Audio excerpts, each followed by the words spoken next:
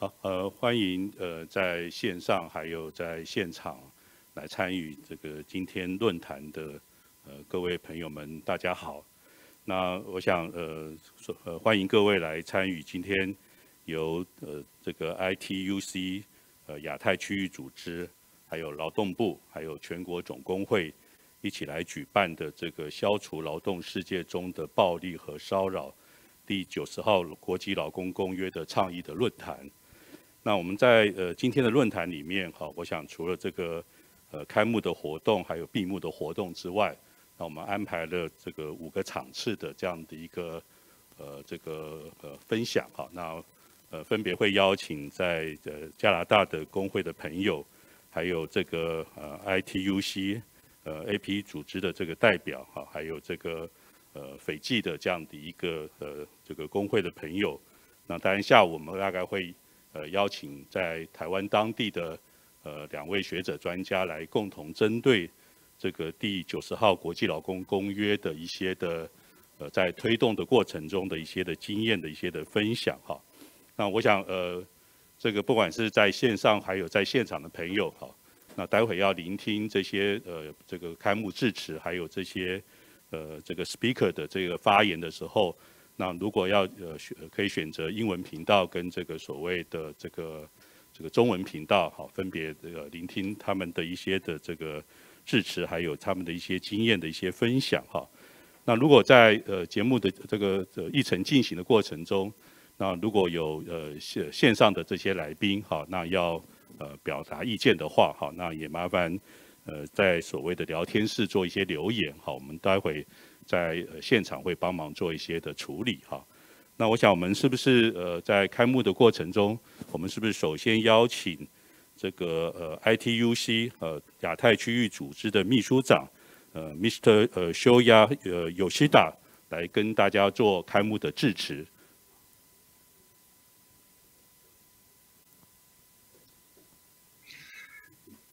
Thank you very much. And good morning from the Tokyo, Japan, and good evening to the friends, spending the time at night. I am Shoya Yoshida, General Secretary of the ITUC-AP. Thank you very much for having me in this timely and important forum. And I also appreciate, that Brother Chen Che, the President, and other leaders and members of CFL and representative of the government and Lady and Vicky from Canadian Labour Congress and my friend from the Fiji Trade Union Congress and distinguished guest and my friend. So this is very important meeting in particular that it is organized that, in a very timely manner. And congratulations for bringing into the same virtual room and connecting us with the very people from across the region and the world, leading the movement and the campaign around #RatifyC190. Gatherings such as this provide an excellent opportunity for affiliate, partners, and allies in the campaign to interact, swap stories and experiences, and showcase different solutions. There have been several initiatives and endless possibility of things that all of us, participants, speakers, and supporters can learn from each other. I am confident that you will hear this message loud and clear from the presentations later. This is a moment to build on our gains, and nowhere is that more critical than in the Asia-Pacific region. With the number of the ratification of Convention 190 now at 12, I should say 12 or only 12. One thinks, when will another ratification come from the region after Fiji? Today's agenda reflects the shared understanding to engage the campaign from every angle and take head on the challenge of finding ways to make the right to a world of work, free from violence and harassment, real for everyone. We are encouraged that affiliates in the region have made Convention 190 a clear and urgent trade union agenda, including in their engagement with social partners. While there have been both challenges and lessons in getting this instrument brought under the spotlight of government policy and priority radar, the experiences of unions in the 12 countries demonstrated and inspired us. We must never allow ourselves to give up on the possibility of more progress. We are still a long way from the goal, but we will get there. We know how committed all of you are to this plan, and this is a bright marker on our journey to a gender-based violence-free future. We can make this happen, and we hope you will be able to translate your conversations and exchanges into impulse and momentum to do more, to scale up actions starting immediately and with all of us working together at the center of this campaign. Once again, we thank CFL, Chinese Federation of Labor, for inspiring all of us to come together. We need more unions and allies to join and support these efforts because no one else will do it by his or herself, and it cannot wait. It must be us, unions, working with others, and it must be now. Today, together, we look ahead with optimism and excitement for the important work at hand. As always, we count on your candid advice, commitment, and determination to bring this campaign to the next level. ITUC Asia Pacific remains committed to working with you to rally government, employers, and unions to action and help keep workplaces, work, and workers in the region safe, protected from gender-based violence. Thank you very much. I very much look forward to the enriching discussions and the further opportunity to deepen our collaboration. Thank you very much. And Shoya, over to you. 好，Thank you, Mr. Yoshida。好，谢谢秘书长Yoshida的这个精彩的开幕的致辞。那我们接下来邀请全国总工会温国民理事长来进行开幕致辞。啊，理事长请。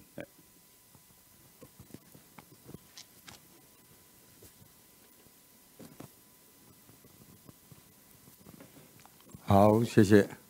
我们今天的主持人，我们陈教授，还有我们劳动部所有的长官，及来自我们 ITUC-AP 区我们所有的长官，以性别平等人权专家，和来自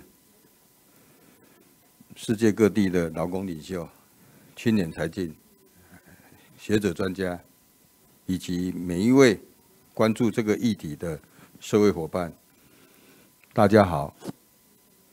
我是中华民国全国总工会理事长温国民，在此先感谢我们的外交部，还有我们劳动部，还有我们上届我们陈姐理事长努力促成我们本次的国际会议。然而今天因为我们陈姐理事长因为工作的关系，所以无法前来。我在此仅代表中华民国全国总工会我们所有的全体会员来感谢今天我们所有的劳工领袖共同参与我们这一次的网络研讨会。今天我们所探讨的议题是一个全球性并且非常深刻，影响到我们每一位劳工的议题，就是我们职场暴力及骚扰。在我们参与研讨会的此时此刻，仍有许多我们基层劳动者面临工作中的暴力与骚扰问题，如他国知名制作人对于电影从业人员进行性犯罪，引发了国际各界响应抵制揭发，成为知名的 Me Too 运动。而在台湾疫情期间，许多医护人员、服务业人员面临工作现场的肢体与精神的暴力，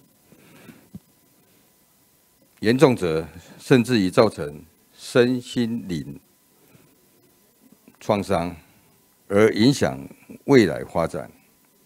全国总工会希望为劳工站出来，来举办相关议题网络研讨会，期望更多民众能够认识到我们劳动世界中的暴力和骚扰问题。由于职场暴力、骚扰事件层出不穷，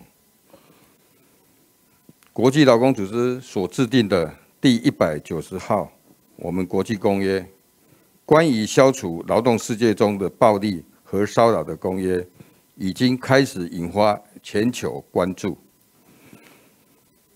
在过去，我们 ITUC-AP 的性别平等部针对国劳组织第190号公约，也就是关于消除劳动世界中的暴力和骚扰的公约，进行多次的网络研讨会，希望各所属工会向母国倡议，由政府批准此劳动公约，承诺为自己母国的劳工带来安全职场及社会环境，立法保障工作者的劳动权益。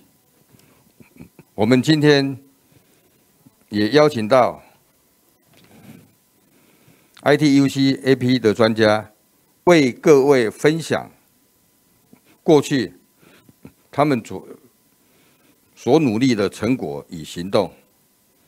此外，我们也邀请到少数已批准第190号公约的国家，斐济在人权相关领域非常专业的斐济专家，来介绍我们斐济批准公约的经验。我们很高兴能够邀请到斐济的朋友来共同分享这个来得不易的成果。本次第一次会议，议程主讲者，他是来自加拿大劳工大会。加拿大劳工大会是加拿大最具代表性的一个全国性的工会。近期刻在敦促加拿大政府应批准第190号公约，来承诺在职场暴力及骚扰的政策上能够做出更多的努力。而更特别的是，其财务长张丽丽张女士，因为父母的关系、血缘关系，张女士有着台湾的血统，以亚裔女性的身份，在加拿大的劳动领域贡献多年。此时此刻和台湾相差13个小时，仍愿意莅临会议，为我们分享宝贵的经验。全国总工会在这边表达万分的感谢。我们希望能够透过这一次的会议，向国际各界表达本会对于协助倡议第190号公约的决心，并将国际的声音带进台湾，为台湾的劳工带来更美好的劳动环境。最后在此，仅代表全国总工会祝福这一次的会议能够成功圆满。也祝福所有劳工领袖，祝福大家身体健康、阖家平安，劳工胜利，劳工万岁！谢谢。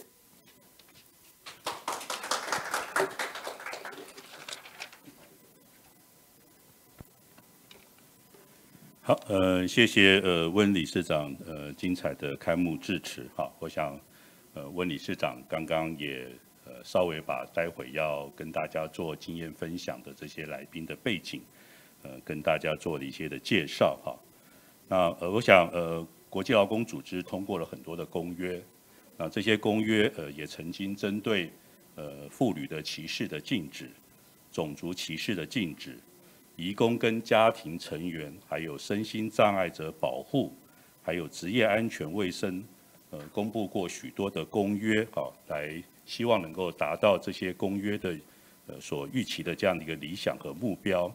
但即便是如此，那这些公约实施的结果也显然并没有达到国际劳工组织费城宣言所希望达到的目标，也就是全人类不分种族、信仰或性别，都有权在享有自由、尊严，还有经济保障和机会均等的条件下，谋求其物质福利和精神的发展。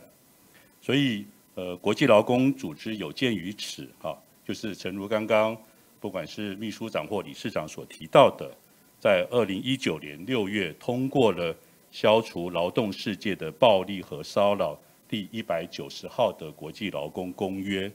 那这个公约在2021年6月开始实施。那到目前为止，那据我手边的资料，大概总共有11个国家批准了这样一个公约。那其中，刚刚理事长在开幕致辞提到的，斐济基本是最早大概批准这个国家公约的这个国家哈。那在这个190号公约里面，它除了强调有关于要消除工作世界的暴力、骚扰还有霸凌的相关的一些的问题之外，最重要的而且更重要的，他们在公约里头提到要消除家庭的暴力。好，那因为国劳组织认为家庭暴力会同时影响到就业、生产力，还有所谓的卫生跟安全的相关的一些的问题。好，我想我这边大概也只是把这个公约的这个通过跟实施的背景跟想要达到的目的，跟大家做一些重点的说明。那我们接下来邀请在加拿大劳工工会的财务长Miss Lily Chang， 还有加拿大劳工工会全国女性及人权主任 Miss Vicky Smallman 来针对敦促批准国际劳工组织第90号公约的工会运動，跟大家来分享有关于加拿大的经验。我们是不是邀请Miss Chang and Miss Smallman？Thank you very much. Vicky will be able to help me afterwards answer any technical questions that you may have. She is our National Director for our Human Rights Department at the Canadian Labour Congress. 大家好，我今天很高兴有这个机会向大家介绍我们加拿大的经验。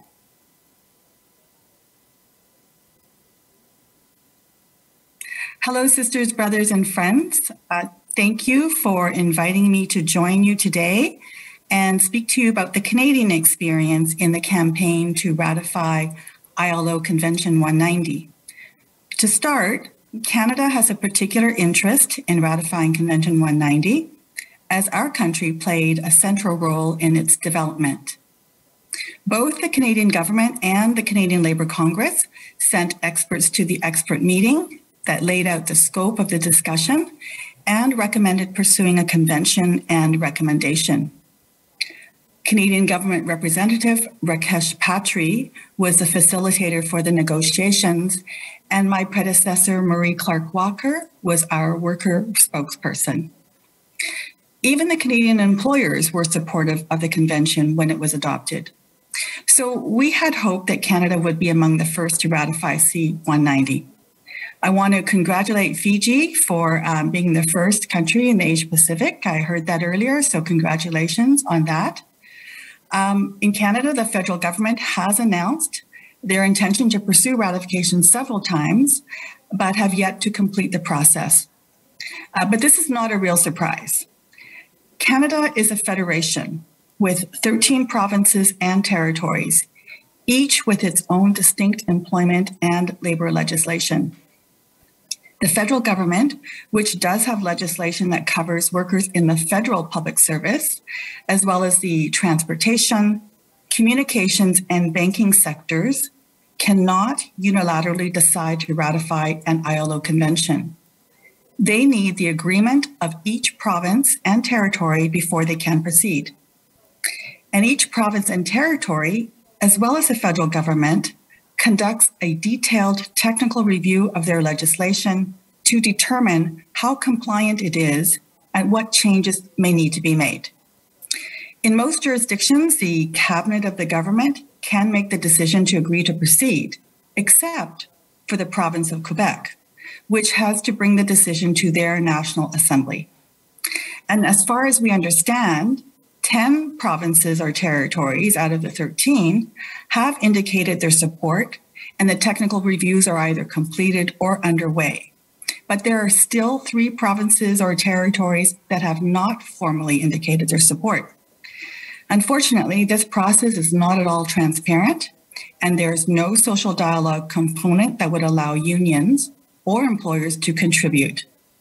However, the Canadian labor movement is not content to wait. In fact, we've been working for many years to improve harassment and violence legislation and workplace policy and practice, even before we started negotiating this new convention. So I'm going to tell you about 2 important initiatives, and then I'm going to talk about what we are planning next. Much of our efforts at the Canadian Labour Congress have focused on addressing the impacts of gender-based violence in the world of work. In 2014, we worked with researchers at Western University on a national survey on the impacts of domestic violence on workers and workplaces. And our results were quite startling. We found that 1 in 3 workers had experienced domestic violence in their lifetime. 82% of these workers said that their work performance was negatively affected through distraction, tiredness, lateness, interruptions at work from the abuser, poor concentration, and absenteeism. And more than half said that they experienced violence at or near the workplace. Over 1/3 reported that domestic violence affected their ability to get to work, and the same number said that it negatively impacted their coworkers. And almost 1 in 10 said they lost their job as a result of domestic violence. This survey really hit home for many union members. In the months and years that followed its release, the Canadian Labour Congress raised awareness about the survey results, developed model language and resources for collective bargaining, and rolled out a series of workshops to train union representatives on how to recognize domestic violence, understand the risk factors and the employer's role and obligations, how to have caring conversations with members that might be experiencing domestic violence, and how to respond appropriately. We also led an effective lobbying campaign, and within 5 years of the survey's release, we saw changes to health and safety legislation and employment standards in every jurisdiction in the country, including paid domestic violence leave and clear recognition of domestic violence as a workplace health and safety hazard. Unions successfully negotiated strong collective agreement clauses on the issue and paid domestic violence leave for our members, beyond the minimums established by the legislation.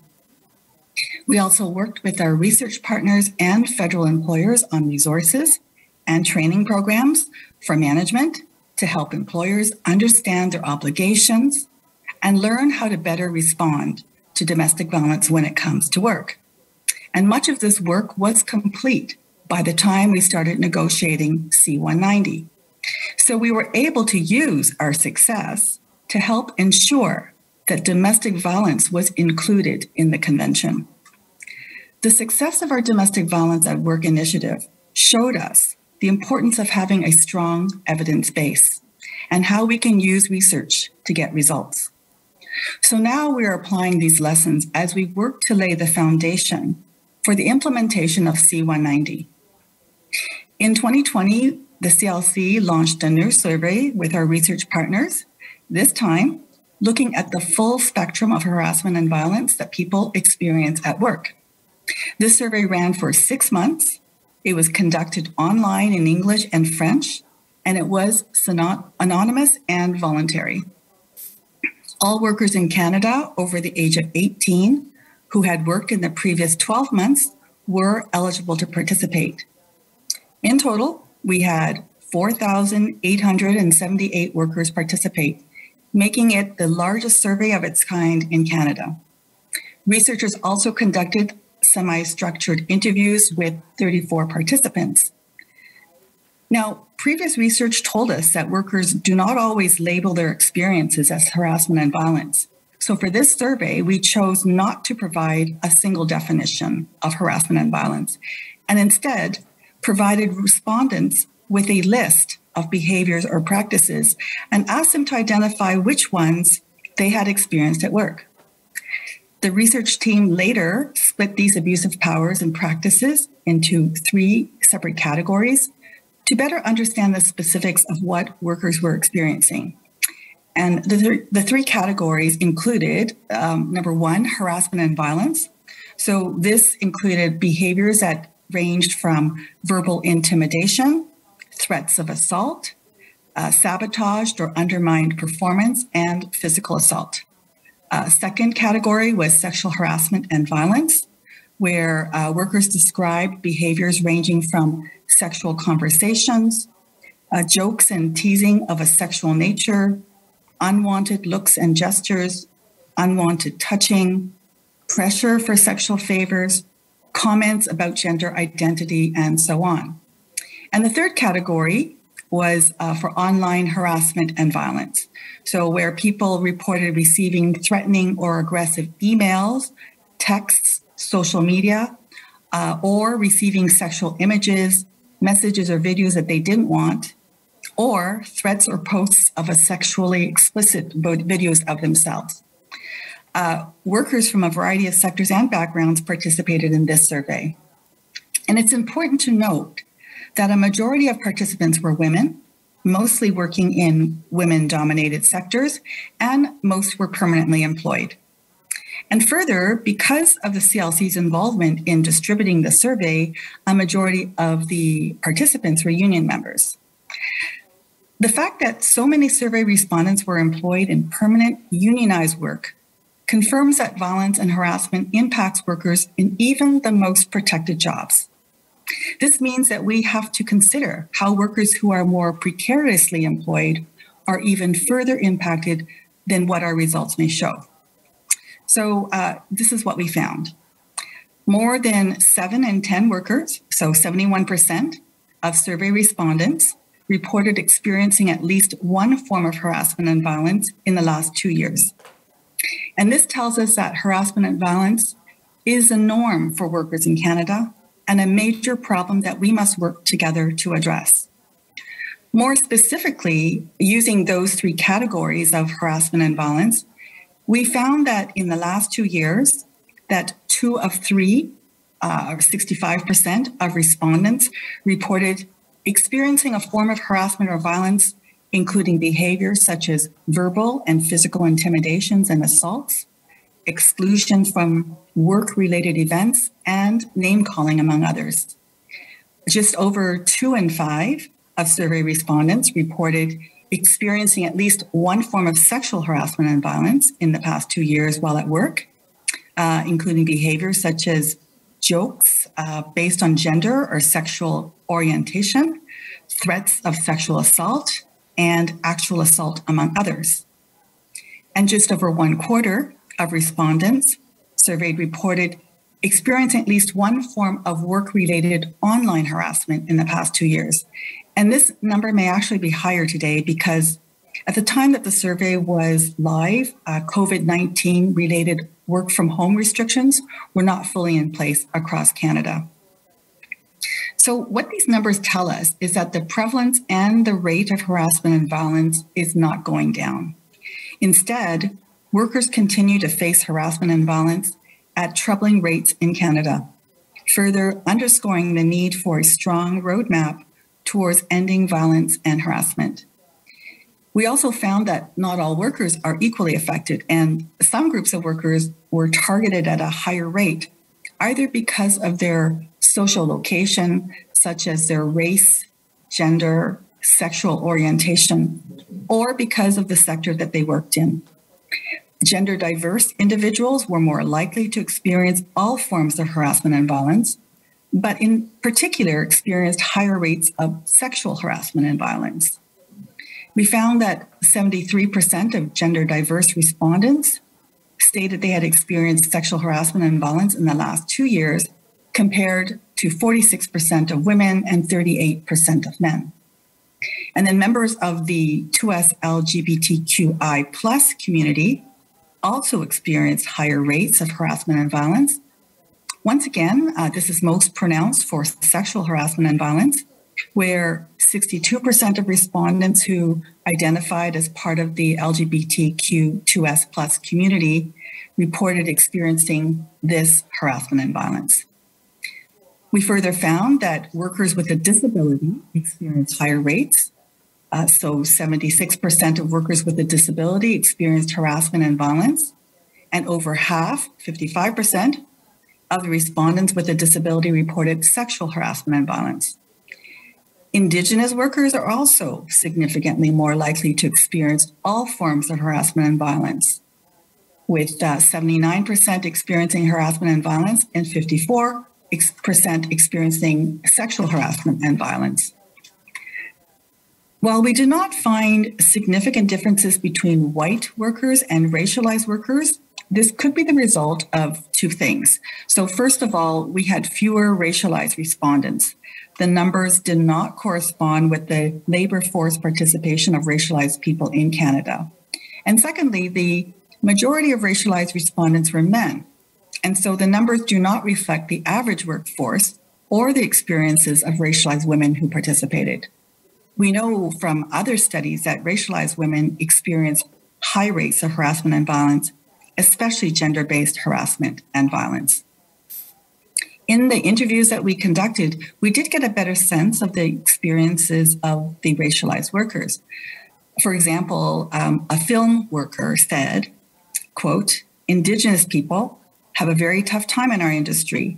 They're treated as content creators, but they cannot be fellow employees.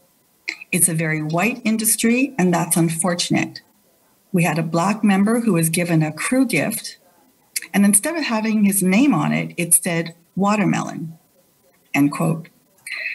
Now, there were some slight differences between unionized and non-unionized survey respondents. So the non-unionized individuals are more likely to experience sexual and online harassment and violence, but less likely to experience other forms of harassment and violence.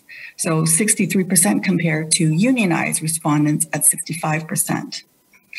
Not all industries and jobs are equally affected, and the survey identified three main risk factors for harassment and violence.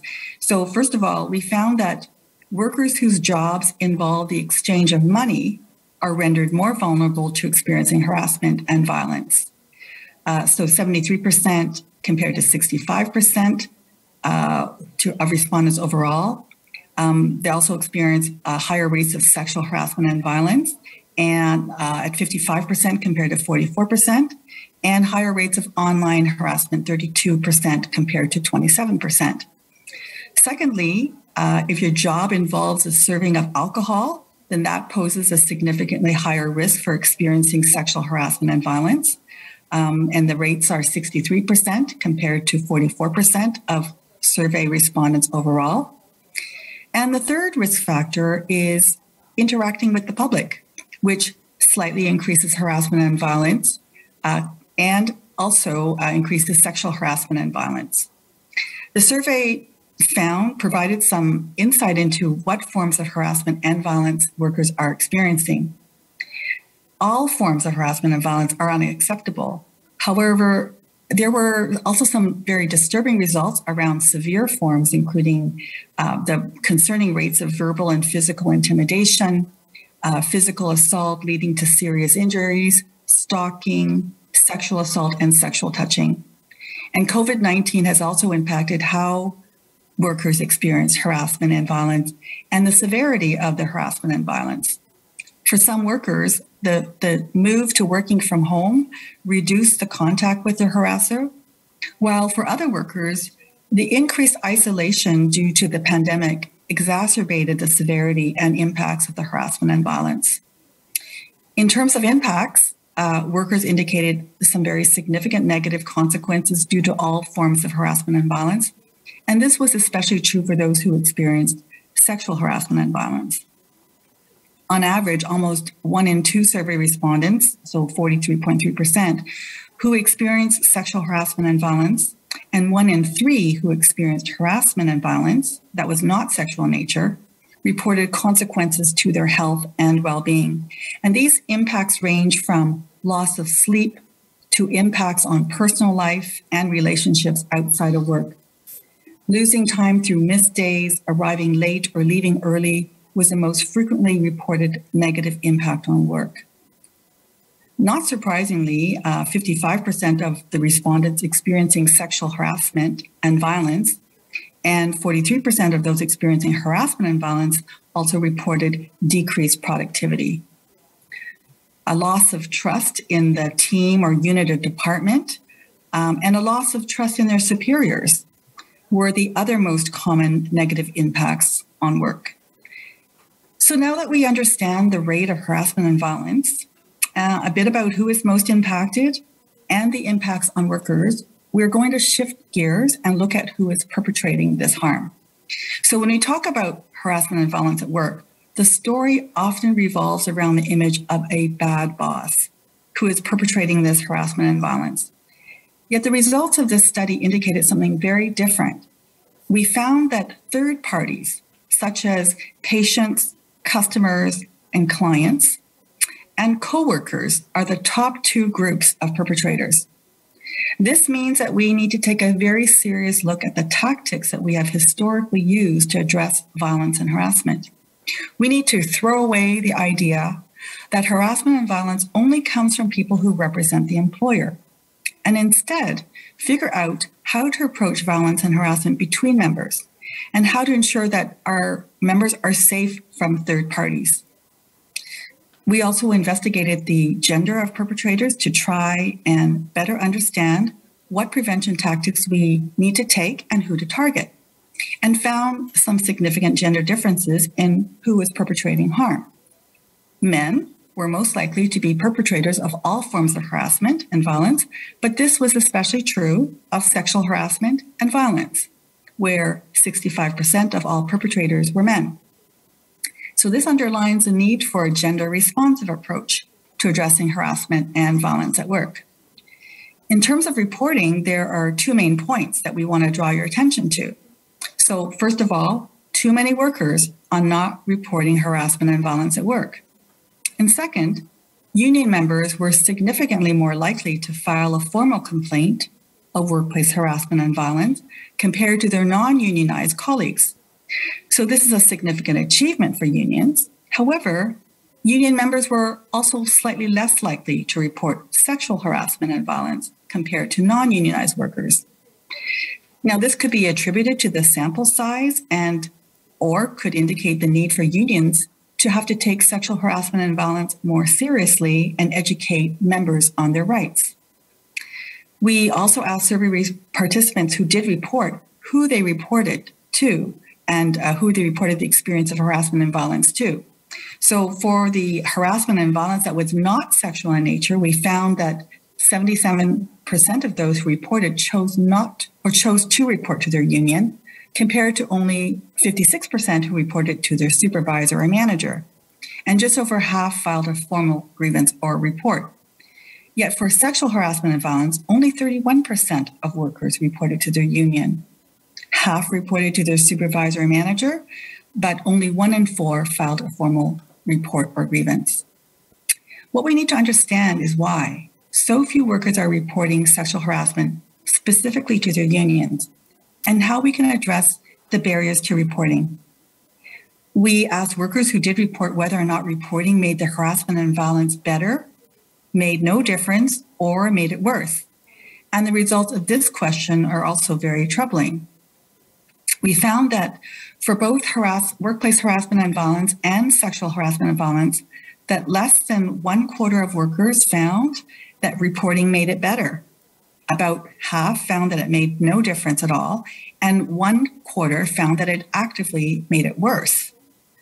Workers who reported to their union instead of to the employer had slightly more positive outcomes, yet still only 23% of those who reported to the union said that it made the situation better.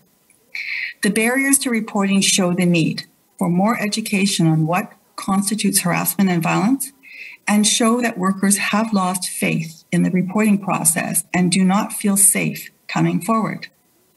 When asked why they chose not to report, 40% of respondents said they believed that the behaviors and practices they were experiencing were not serious enough to warrant a report. So this could point to the need for extensive training in workplaces. The need for further training was confirmed by interview participants who indicated insufficient knowledge. So lack of training, lack of access to information, lack of knowledge of reporting procedures, as well as a main barrier of reporting to their experiences of workplace harassment and violence. Of further significance is the number of survey respondents who believe that reporting their experiences of sexual harassment and violence would not make a difference, or that reporting would result in negative consequences. So after this long description of our survey, you're probably wondering, what does all of this have to do with getting the government to ratify and implement Convention 190? Well, the survey gives a solid evidence base to push for more action. Canada clearly has a problem. Too many workers are experiencing harassment and violence, and either fail to report their experiences or find that reporting either doesn't make a difference or makes the situation worse. There is a disturbingly high rate and prevalence of severe forms of harassment and violence, such as stalking and physical assault, and a significant portion of violence and harassment is being perpetrated by third parties, something that most Canadian legislation and standard workplace policy does not adequately address. We also recognize that the labor movement has work to do to address harassment and violence between members, and we are ready to do that work. And the survey also shows the need for intersectional approaches that recognize that workers who face various forms of discrimination need specific strategies to prevent, respond, and address violence and harassment. As one worker who was interviewed said, quote, "The solutions aren't intersectional. I don't experience anti-Black racism separate from misogyny, separate from homophobia. I experience them all the same, at the same time, because I'm all of those things." And so I think that the institutional responses are not cognizant of that and don't have that response, end quote. So the numbers help show us that the status quo is not good enough. It gives us a great resource that we can use to pressure the government as well as employers and raise public awareness and support for our campaign. We just released the survey results last month, so our next step is to spread the word. We'll be sharing the report with the federal government and with employer groups and talking about how the evidence can be used to help implement C-190. We'll also be promoting the report to union leaders and members and inviting conversations on how we can learn from the numbers. We will be working with our affiliated unions on a new strategy to improve legislation and workplace policy, likely with an emphasis on reporting and investigation processes, as well as addressing the serious problem of third-party violence. We will be developing a new training program for union representatives to build awareness about harassment and violence and skills in responding to situations appropriately. So what can others learn from the Canadian experience of campaigning for C-190? Well, first of all, even supportive governments need pressure to follow through on their promises to ratify. We're going to keep that up until Canada gets it done. Secondly, a strong evidence base can yield tangible results. Not only does it help your own members better understand an issue, it can galvanize into action and win public, employer, and political support. Good evidence can help you plan exactly how you want to implement the convention once it is ratified. Thirdly, be prepared to bring resources to the table. We've had a lot of success with our initiative on domestic violence, but it took a lot of work and a few years. Investing in the capacity to support the work is fundamental. Fourth, and finally, be ready for the long haul. Since once your government ratifies a convention, the real work begins. If we're really going to eliminate violence and harassment, we need to shift everyone's attitudes and be prepared to work differently. This will not be easy, but isn't a safe workplace free from violence and harassment worth it? Thank you very much. So I can be prepared to answer some questions. I will call upon Vicki Smallman, who is our National Director of Human Rights Department at the Canadian Labour Congress, to help me out with any questions that are technical questions. Thank you.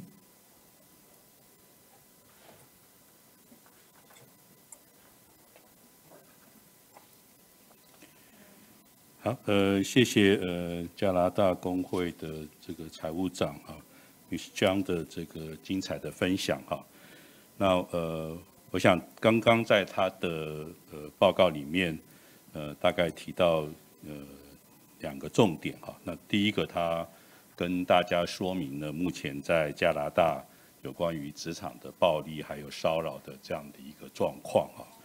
那第二个，他提到在加拿大，因为它是一个联邦制的国家，要批准一个等是国际公约，那不是光是联邦政府同意就可以，还涉及到各省和各领土他们的一些的这个意见和看法，那也要得到这些各省和各领土一致的同意，才能够批准这个所谓的国际公约。那其中又以这个 Quebec 这个省可能更困难哈，因为它还必须要经过这个议会的同意哈，才能够批准这个所谓的国际公约哈。我想非常谢谢Miss Zhang 的精彩的分享。那不知道在场的各位或是在线上的各位有没有需要提出问题来向Miss Zhang 来做请教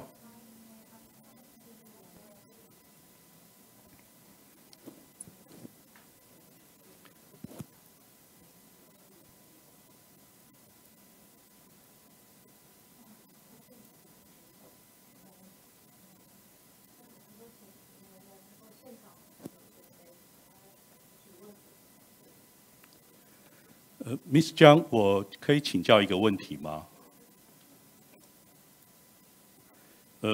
据我的了解哈，在加拿大跟台湾类似了哈。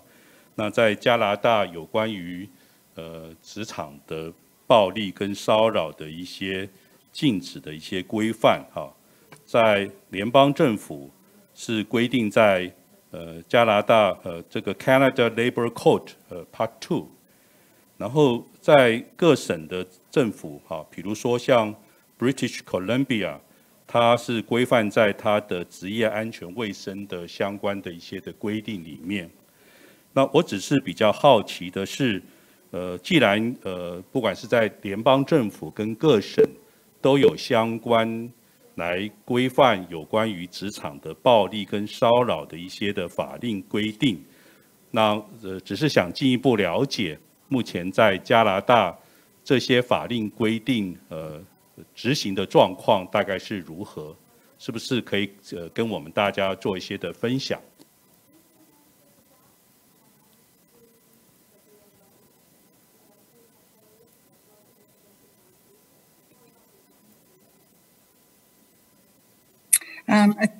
So I can start, and I don't know, Vicky may want to join in and also provide some comments.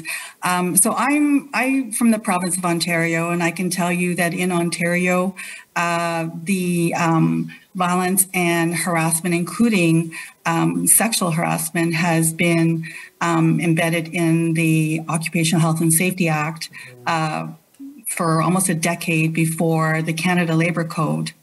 And this was a result of a couple of tragic occurrences where 2 women did lose their lives because of violence in the workplace. And so even though we've had this in our health and safety, in our legislation, in our workplaces, I can tell you that as a union rep, it is still a very difficult issue to deal with. Until I would say up until probably the Me Too movement, that it was very much an uphill battle dealing with particularly sexual harassment, where it was often downplayed by employer and, minimized, and, it was all in your head, and asking the victim to be the one to be the bigger person and to, show some understanding. I would say that probably after Me Too, there has been more of a shift with the employer, and I work for the City of Toronto, for that employer to take more seriously complaints of sexual harassment. But it is still not very easy. The members that I have helped over the years, when they come forward with a complaint, come to me when they're very, very devastated. I mean, they have tried everything that they can to deal with the issue on their own. And so when they come to me, they're very broken. And unfortunately, even though we have processes and we have policies and we have, procedures and guidelines, the fact is that investigating the matter takes a very long time. It's not a quick resolution. And these members often have to tell their story several times at every single level, and re-traumatize every single time that they tell their story. So it is a very difficult situation, even though we have these laws in place. I think what we really need to do is to find a better way to support these members through their reporting and through the steps in trying to seek some resolution in their particular complaints. Vicky, did you have something to add to that? Sure, I can, hopefully people can hear me. I can add a couple of things. One is that, the legislation and regulation is different depending on which province you're in. So some provinces have better legislation and regulation than others. But what we can see across the board from our survey results is that obviously having legislation in place does not effectively address the problem. It doesn't prevent violence. And, as Lily pointed out in her speech, there's areas that the legislation and regulation doesn't really address adequately. For example, what happens if the person who has attacked you is a customer or a client or a patient? We don't have very good legislation and regulation on those areas. And so this is why our survey is so important, because it's going to give us that sort of all of that ammunition to bring to the table with governments and employers to say what we're doing is not working. So it's time to take a fresh look given these numbers, and let's work together to find better strategies and better approaches.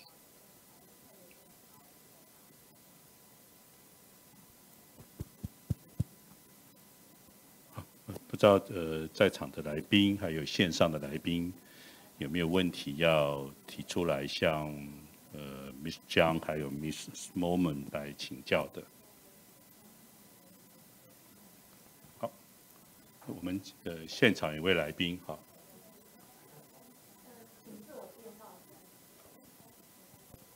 大家好，我是劳动部劳动基金运用局郑宇君。然后刚刚有一个 Lily 这边有提到一个状况就是说，在那个 reporting 的期间啊，可能受到骚扰的劳工，他可能会lost faith， 或者是 don't feel safe， 甚至那最后报告的结果可能就是提到说，有的劳工可能会觉得，假设他真的不幸受到骚扰，他可能会觉得 report 这样的情况，甚至会使情况更糟，或者是说根本没有办法有好的效果。那在这样的情况之下，可以请莉莉这边分享一下，在加拿大，他们是不是有相关的诱因可以去激励，或者是说提高这个劳工遭受骚扰的情况之下，他去 report 的诱因？好，谢谢提问。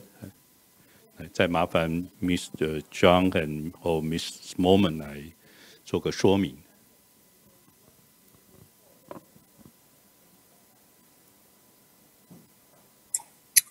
Yes, so I think first of all, as I mentioned, there needs to be a lot more training and awareness so that people know and understand that any form of violence or harassment in the workplace is not acceptable, whether that is from, your superior, like the employer, or your coworker, or your customers or patients.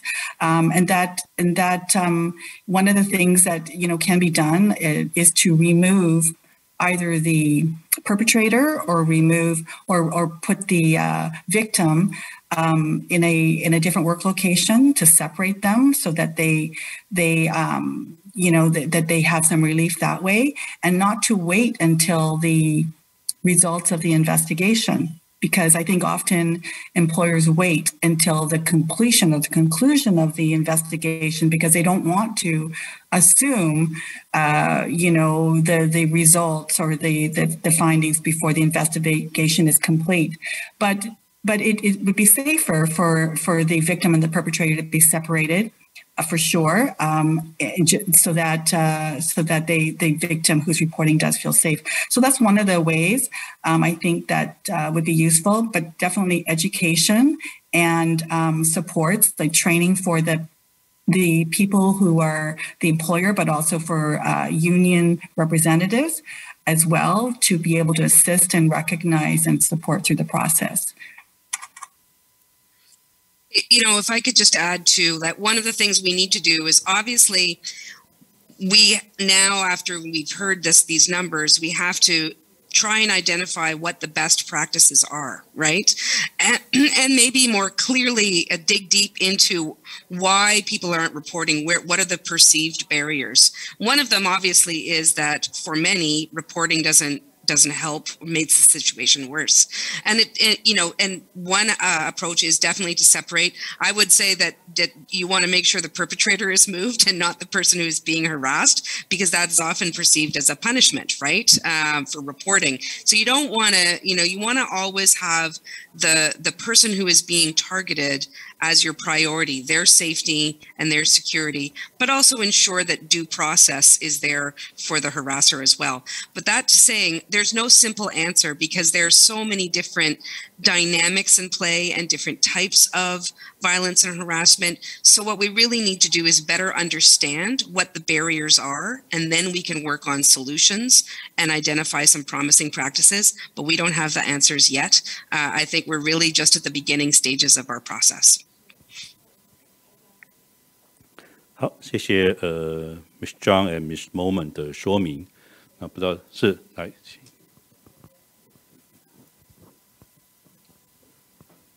谢谢这个莉莉女士跟 Moment 女士的这个说明哦。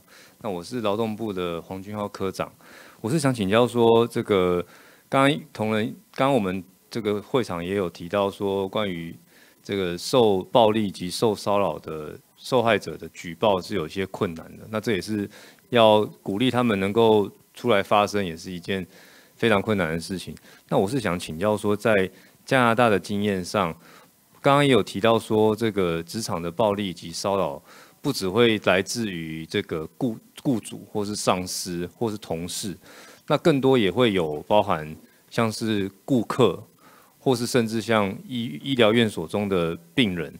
那不知道在加拿大的经验上，这个来自于职场本身的，包含上司以及同事的暴力以及骚扰的形态，还有那对照这个像是顾客以及病人的这个暴力及骚扰的形态，不知道在这两个形态上，当然这个刚刚也有提到说，目前加拿大还在一个这个起步的阶段，当然是很谦虚的说法，就是说不知道在这个资料的收集上，以及在这个受害者的访谈上，这两种的样态上，会不会有没有什么不同的区别，以及说在现阶段，不论是工会方或是政府方，有没有想提出一些可能的一些解决方案？我想不知道这两个形态是不是有不同的处理方式，因为毕竟一个是在相同职场内可能有上下隶属关系或者是同仁关系，那另外一个形态是更多是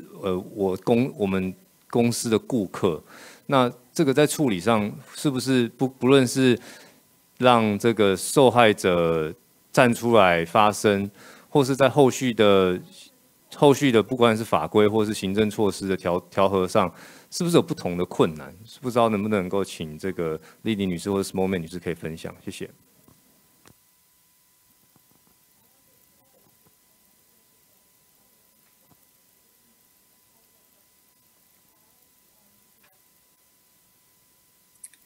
So I will start, and Vicky, I'm sure will have some other things to say as well.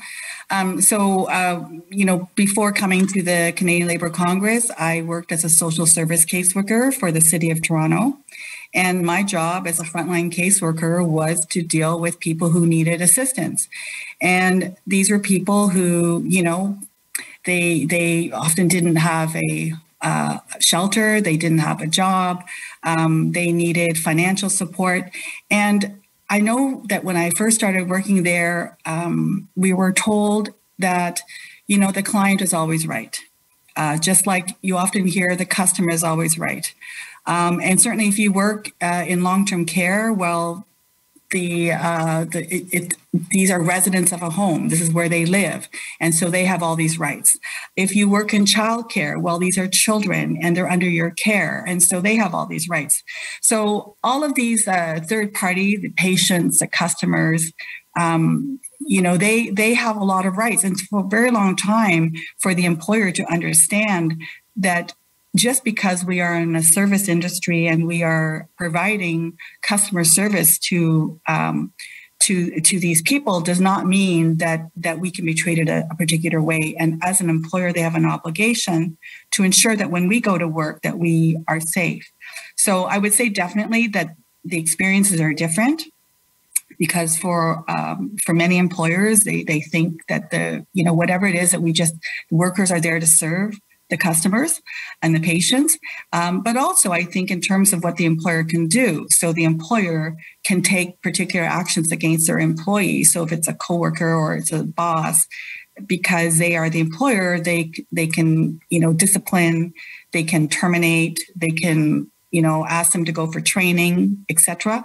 But if it's a member of the public, if it's someone that you are providing service to, then you can, I suppose you could ban the customer. You could, say we're no longer providing service to you because of this.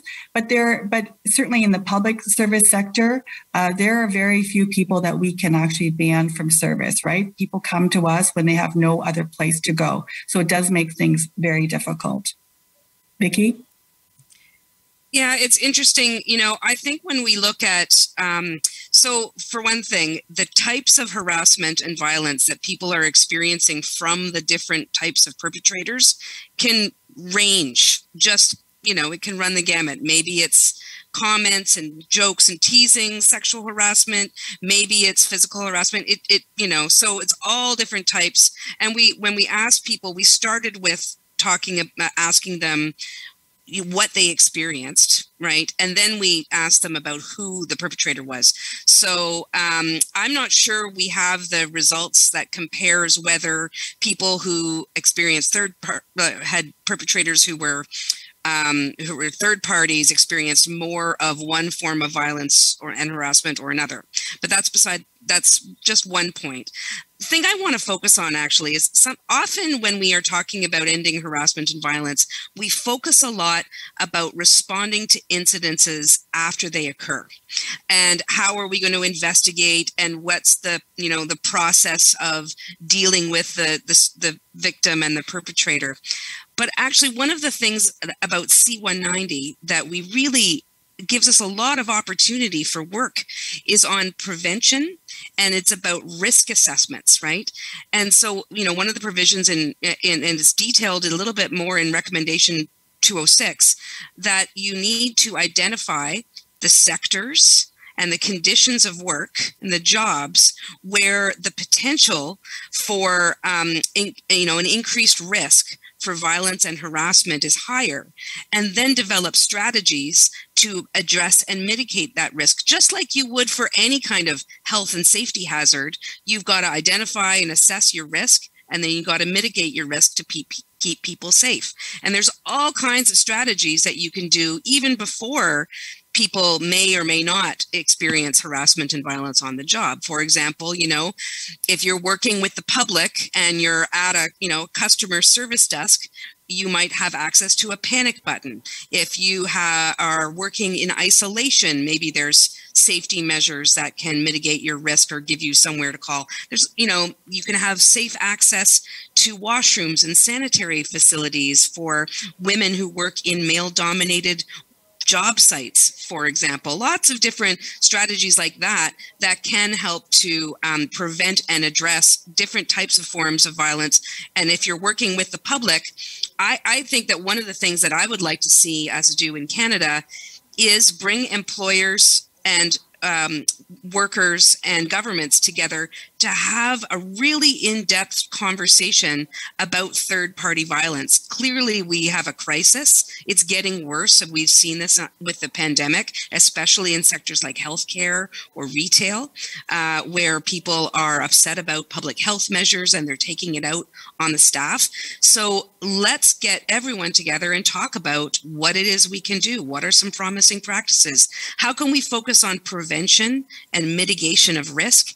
And how do we come up with better strategies so that there are consequences for behavior when it does happen in a way that doesn't necessarily violate the rights of, a student trying to get an education or somebody trying to access healthcare.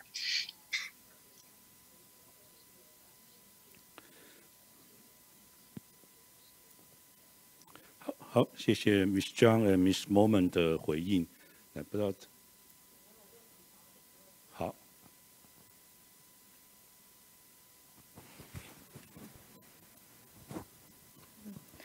您好，我是中华民国全国总工会的那个国际处谢专员。那刚刚我有听到Vicky 有提到说，应该要预防胜于治疗，也就是说，应该是事前去做一些事前的维护，而不是等到事情发生了之后才感到懊悔，或者是要再处理伤痛的劳工。那我想要询问，其实就我个人的经验来说，很多的劳工对自己的劳权意识是非常的薄弱。然后，就我在工会工作这2-3年的经验当中，我感受到的一件事情是，我们在国小、国中、高中，甚至大学的教育当中，我们其实过去在当学生、全职学生的时候，我们受教育的过程，其实劳权意识是很薄弱的。那在台湾是这样，不知道在加拿大，是不是在求学期间针对这个劳权意识的教育上，尤其是像职场暴力及骚扰，这个也是很重要的议题。那还有包含劳工年金之类等等的议题，是不是可以跟我们分享加拿大在教育期间还未成为劳工之前的这个劳权意识的倡议或教育的经验，这样子。然后第二点就是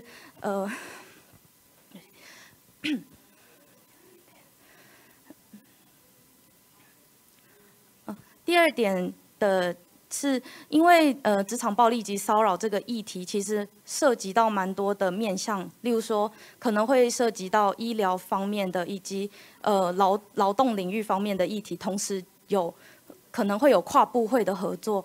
那劳资政三方的对谈当然是重要的，但是我往往会觉得说，在劳方跟政府方要对谈的时候，会涉及到政府的很多的部会。那甚至有可能，如果到时候我们是要将这样的劳权意识下放到教育的时候，可能又会跟教育相关的部门要去做跨部会的整合和对话。那请问加拿大有没有在跨部会整合对话上曾经有发生过一些困难，或者是可以让台湾的听众或各国的听众能够了解加拿大的经验？谢谢。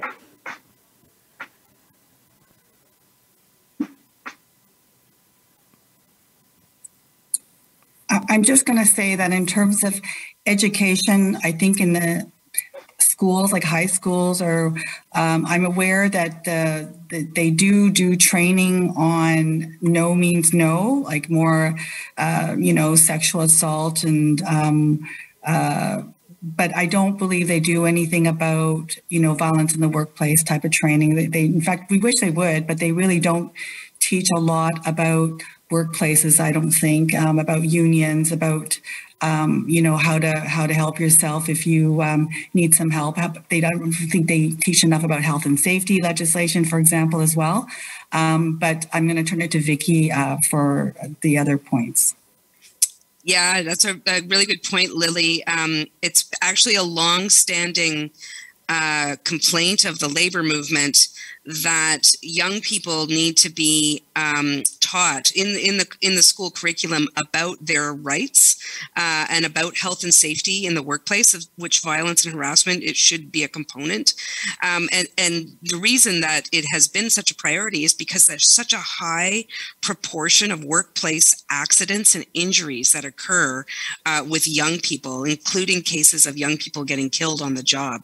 And I think that adding, if we were to ever have a success in getting this training embedded in the curriculum, it would definitely need to include violence and harassment as well. I think we've done a pretty good job in raising awareness in some respects, but that is definitely going to be a focus for us on, over the next year or so, in really helping our members understand what violence and harassment looks like at work, what you should do about it, what is the role that the employer has in maintaining a violence-free workplace, and so on. So I think that's true. And in terms of the interagency collaboration, that's a very good point. There are some examples, and I think it would be, if we were to ever have a dialogue on third-party violence, we would definitely want other ministries there, healthcare, education, community and social services at the table. There is one example of some intergovernmental and interagency collaboration that's going on right now, which is the process to develop a national action plan on gender-based violence, of which there needs to be a workplace component, but that process is very much at the early stages. But the vision is to ensure that there are different agencies as part of the conversation for that. So that might be one potential way of looking at how to collaborate.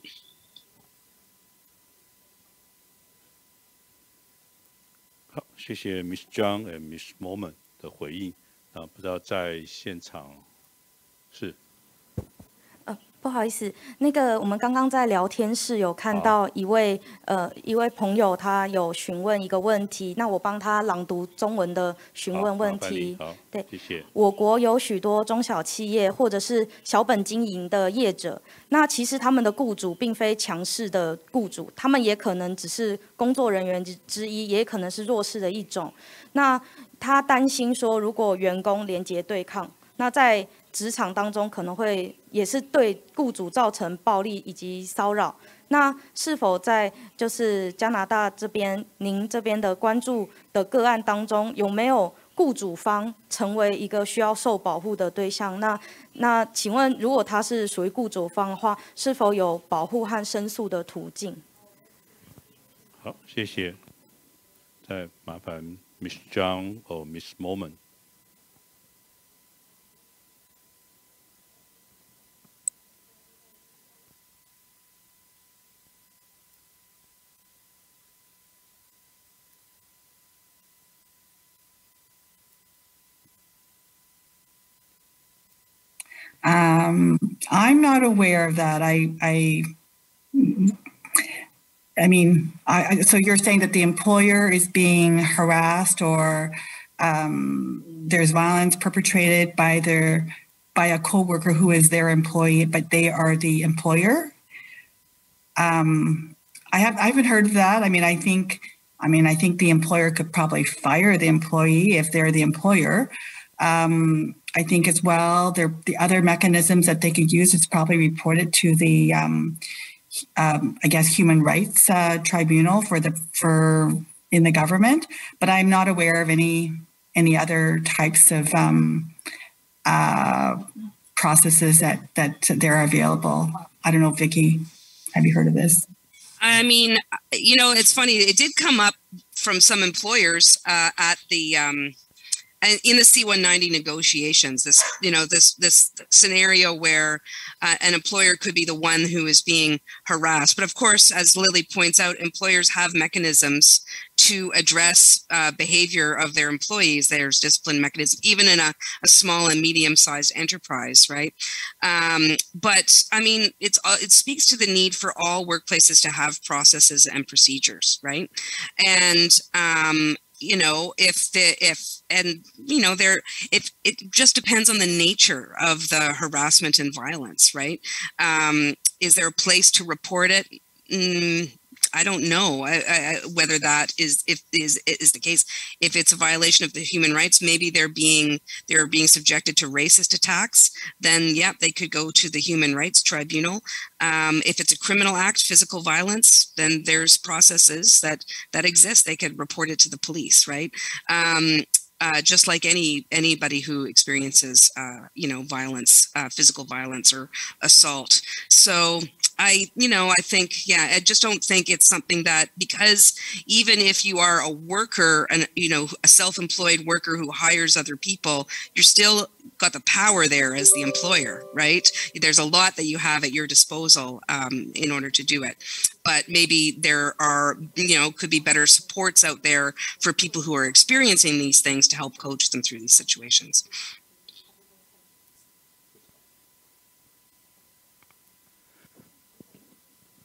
好，谢谢 Miss Zhang 和 Miss Moment 的回应哈。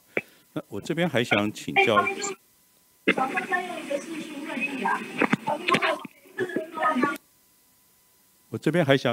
一个问题哈，因为190号公约的通过的主要目的之一是同时想要消除家庭的暴力。那不知道在加拿大据工会的了解哈，那目前在加拿大家庭暴力的这样一个情况，然后那工会如果面对这样一个家庭暴力的这种申诉的时候，那有没有什么特别的一些的手段和方法去协助这些受到家庭暴力的这些受害人？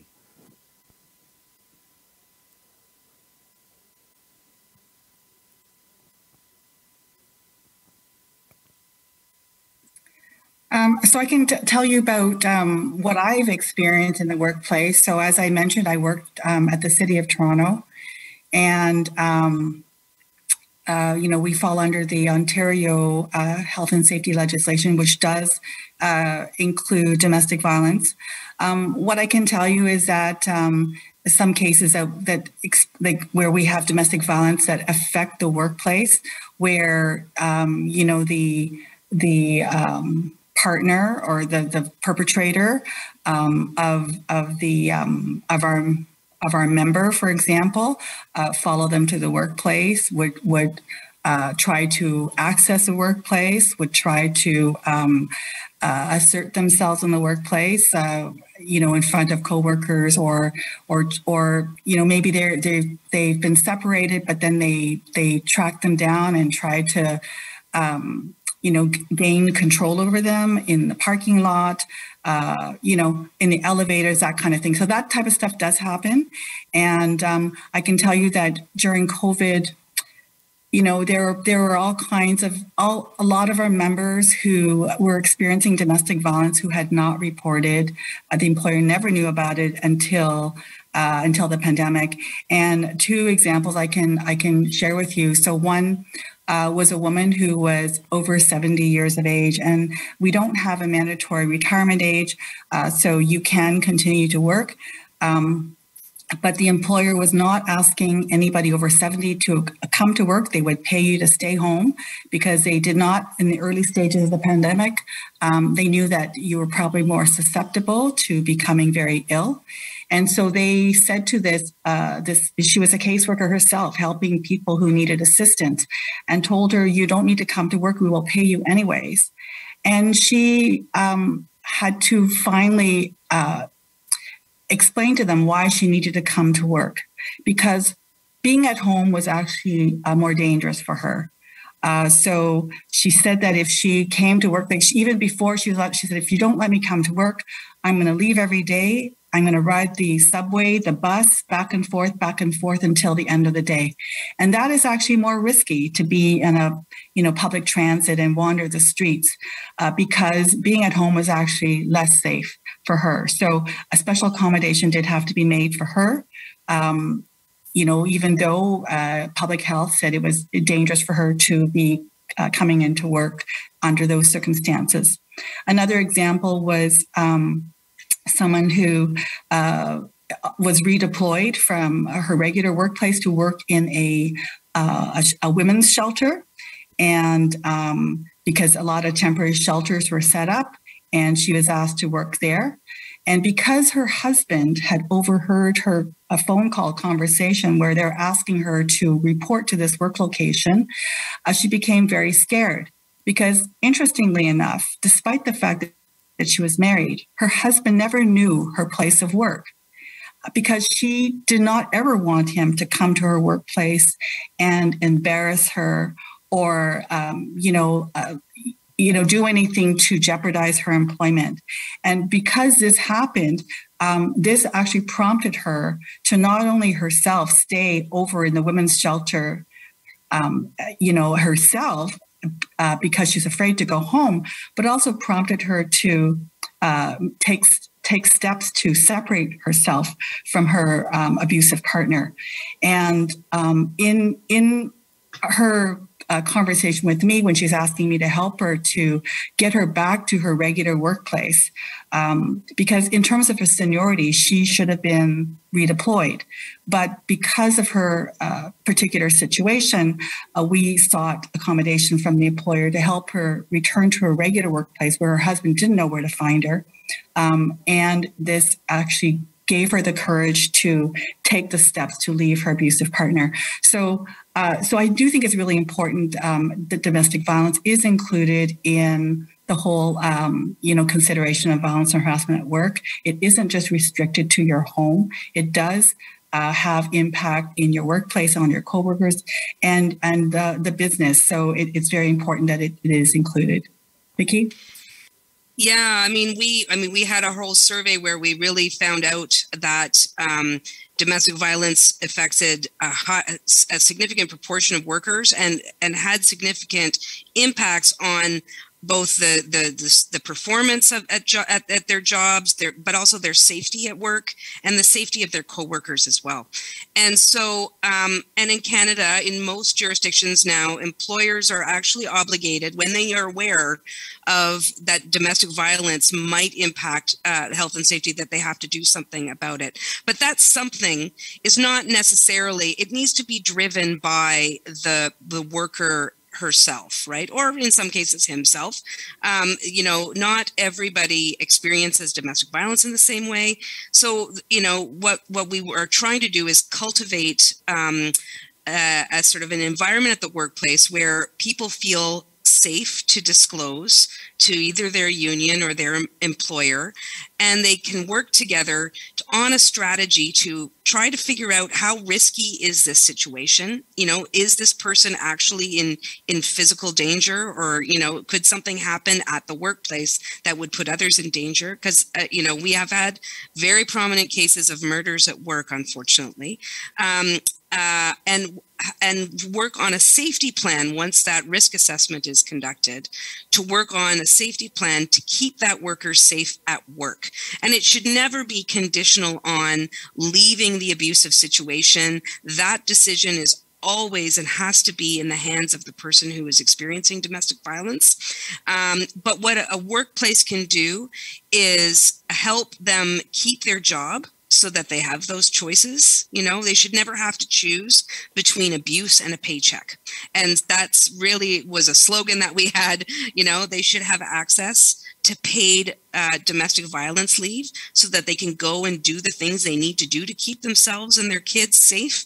And that they often don't need very much leave. It's like, you know, a couple of hours to go and meet a lawyer or to open a bank account, find a new place to live. But it's not the kind of thing that fits into other types of leave criteria, right? So paid domestic violence leave, hugely important, but mostly it's about those simple kinds of accommodations to your job. You know, maybe you need an escort to the parking lot. Maybe you need a different work location. Maybe you need a new phone extension, something like that. But all of it is really about opening up that dialogue between the worker and their employer, and hopefully having the union involved to help them navigate through this. So we've put a lot of emphasis on training our shop stewards, our union leaders, to help to recognize, to really see their role, you know, as being with the person to help them navigate this process. And that training program, I'm very proud of. I think it's groundbreaking and will really help to save lives. 好，谢谢 Miss Zhang Miss Moment 的说明。来，那个温理事长。好，谢谢哈。因为刚才我们那个秘书长他有说，这个种族也是一个在职场上的家庭暴力，还有职场暴力，还有性骚扰一个非常重要的一个因素哈。那是不是如果说到种族歧视以后啊，产生职场暴力、家庭暴力，还有性骚扰，是不是有特别那个申诉的管道？这个第一点。第二点，因为我们190号的国劳公约，它是分为3大类，就是家庭暴力，还有职场暴力，还有性骚扰暴力，是不是能够特别，就是说在公约里面更加上一个种族歧视的这个保护法啊？有没有办法保护到说，因为种族的关系而产生这一些3大类的受害？谢谢。好，再麻烦 Miss Zhang 和 Miss Moment。I'm going to turn it to you, Vicki. Go ahead. Yeah, C-190 does have language on vulnerable groups or people in situations of vulnerability. And that really allows for the countries to sort of, you know, through social dialogue, identify the groups that need extra, you know, need specific strategies. And, you know, in Canada, you know, Indigenous people experience a lot of violence and harassment. We do have human rights legislation that identifies what some of those groups are, but we're actually in the, you know, sometimes there's grounds of discrimination that aren't covered, but might play out at work, right? Sometimes, you know, racial discrimination, definitely discrimination based on, or harassment and violence, people experience harassment and violence based on their sexual orientation or their gender identity or their disability or their age. You know, there's or, you know, there's all a variety of different grounds. And it is really important, I think, when you're looking at how you're going to implement C-190 to identify the need for specific strategies to address those dynamics. You know, Islamophobia, for example, is a form of violence and harassment that is on the rise in Canada. And we need to make sure that that's recognized and that there's the ability to both prevent it and deal with it when it occurs. 好，我想因为时间上的关系我们是不是这个场次就在这边告一个段落？那非常感谢Miss Zhang和 Miss Moment 的这个精彩的分享和说明。那也感谢2位长期对于台湾还有台湾工会的这样的一个支持。那我们希望能够在不久的将来能够邀请2位到台湾来访问，然后再跟我们的工会做进一步的交流和做一些经验的分享。好，谢谢Ms. Zhang 和 Ms. Moment， Good evening。Thank you very much. Have a good rest of the webinar. Bye-bye. Bye-bye. 好，我们就要休息到10点钟。好，那我想再请尤其是线上的朋友们，在10点钟准时再回到我们的这个会议的议程啊。那我们再休息一下。好，谢谢各位，谢谢。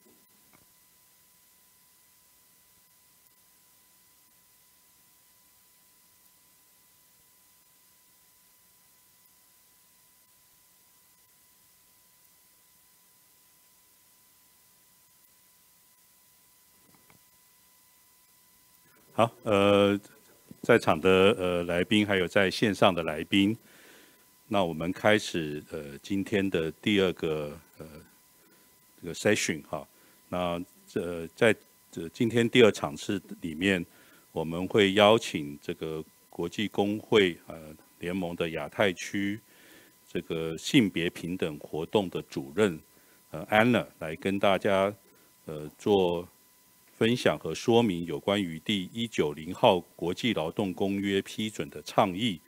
那从这个国际工会联盟亚太区的这个角度来分享他们的一些的经验。那我们是不是来欢迎这个 Anna 主任来跟我们做分享 ？Yes, I'm here. Can you hear me? Yes. Okay. All right. Well, thank you so much. I think the first session was really great. It was a very good conversation to set the tone of the next discussion, which is the ratification of C-190. In fact, I already have some questions. By the way, Vicky and I were in Geneva during the 2-year standard setting process. So we were there throughout. It's one of the most wonderful experiences ever.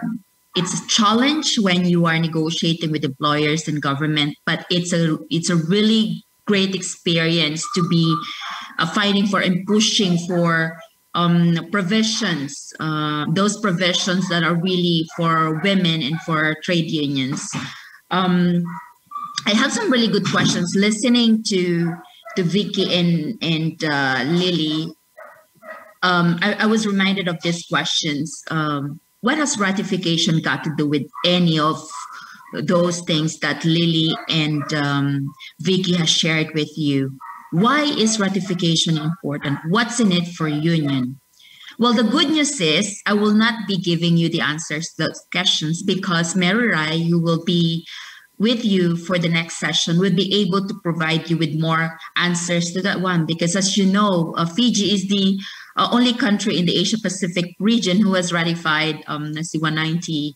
So they have more experience about what it means for governments, employers, and unions to come together and ratify an instrument. What happens when countries ratify it? What are the changes that are happening as a result of ratification? So you have some really good conversations and discussions with Mary Rai later on that. But in my presentation, and by the way, I'm really happy that you've given me 1 hour. I think I'm not used to getting so much time because whenever I'm invited to speak on C-190, the maximum time that I can get would be 3 minutes. So imagine 3 minutes, difference of 3 minutes to 1 hour. That's a lot. So, but that's good because you have more time to ask questions. We have more time to interact. I will not be making a very long presentations because what is important for us is that we learn from each other's experiences. But before I proceed, I just also want to say that CFL has a really special place in my heart, in my memory, because of the cooperation that we did way back in 2017 when ITUC-AP and CFL has carried out a joint initiative on a survey, a workplace survey, looking at the impact of domestic violence on workplace and workplaces. At that time, there are only very few unions or countries who had those kinds of surveys or research, and CFL had one of those amazing surveys. It was very helpful because we used the findings of the survey to push for C190 to happen in Geneva. I remember Vicky and Lily perhaps mentioning that it was a struggle for unions. It has been a struggle for unions to include domestic violence into C190. But because we had quite a number of surveys, evidence, and this is what Vicky and Lily kept mentioning, evidence, they're so important because oftentimes governments, employers would not believe anything unless they say, show us the proof. So we did show them the proof. And the surveys that we did with CFL before was one of the evidence that we have shown to the employer. So we have to congratulate yourself because even though you cannot ratify it, but you have made a really good contribution into making sure that C190 happens in this lifetime. So allow me to share my presentation. I prepared some slides. These are not a lot. Just to give you a bit of context about where we are in the ratification of this instrument. Do you see my screen? Just let me know if you didn't see it, okay? So, perfect.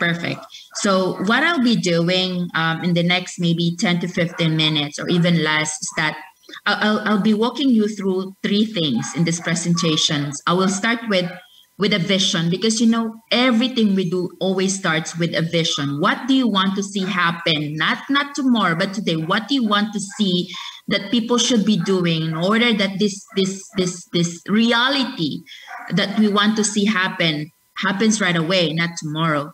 And then we're going to be looking at some of the ratification trends and innovations that are happening in some of the countries. There are many developments happening in countries in Asia Pacific region, but I would focus on a few countries where ITUC-AP has extended specific support. And then I will end the short presentation with looking forward. How do we make sure that our vision of a gender equal future for all happens, or a world of work free from gender-based violence in all its forms is realized?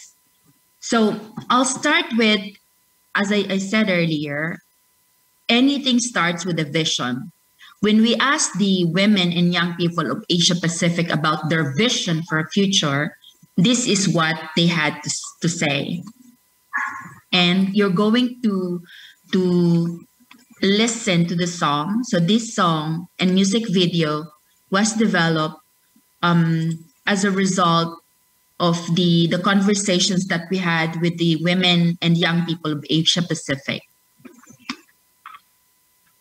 But before that, I need to make sure that I shared my sound. So hold on, I will.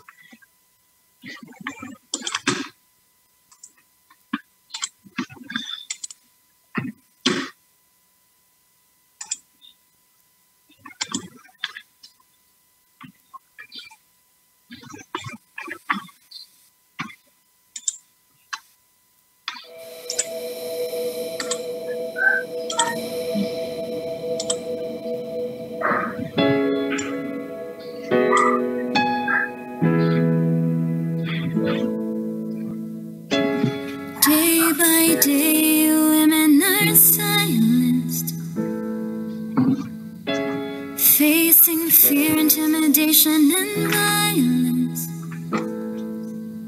robbing us of freedom and security, rooted in centuries of patriarchy. We want a life with dignity, a world that upholds rights and equality.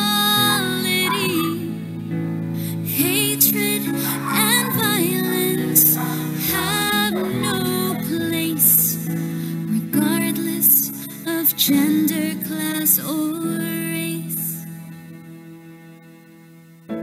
Equality for you and me, this is our aspiration.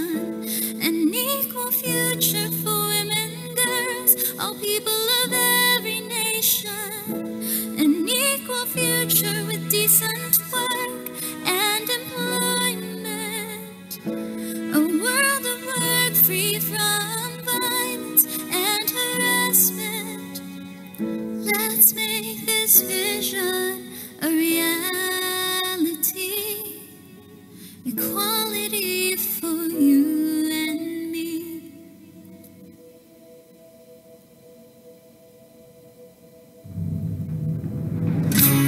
This is a world we can fight for. A world worth struggling together for. Let's rise together in solidarity to achieve our goal of shared prosperity. It'll save millions of lives and power others to thrive. Fight for a world where all are free, where there's no sexism, no misogyny. Equality for you and me. This is our aspiration. An equal future for women and girls, all people of every nation. An equal future with decent work and employment. A world of work free from violence and harassment. Let's make this vision a reality. Equality for you and me.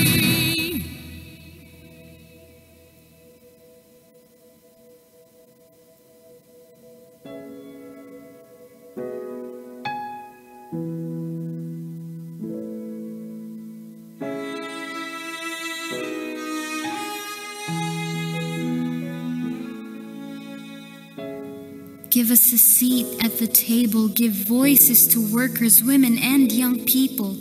We must have a say in policies affecting our lives. Their design, their enforcement must leave no one behind. End gender-based violence and discrimination. Ensure social protection, decent job creation, social dialogue, and engagement with unions. Build a nation grounded on inclusion and people's genuine participation. Ratify C-190. This is our demand. Governments, employers, and unions.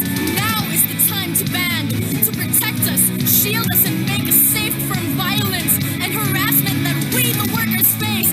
We are workers, not slaves. Make the world of work safe.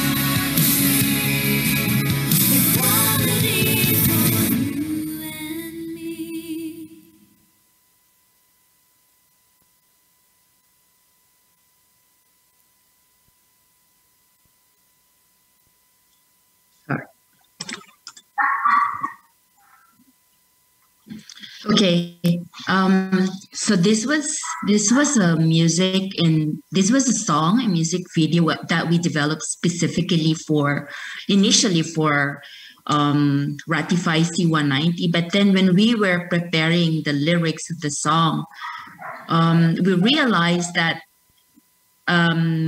building a world of work without gender-based violence is just really one of the many other things that we can do.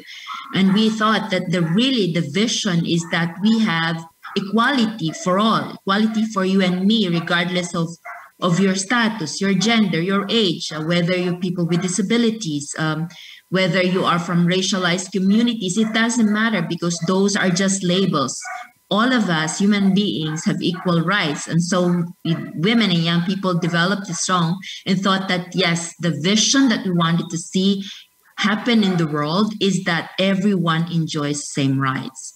And this is precisely the inspiration behind the campaigns that unions are doing around ratification of C-190. So in terms of ratification, we are seeing three we would call it trends or innovation. One is there are some countries who are going through the process of self-analysis. So they're still asking themselves, are we ready to ratify? What does it mean to ratify? Why is it important for countries to ratify? So they're still having this intimate self-analysis within the respective agencies in the government and seeing whether they're ready to ratify. And one of the things that they are doing is to do the law in practice, which I will tell you more a bit in the next slide. But there are also countries who are already approaching the ratification process. There are already tripartite discussions happening. For example, yesterday we had a meeting of the ITUC-AP Women's Committee, and a member from Samoa in South Pacific said that she's confident that her government will ratify C-190 this year. So that's going to be a great news because we only have Fiji. So if Samoa would ratify C-190, then we will have another ratifier in the region. So that's definitely good news. And a bright spot to that is that the Prime Minister is a woman. It's the first woman Prime Minister ever in the history of Samoa. So they are very confident that the government, with the support of the Prime Minister, would be able to ratify C-190 this year. But there are also governments who are embracing, they are not ratifying, at the moment, they are not ratifying Convention 190, but they are embracing the principles of C-190. And how do they do that?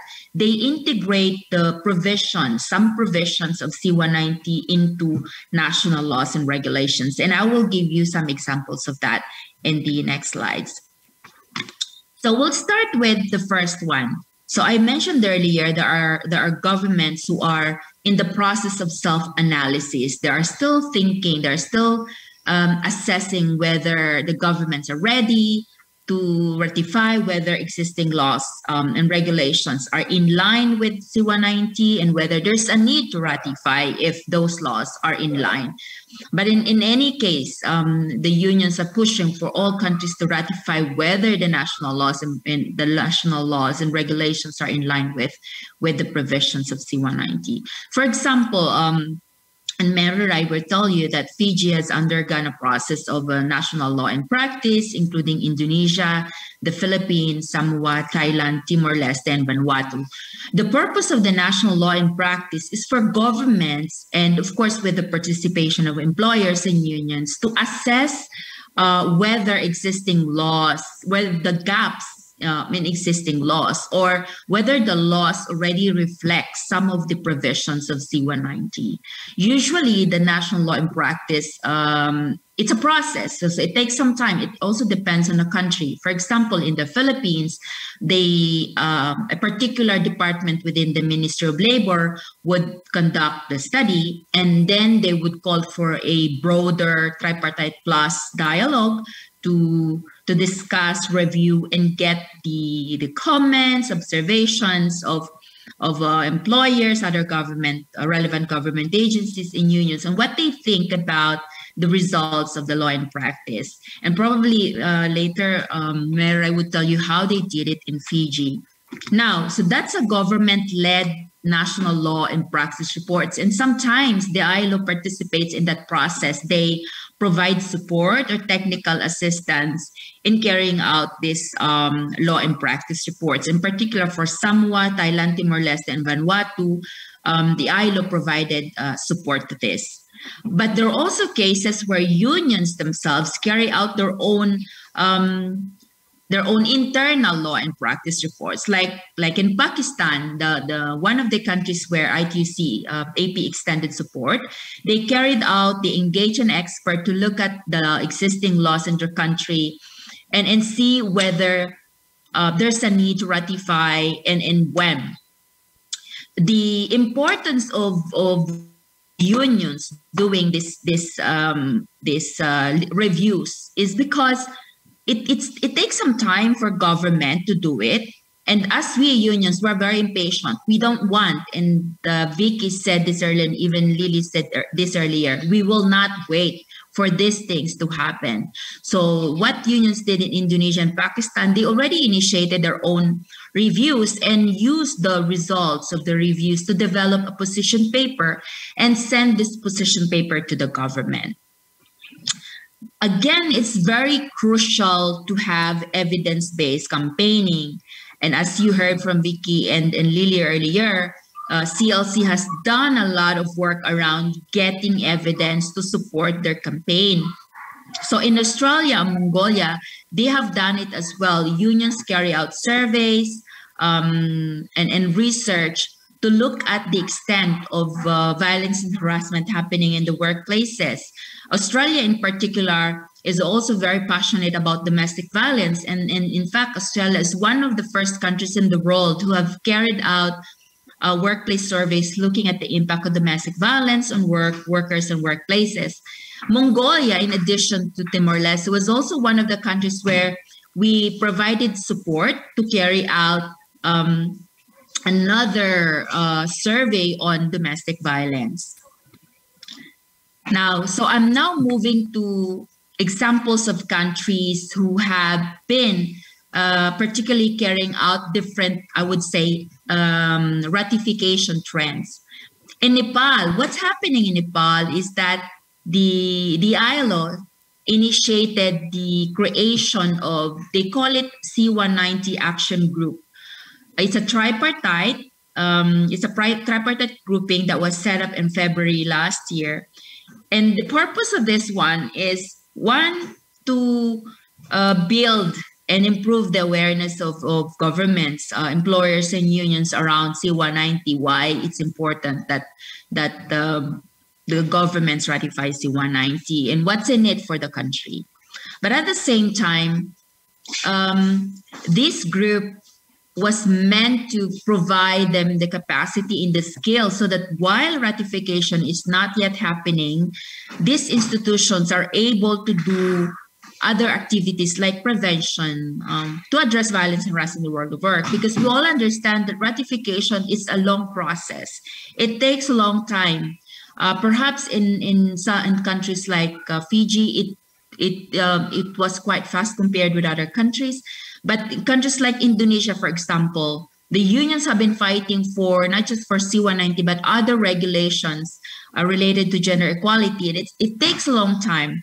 So while waiting for the ratification to happen, what these action groups are doing with the help of the governments, employers, and workers is to identify areas where they can work together.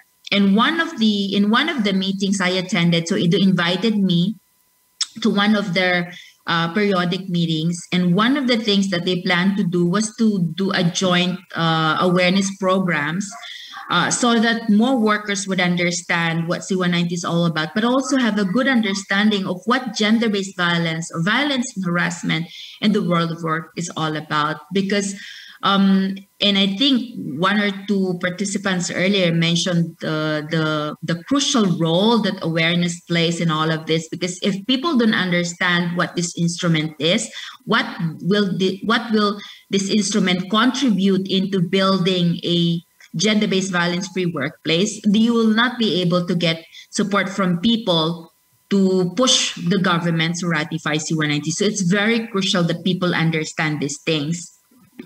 Now, so what has the union did? So last year, ITUC-AP extended support to affiliates in Nepal. And the first things that they did is they asked policymakers to support the ratification, to support the call for the government to ratify C-190. About 7,000 policymakers signed on to their petition.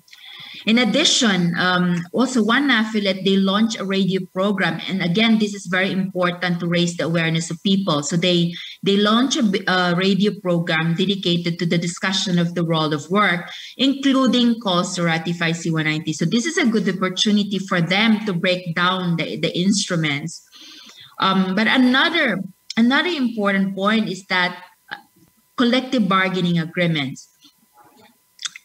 If anything fails, we should never forget that we have this very powerful tool called collective bargaining agreement to improve working conditions, including making sure that women, young people, and everybody in the workplace do not experience violence, harassment in any forms. And this is what unions in Nepal are starting to do now.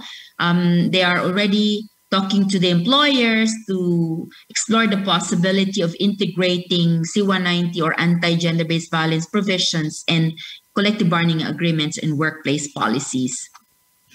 Now, the second one, the other trend, remember the first trend is that countries are going through a self-analysis. The other trend is that countries are approaching the ratification process. And this is what is happening in Pakistan.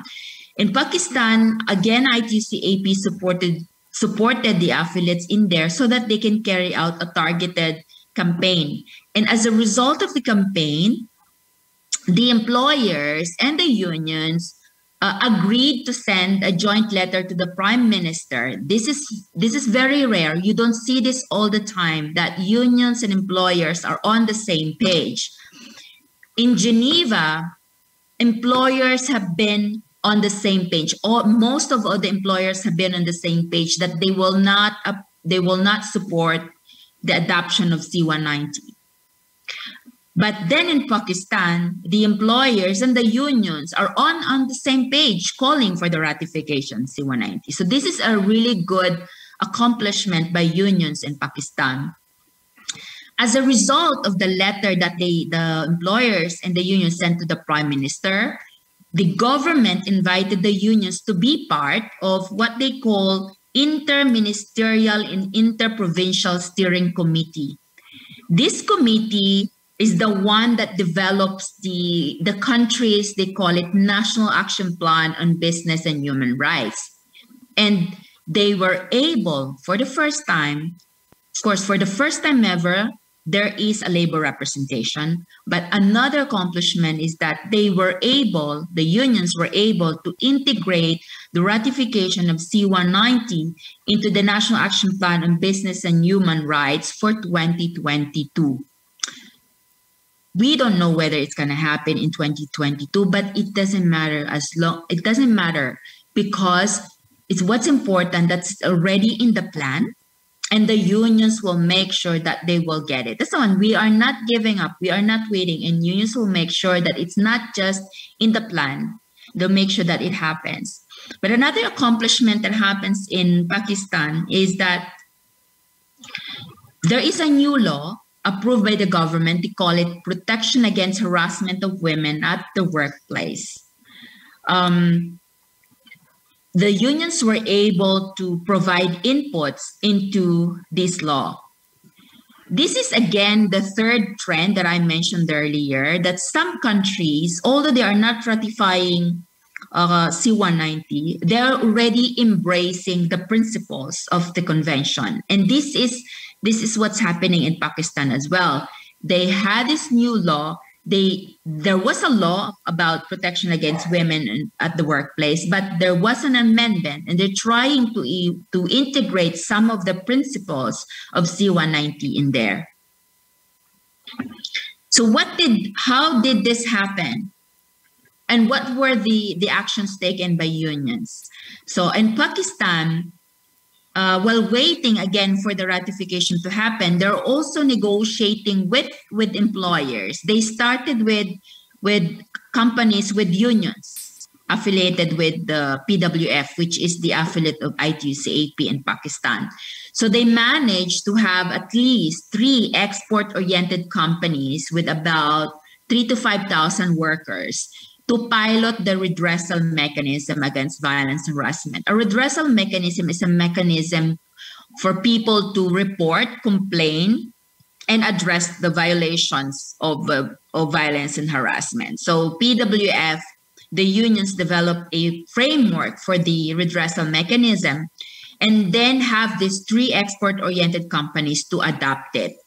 Now, the plan this year, because it's very new, they did it last year. So the plan this year is to make sure that the framework is implemented correctly, because as you know, it's the first time that people know about C-190 and gender-based violence. So it's very important that they understand how the mechanism works. So there's gonna be a lot of training, a lot of dialogues in order to make sure that the mechanism is implemented correctly.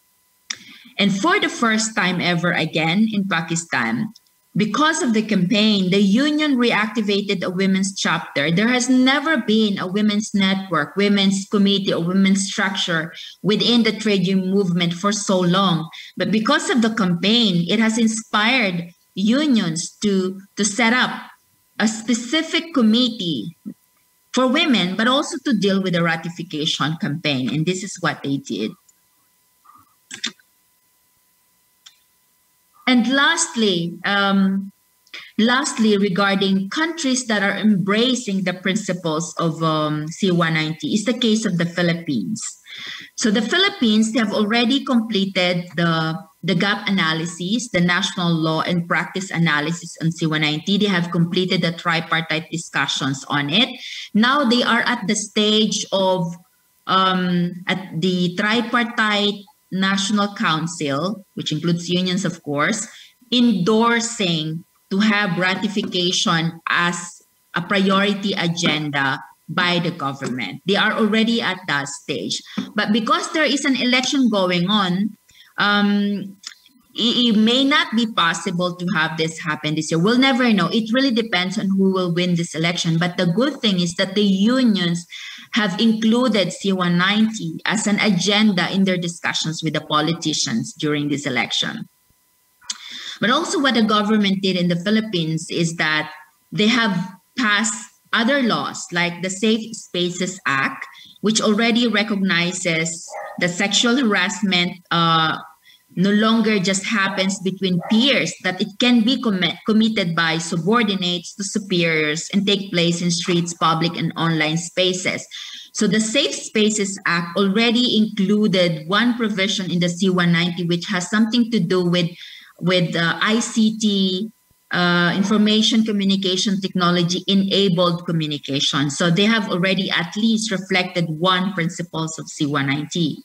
But the other good news in the Philippines is the unions, employers also started to work together on ratification. In fact, they created what they call a leaders forum composed of employers, groups, and trade unions jointly pushing for the ratification of C-190.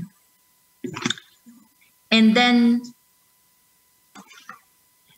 another good things that are happening in the Philippines is the unions, once again, are pushing for collective bargaining agreements with enterprise-based mechanisms. So last year, at least 6 collective bargaining agreements have been successfully negotiated with the inclusion of specific C-190 provisions, anti-GVV, and domestic violence provisions in the collective bargaining agreement.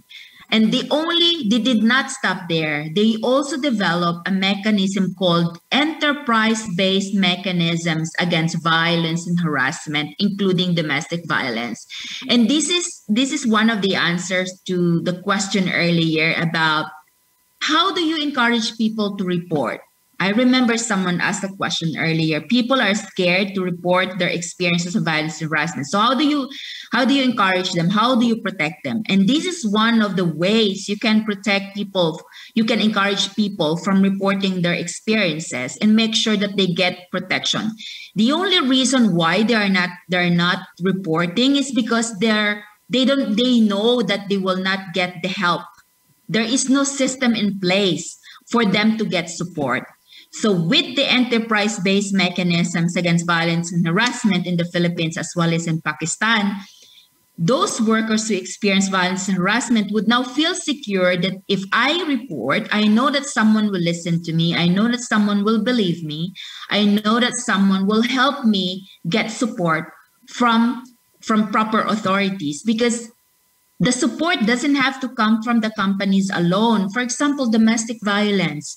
We understand that cannot be addressed by the employers alone. It's very complicated, and you need government and other institutions to help make sure that the people who experience and report domestic violence get the support that they need. And also, one of the affiliates in the Philippines who's also in the Congress, they introduced a House resolution, so in Congress, calling for the immediate ratification by the Philippine government of ILO C-190. So, as you can see in my presentations, there are commonalities. People are continuing with the dialogue. Governments, people are pushing for collective bargaining agreements. They do a lot of evidence-based campaigning, and all these are very important to making sure that the call, the demand to ratify C-190 is very strong. I'm going to end now with this one. So when I say, is this gonna happen, Anna? Is this world of work without gender-based violence going to happen? And my answer to that is yes, without a doubt. Because I don't think you would accept a future with gender-based violence in it, right? We will never accept a future where people are scared going to work because of gender-based violence. And these people in the photos and you in that room, in the virtual screen, are the ones who will make sure that this happens. You will not wait for gender-based violence-free world of work to happen. You will imagine it, you will build it, and you will protect it. And I'm going to end my presentation with a very short, I think few seconds message from our General Secretary. I know he was with you, but this is another sort of inspiration message to all of you to keep going and keep fighting. Unfortunately, there is no Chinese translation for this. So, yeah. 2 years ago in Geneva, a defining moment, a promise of a world of work free from violence and harassment. For the trade union movement, it was not just an aspiration, but a shared goal to make it happen in our lifetime. This promise must be accompanied by urgent and decisive actions, because we can, and we have a collective responsibility to secure a future where everyone's right to a world of work free from violence and harassment is guaranteed. All right, I'm going to stop here now. So I will be happy to answer any questions you have. 好，谢谢安娜的分享。好，我想在她的分享里面，主要是说明目前在亚太地区，各国工会在推动这个90号公约的批准，目前所做的一些的努力。当然，也很高兴的得知，好，那萨摩亚可能很快就会批准这1号的公约，好，我想也更谢谢安娜刚刚在报告里头播放了一首非常令人发人深省的歌曲，哈，让我们更了解，要推动这个所谓的性别的平权，哈，确实还有待很多的一些的努力啦，哈。好，那我想，我们是不是开放在现场或在线上的来宾来提出问题，向安娜来做请教？好，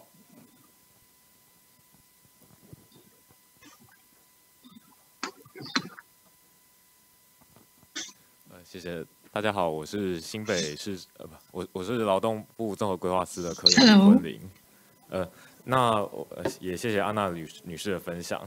那我这边有一个问题想问一下，就是我们知道亚太地区有许多的那个开发中国家，然后我们知道在开发中国家推动这样子的运动其实非常的不容易，因为我们会想象说，开发中国家的那个性别意识普遍上是比较保守，然后甚至他们的可能工会还有政府里面的组成也是以男性比较多数。那这种情况之下，大家对性别的议题可能比较没有那么的积极。但是今天的分享里面，我们可以看到，其实蛮多就是推动的非常顺利、非常有进展的，反而是一些开发中国家，像巴基斯坦或是尼泊尔这样的经验。所以我就是想要再进一步的了解一下，就是为什么这个议题在这些国家反而进展的看起来好像就是蛮顺利的，有非常多的进展。那有没有什么样的方式可以解释这样的成功？是这样的问题，谢谢。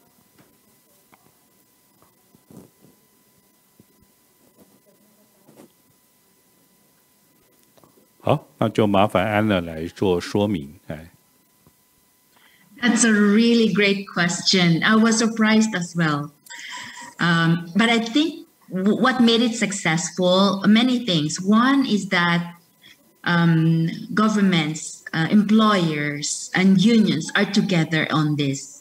And with the assistance of ILO, it's very important that they get support from other institutions.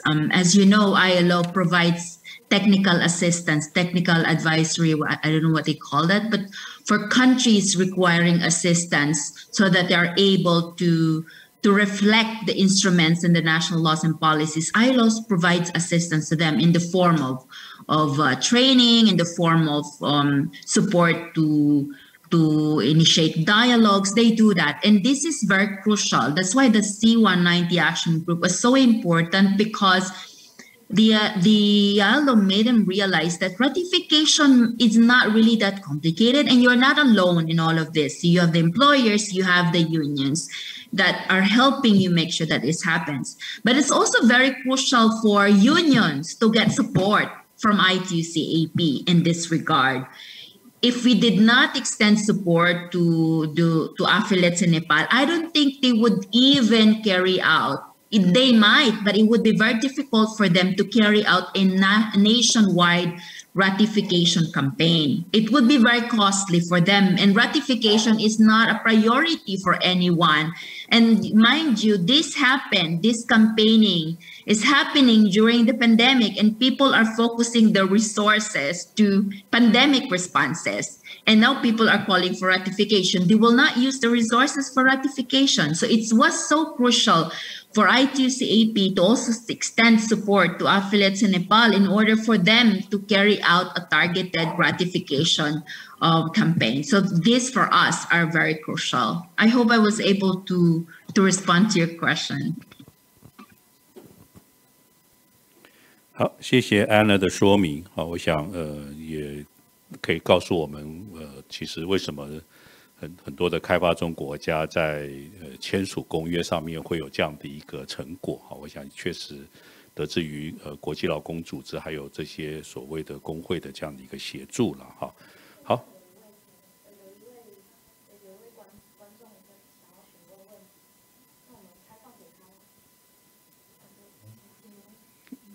他的问题。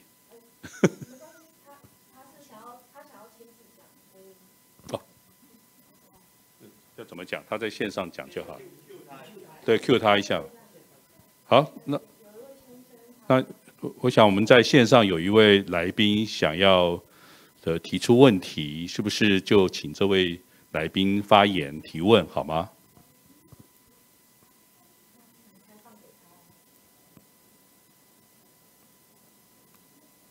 Hello. Hello.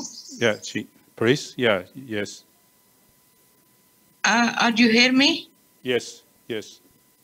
Yes, I'm Zahida Parveen from Pakistan Workers Federation. Thank you, Anna, to show the progress of some efforts of Pakistani workers federations and affiliate unions. I am the part of that struggle to make a law against sexual harassment, and it was passed in 2010. It's a great efforts of Pakistanis, some NGOs, especially trade unions. If we have some achievements due to great efforts of trade unions, they raise their voice, demonstrations, and write a lot of letters, recommendations to the government, to the workers, to the employers' federations, and joint venture we succeed in some ways, but it is not over. It is not the end of our struggle. We're struggling because there is a very large number of violence against women in our society. Although they have some laws protect them, our family laws are very strong, but women can't know about that. This is the time of need of time that the awareness must give to the more workers, especially females, at the rate of trade unions. Thank you. 好，谢谢这位来自巴基斯坦的来宾的分享哈。来，还有没有哪位现场的来宾，还有线上的来宾要？安娜，你要做回复吗？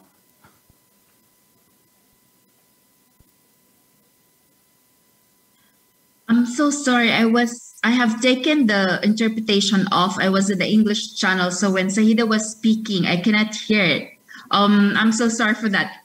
Sahida, can you say it again? Was there a question or was that a comment?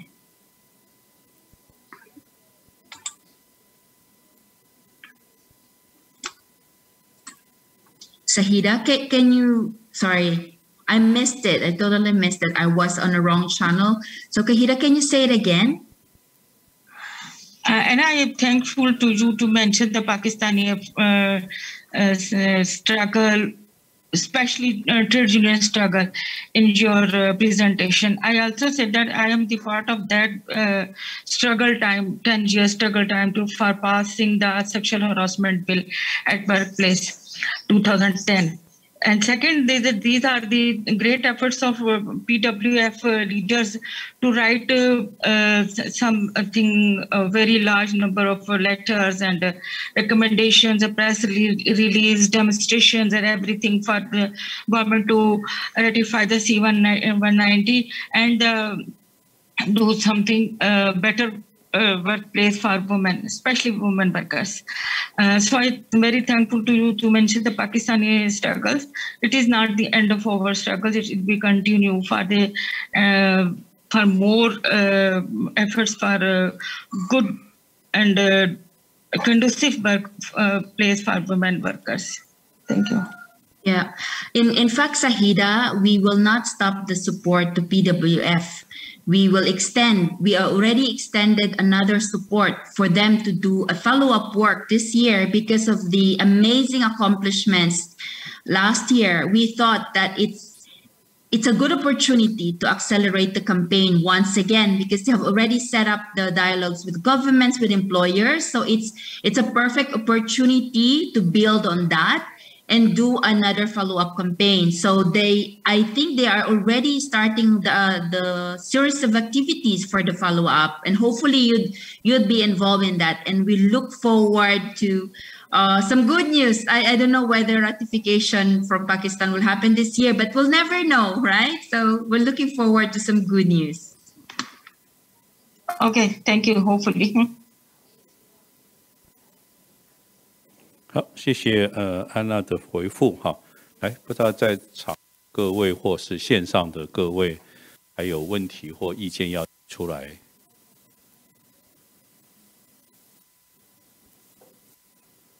好，我们这边现场有一位来宾要提问哈。你好，我是劳动部劳动基金用局的 Jason， 我想问一下，就是我们知道 gender equality 其实是非常重要的议题。那这2年来受到疫情的影响，其实可以请您分享一下，就是有关疫情期间对于这个推动上面是不是会有造成一些影响，或者是说反而因为 COVID-19 疫情的影响而产生一些新的机会，可以让我们这一些无论是在 gender equality 或者是说劳工权益的保障、消除这些歧视骚扰的部分有一些好的进展，那在未来的是不是有更好的发展的空间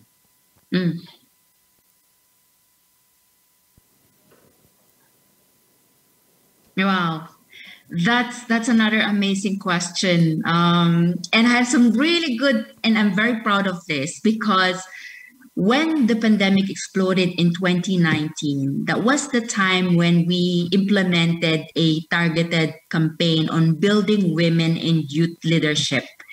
We had it for 3 years, from 2019 to 2021, which is still the pandemic period. Can you imagine having a project for 3 years and people cannot meet? We cannot have face-to-face programs.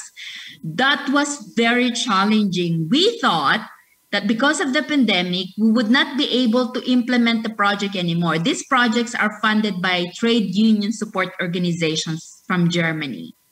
So when you carry out a project, you have to be able to implement it throughout, and you have to meet the objectives of the project. So when COVID exploded, we were so afraid that we would not be able to implement the project anymore. I mean, how? Most of the activities are designed for face-to-face. People cannot meet, we cannot travel. But immediately, what we did, we converted everything into virtual. It was very challenging, but it was exciting as well, because we didn't know how Zoom works. We didn't know how to enable interpretation, for example. There were so many difficulties converting activities from face-to-face to virtual. But one amazing thing that happened, so this is a project about building women in youth leadership. Before COVID-19 pandemic fully exploded, we were in Bali for the training of 30 women and young people who are part of this project. Immediately after the training, that's when people cannot travel anymore. But that was good because immediately they were able to use the training. They were so inspired by the training, and then you have the pandemic. So these people immediately acted. They negotiated with the employers related to the pandemic. They negotiated with their own trade union leaders to give them the position within the organization so that they can push for many women and youth-related provisions in the government policies or even in the union institutions. So we ended up, after 3 years, in 2021, we ended up with a super amazing project that we had so many accomplishments that the funding institution could not believe how it happened. They kept telling us, how did you manage to implement your project? How did you manage to have so many accomplishments even though the pandemic is still there? It's still a mystery to us. But the secret is that when you give women and young people the space, the opportunity, the leadership, many things will happen. And it happened. It was such an amazing experience. And thank you for asking that, because I'm very proud of what happened during this period. Yeah, I'm sorry. You could probably hear my dogs barking. I'm so sorry if it's noisy. OK， 谢谢安娜的回复。那不知道在座各位或在线上的各位，是否还有问题要提出来？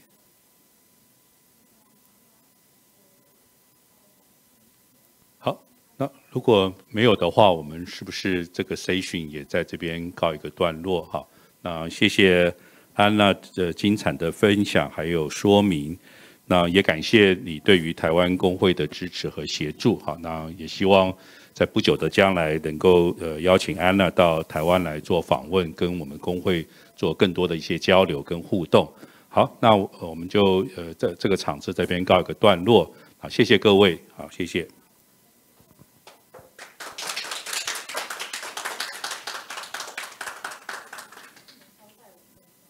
5分钟啊。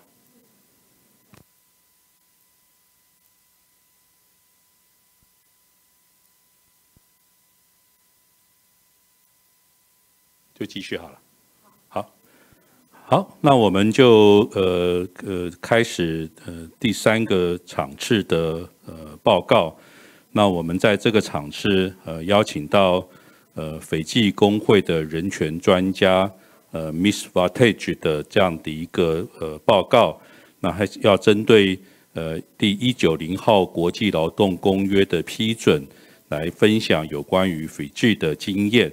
好，我想我们刚刚在前面的这个活动里面，大概我想各位都了解，斐济是几乎是最早批准这个公约的这样一个国家。那我们就请斐济来做这样一个经验分享，让我们更加的了解到要在批准公约的过程中所遭遇到的一些困难跟挑战。那我们是不是欢迎这个 Miss Vartage？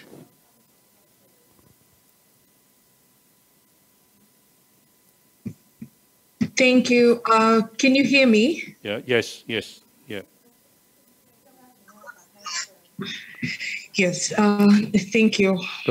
可以打开你的那个 monitor 吗？ Okay, sure. Give me a moment.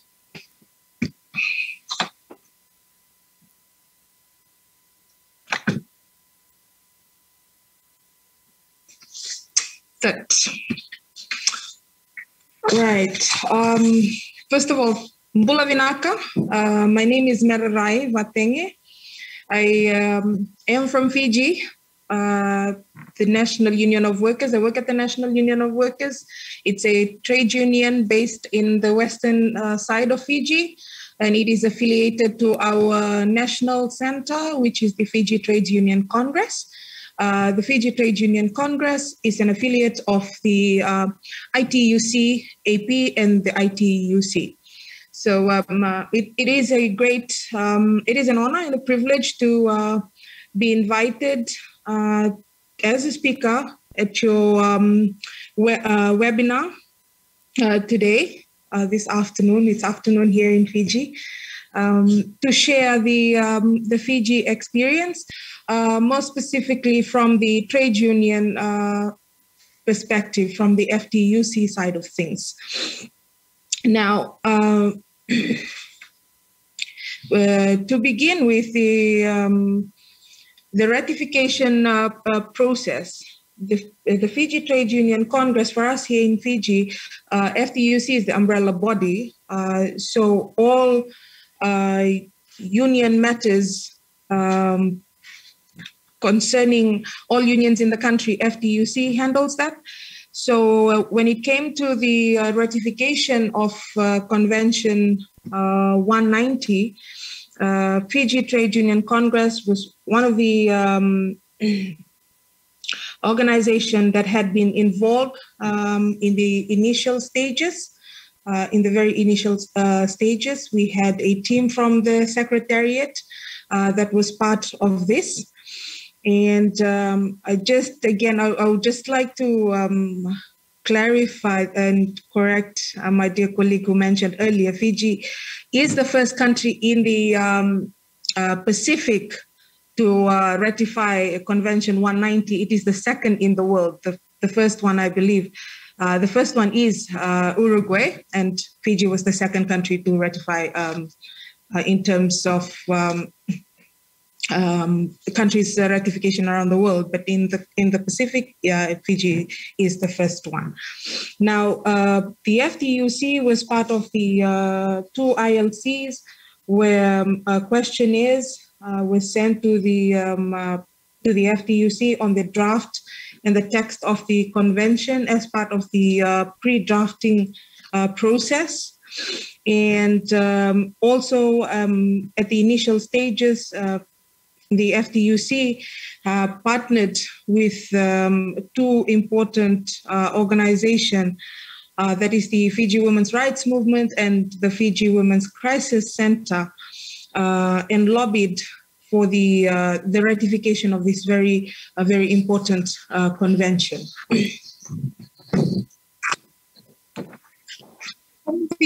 Just to share some of the challenges that we encountered during this process, the first the first one is the public outcry after a workplace incident, a workplace stabbing incident at Walu Bay here in the country.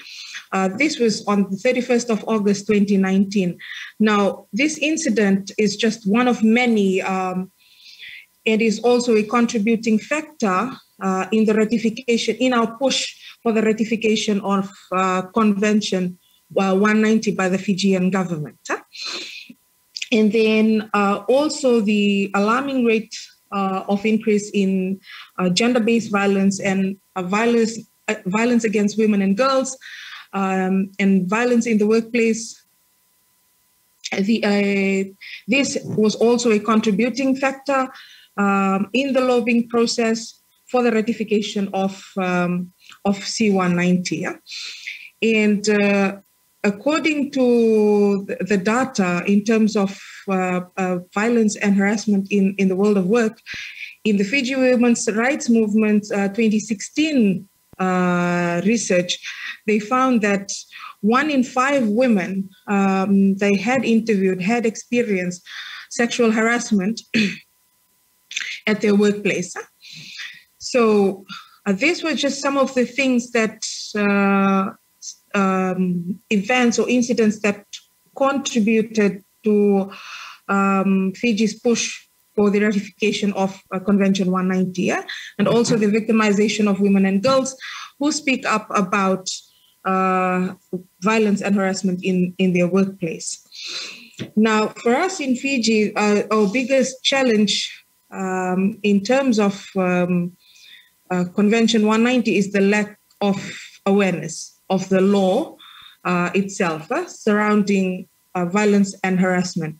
Now, for us in Fiji, we have our national labor law, that is the Employment Relations Act 2007.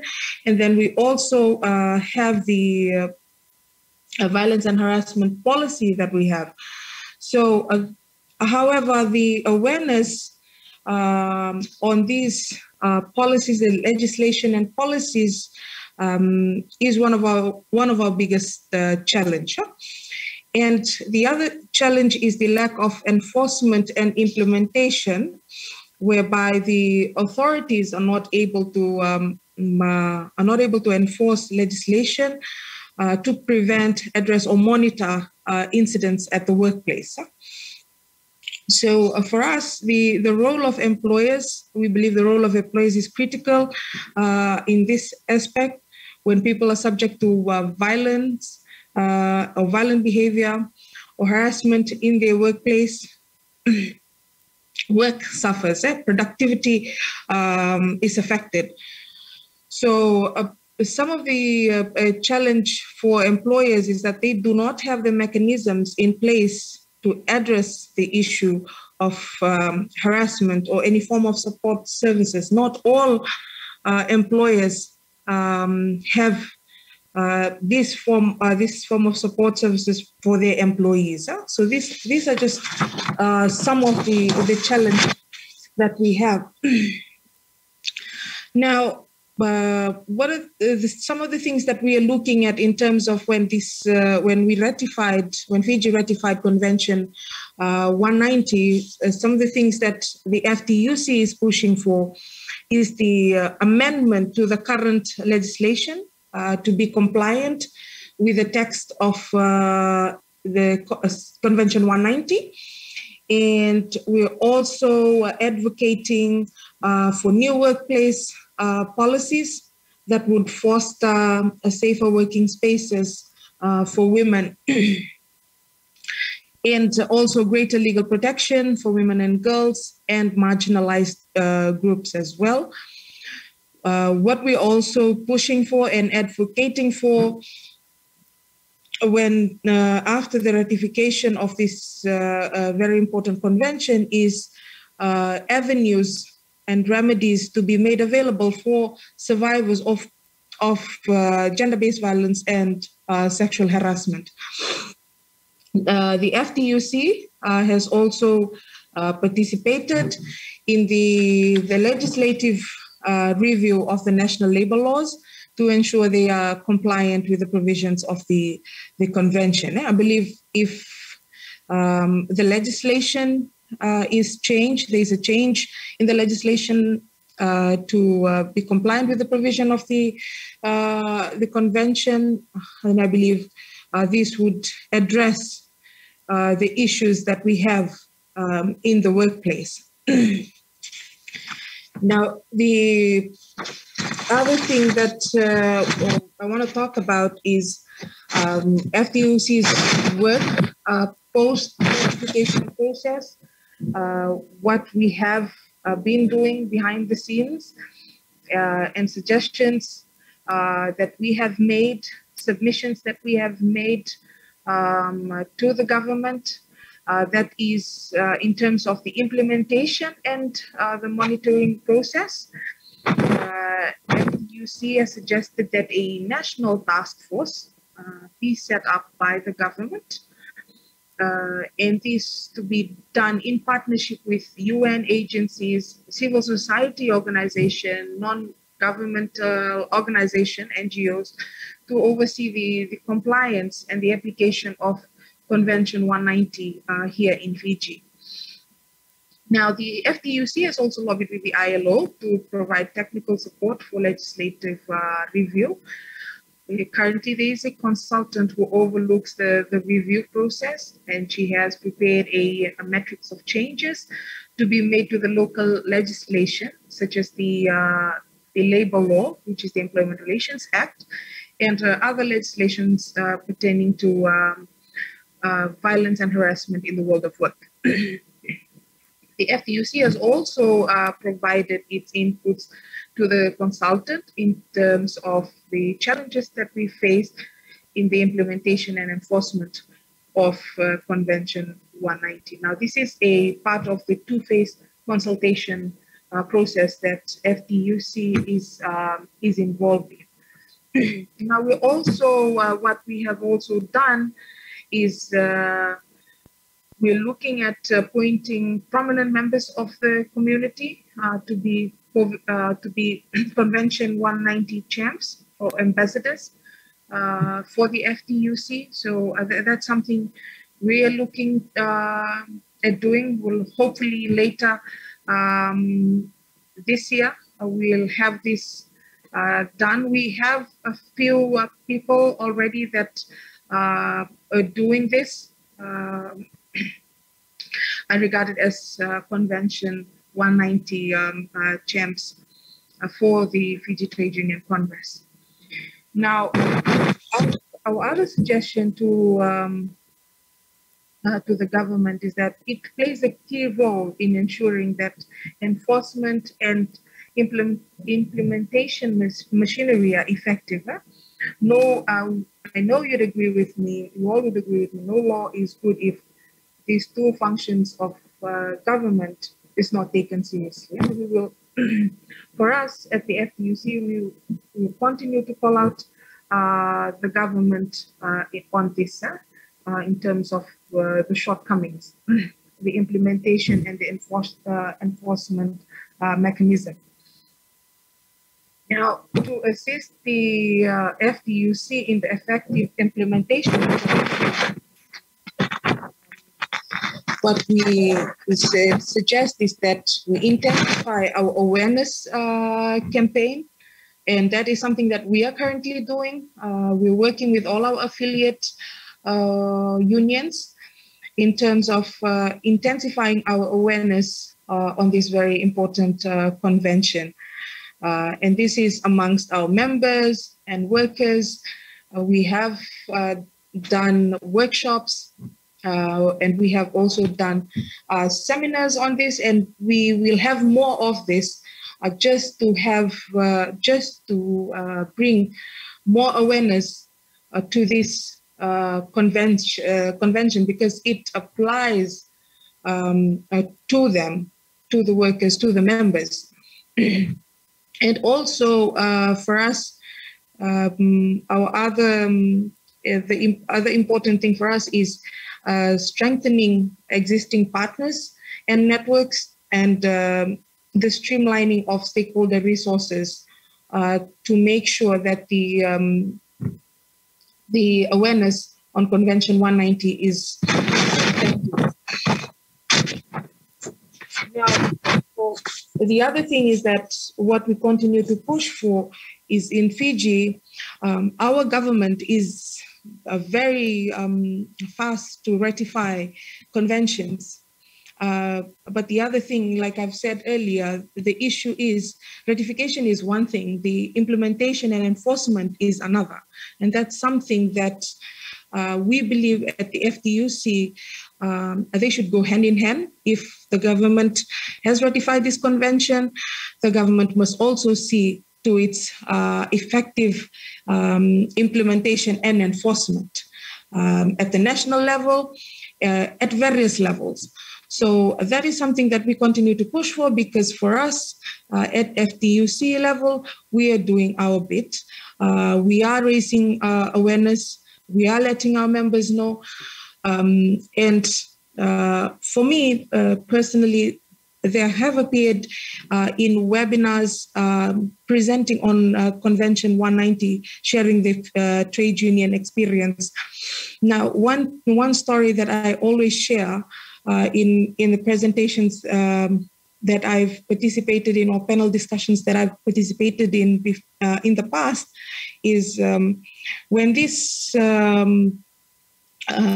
just to give an example on how we have assisted our members in terms of awareness, in terms of making them aware that there is an international convention that covers violence and harassment in the world of work. Now, there was an incident in 2020 at a garment factory here in Lautoka, where I'm based. So one of our members came to my office one day, and she was very emotional. And she told me that she had encountered, she had been bullied by her line supervisor, and she felt like giving up, and she wanted to quit her job. I had to talk to her. I had to talk her out of it. And then, you know, it really is sad to see that, you know, it has come to a point where workers choose to just give up. Like the way they are treated at the workplace has given them no choice but to feel like, oh, that's it, I should just quit my job. So it came to that point, and I told her, look, do you know that there are laws in place? And this is a member whose education level is very, I would say, substandard. So I had to explain to her in our Itauke language that there are laws in place that covers this kind of incidents, and that she should not quit her job. So when she left, she was very satisfied. She said, okay, should I return to work? I told her, yeah, return to work. I will talk to your boss about it. So I had sent an email to the general manager of the factory, and I told him that what the line supervisor did was wrong. And it really took a toll on the workers' mental health. So I did email them about Convention 190, told them, look, there is a convention in place. And then I told them as well about the text from the our legislation, our Employment Relations Act, and they acted immediately. Like some employers, what they do is when we come across this kind of incident, when we make them aware, when we let them know that there are laws that they could be taken to task, they address it as quick as they can.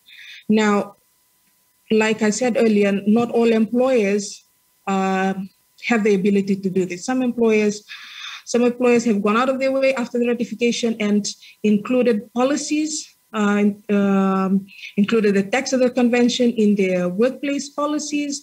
And for some of the unions, from some of the affiliate unions, this has also been negotiated into the collective agreements.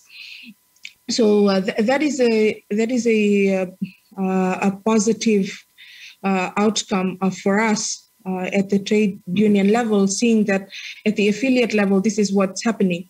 The affiliates are really pushing for the inclusion of the text of the convention in its collective bargaining agreement to cover the workers.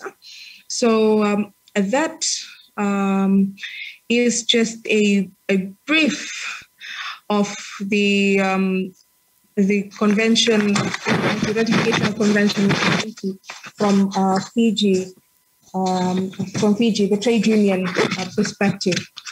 Now, I'm happy to answer any question that you may have, Vinaka.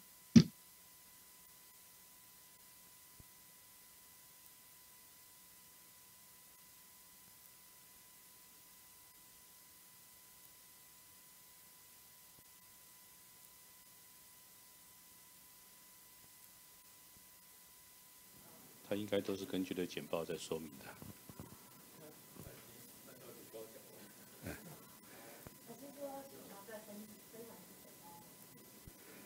好，谢谢Miss Bataj 的分享。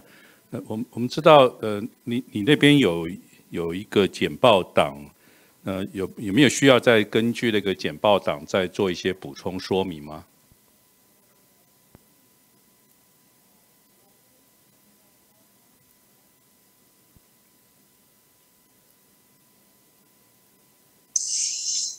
？Sorry, yeah. Sorry, I should have shared my screen. I had emailed the.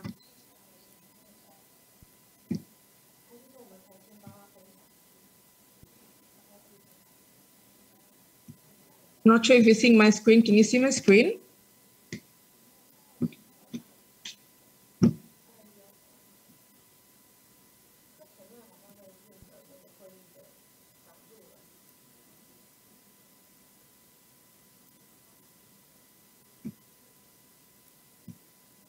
You could, okay, yeah, we see that. You can see the PowerPoint, right? Yes, yes. Okay, so yeah, whatever is on this this PowerPoint is what I had just briefly touched on. And if you can see up on the screen, the picture that's up on the screen, all we have the FTUC, we have basically the tripartite levels that attended the discussion on the ratification of Convention 190 at Holiday Inn in Suva. We have our trade union representative there, our Assistant National Secretary, and Ms. Jyotika Sharma, who is from our Secretariat, and the ILO Director for the Pacific. And we have representatives from the Ministry of Labor and government who are part of this. And some of the pictures that I have up there are just campaign pictures that we did prior to the ratification of Convention 190. We're heavily pushing for the ratification of C-190. So these are just some of the pictures from our various affiliates.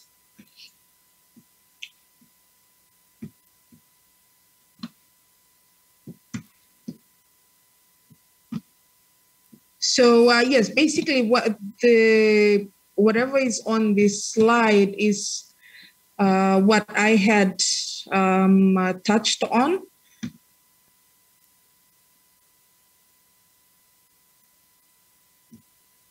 And as I've mentioned, we have, yes, the biggest plus point for us, we have ratified Convention 190. And this is something that for the first time was passed unanimously in the Fijian parliament. For the first time, there was no opposition. So yes, we're grateful that we have ratified. We're happy that Fiji has ratified Convention 190. Now, looking at the bigger picture, there's still work that needs to be done in terms of the enforcement and the implementation and the enforcement of the convention. That is the biggest challenge that we have right now here in Fiji.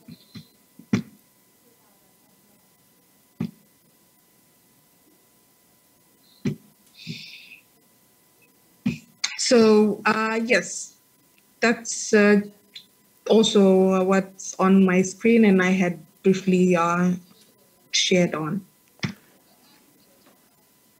好，谢谢 Ms. Bataj 的这个补充。那我们现在开放在场还有线上的来宾来提问或是表示意见。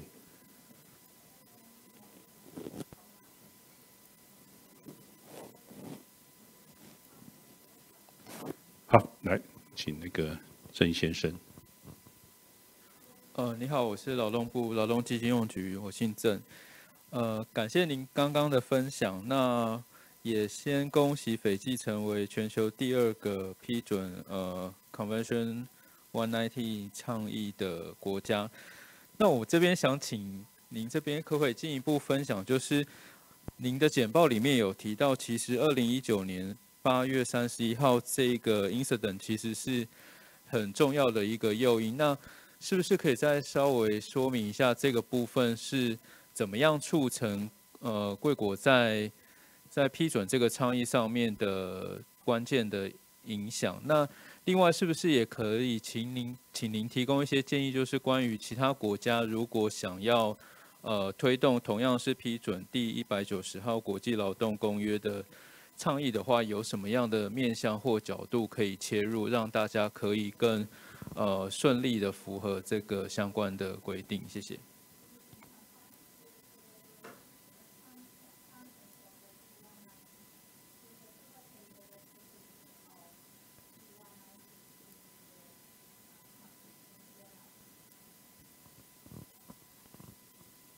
Thank you for this two very important question. Now, in terms of the first question, the incident that happened on the 31st of August 2019, this was a stabbing incident. A husband came to his wife's workplace, and there was no idea who had allowed him in the first place, and he stabbed her to death. So there was a public outcry on this. It made the news. It was all over the media. Like, how could the employer let this happen? How could this incident happen in the workplace? So when this made the news, the employer was also put on the spotlight, and I'm sure we wouldn't want our employers to be on the spotlight for such incidents. So this was very unfortunate. And because of this incident, the campaign towards the ratification of C-190 was intensified. So this intensified the campaign for the ratification of Convention 190 from all civil society organizations. The two main ones that I had highlighted earlier, the Fiji Women's Rights Movement and the Fiji Women's Crisis Center. And together with the FTUC, we intensified our campaign, and they just put a foot down and said, look, Fiji must ratify Convention 190 to address incidents like this and ensure that these kind of incidents will never happen again in the future. And this should be the first and the last. I mean, like, yeah, we intensified our campaign. The government took heed of this. And like I said, this is just one of many incidents that because this when he made the news, it was all over the media outlets in Fiji, that the government believed it was time that they do this. They ratify Convention 190 to address this.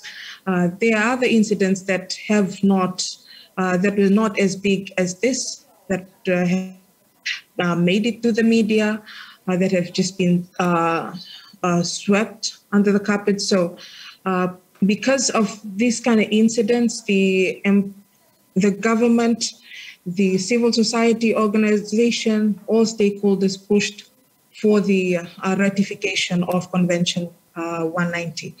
And just on the second question, I believe the suggestion would be to intensify the campaign and lobby for the ratification of Convention 190. It's a very important convention, one of a kind, and like I said, it addresses the issue of violence and harassment in the world of work. So just about pre-ratification, intensifying the campaign at all levels. That would be the suggestion from FDUC, because that is something that we had done pushing for the ratification of C-190 here in Fiji. Thank you. 好，谢谢 Ms. Bataj 的说明。来，在座的各位或是在线上的各位，是不是还有问题或意见要提出来？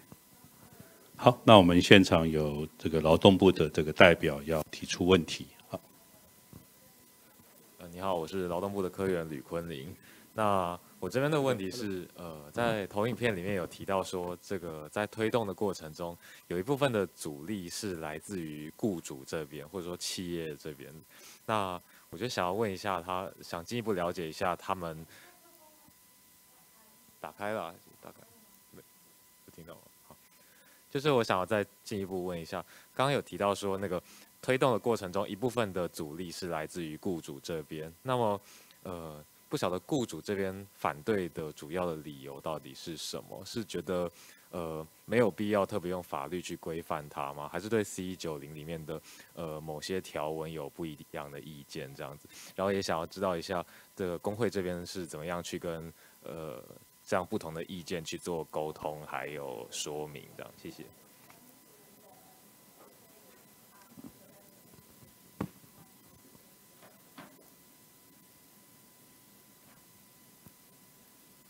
Thank you for that question. Yes, some of the issue why I mentioned employers, the challenge that we face during and still post-ratification as well is some employers, not all, some employers are reluctant to adopt, when we ratify international conventions, when we replicate it into our national laws, the national laws would have to, we'd have to replicate that in our workplace policies at lower levels. So for some of the employers, they were reluctant to adopt new policies and implement new policies. That is their reluctance.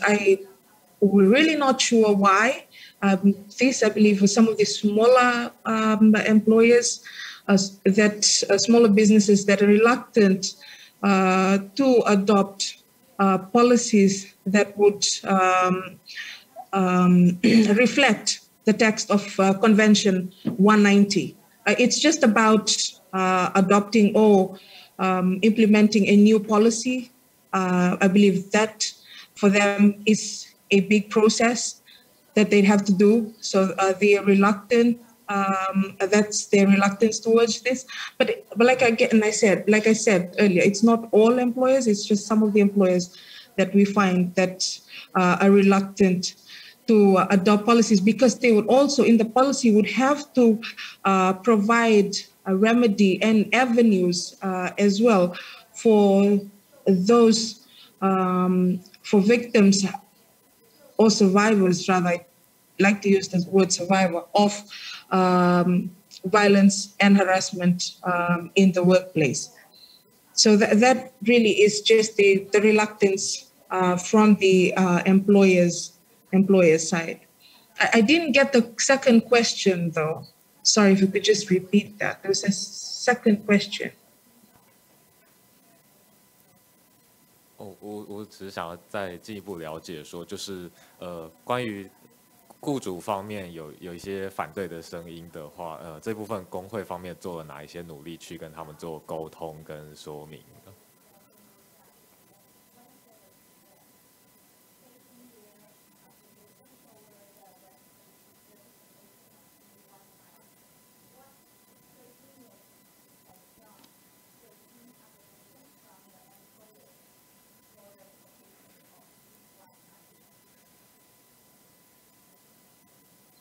Just some that we have, thank you for that. Just some instances where we have come across this, where the employer had given the excuse of this will be a long process, you know, adopting new policies, including all how we had communicated about this is through collective bargaining during negotiation for collective agreements.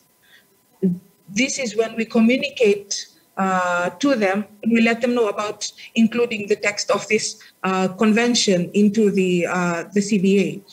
So we explain to them how important it is for the workers and also for them as an employer, because at the end of the day, if an incident occurs at the workplace, it will reflect on the kind of policies, the kind of workplace policies and mechanisms that they have, the employer has.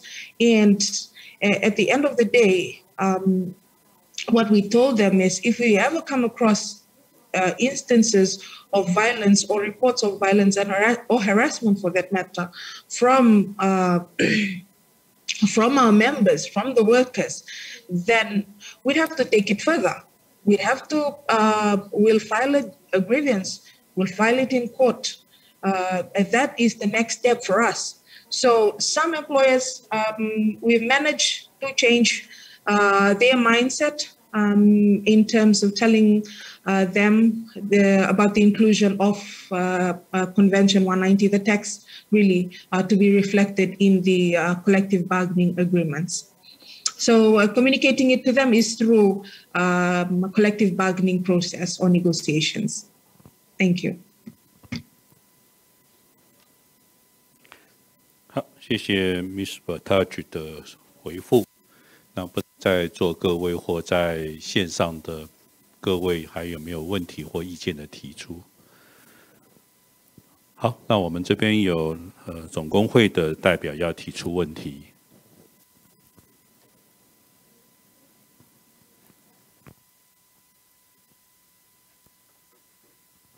您好，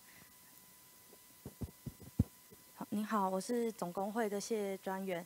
那我想要询问，因为就我刚刚在演讲中听到的，就是连高知识分子可能都对这个跟自己切身攸关的这个法律都感到就是不太清楚，然后那更难想象，就是如果教育水平再更低一点的一般劳工，可能对于斐济拥有跟 C190相关的法条可以保护自己的这个权益，可能更难想象。所以我想要请问，就是FTUC 在跟一般劳工，就是非工会成员，而是真正的对基层劳工，有没有什么传播的这个策略是能够针对 C190或者是相关斐济在地跟职场暴力骚扰有关的法律，是进行一个知识普及的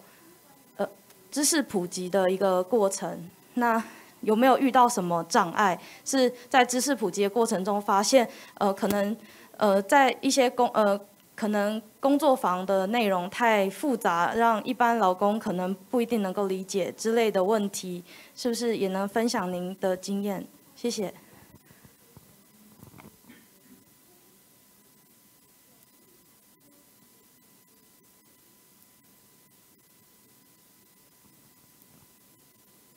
Thank you for that very important question.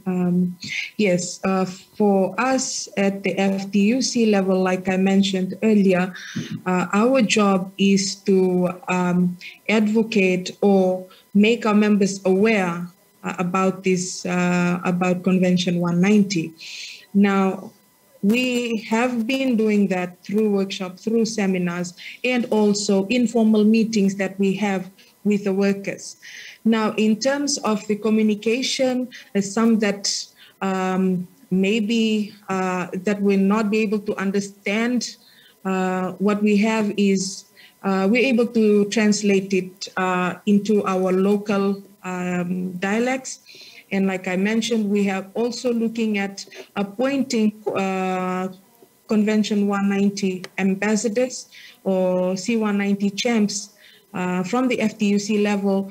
So when we have national council meetings, when we have bigger meetings, we're able to get these Convention 190 champs or advocates to go out there to the grassroots level, to the workers, to the members, to our members specifically, and talk about Convention 190 to them. And in the language that they understand, we're ready to have somebody translate it in Fiji Hindi and also in Fijian, the two other languages in this country. So for those who do not understand English, we have that in place. We're able to translate it to our members. And really, every other, for us, every other union worker, union staff, when members approach us at the office,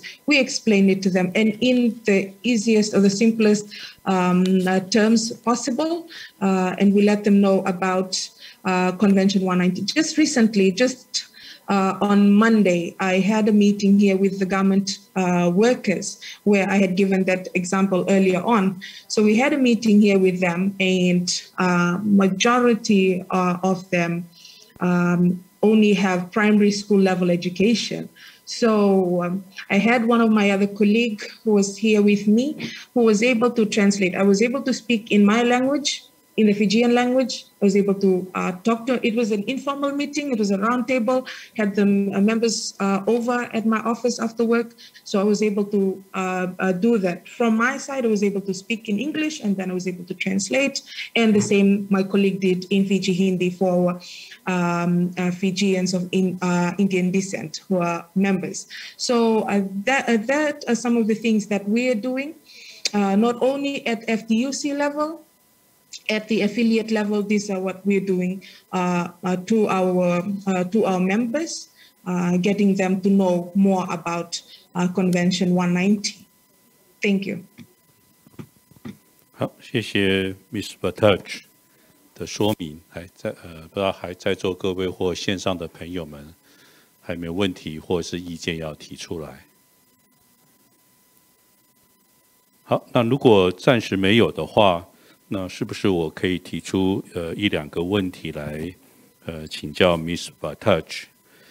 好，在您的报告里头，你引述了2016年所做的研究，所做的调查，然后发现到有20%，也就是每5个里面有1位的女性，遭受了这个所谓的职场的性骚扰。那我想进一步了解，在斐济批准了这个公约之后，那这些所谓的暴力或骚扰的问题，是否获得到进一步的改善？那同时，在这个报告里面提到，在性骚扰比率比较高的行业，依序是旅游业，还有公共服务业，还有健康跟照护业，以及零售业。那是不是可以说明一下原因？这为什么是这几个行业发生的比率比较高？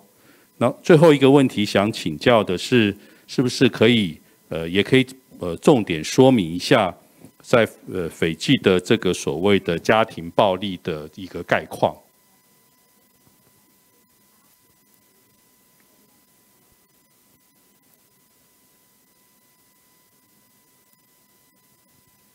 Thank you for this very important questions. The data that I had cited earlier, the 1 in 5 women, is the research from one of the civil society organization, one of the very important civil society organization in this country, which is the Fiji Women's Rights Movement, whereby they interviewed 1 in 5 women who had experienced sexual harassment in their workplace.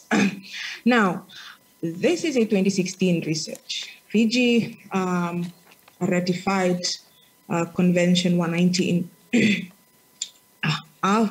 years after that. However, it's really sad to say that, and like I had said in my earlier presentation, there's still work that needs to be done. Yeah? There's one thing to ratify convention and get praises about it. The ratification and implementation process is another, is a different story altogether. And in Fiji, we're hoping, there's still work that needs to be done. We're hoping that this will change. Unfortunately, because of COVID-19, these numbers really have not, I would say, have not really changed that much because the pandemic had really played a huge part in terms of the reporting of the instances of violence and harassment in the workplace. And it's, like I said, there's still work that needs to be done.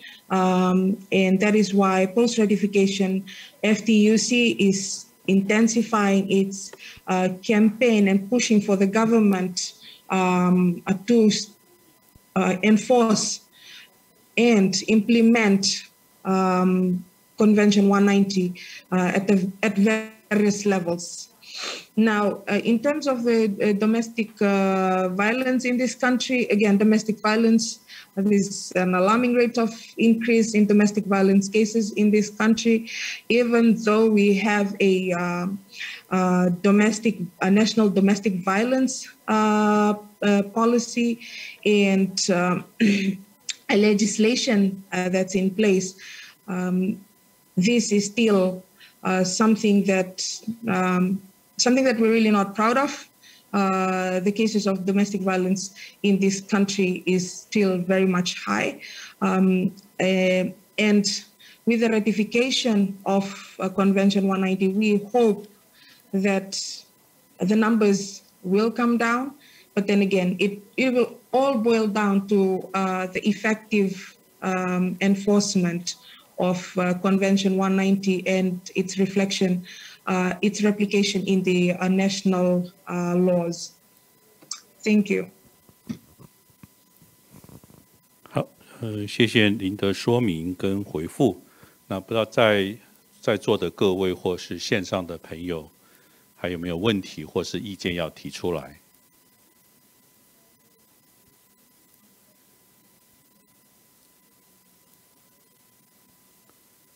好，那如果没有其他的问题或意见的话，那是不是我们再次感谢 Miss Vartaj 的精彩的分享啊？那也希望在不久的将来也能够邀请您到台湾来做访问，跟我们台湾的工会朋友们做更进一步的交流。好，谢谢您。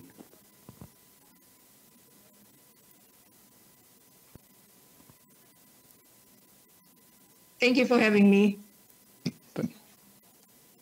Thank you. 好，在我们结束上午的议程之前，我们是不是请在线上的朋友们可以把荧幕打开来，那方便我们做个截图哈。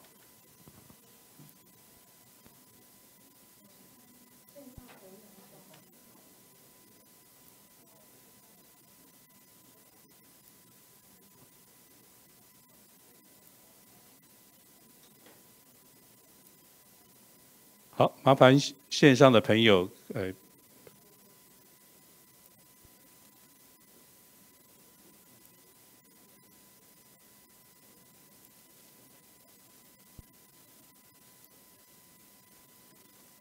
麻烦把荧幕打开好吗？谢谢。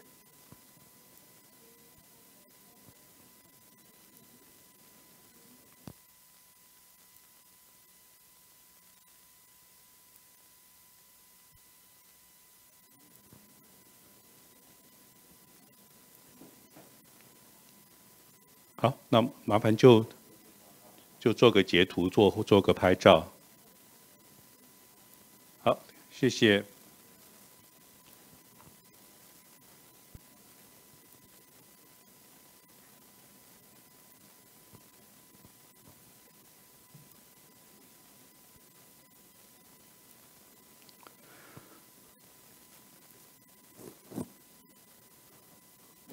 好，谢谢线上的朋友哈，那我们上午的议程就到这边告一个段落，欢迎在下午1点30分再准时上线来聆听2位台湾的学者的这样的一个分享。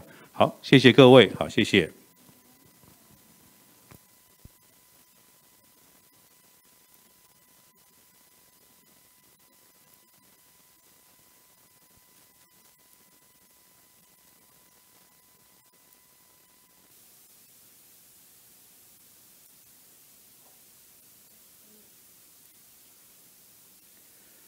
好，那我们现在就开始今天第190号国际劳工公约倡议的视讯论坛下午的议程。那在这边提醒各位线上的来宾哈，那因为我们下午2场次的报告都会以中文来进行报告，那也请线上的来宾如果要听英文的话，好，那请现在做这个所谓的英文的这个频道的设定。Welcome back to the webinar on the C190. And because in the afternoon, we are going to have the 2 Chinese presentation. If you need to listen to the interpretation in English, please select the language channel, English channel, so that you can hear the English interpretation clearly. And also, please do remember to mute the floor, the original, so that you can hear the English translation well. Thank you very much. 好，那在下午的第1场次，那我们邀请到中央研究院欧美研究所的研究员焦新凯焦教授来就台湾职场暴力与性骚扰之防治，以 ILO 190号公约为据。那我们是不是也欢迎这个焦教授？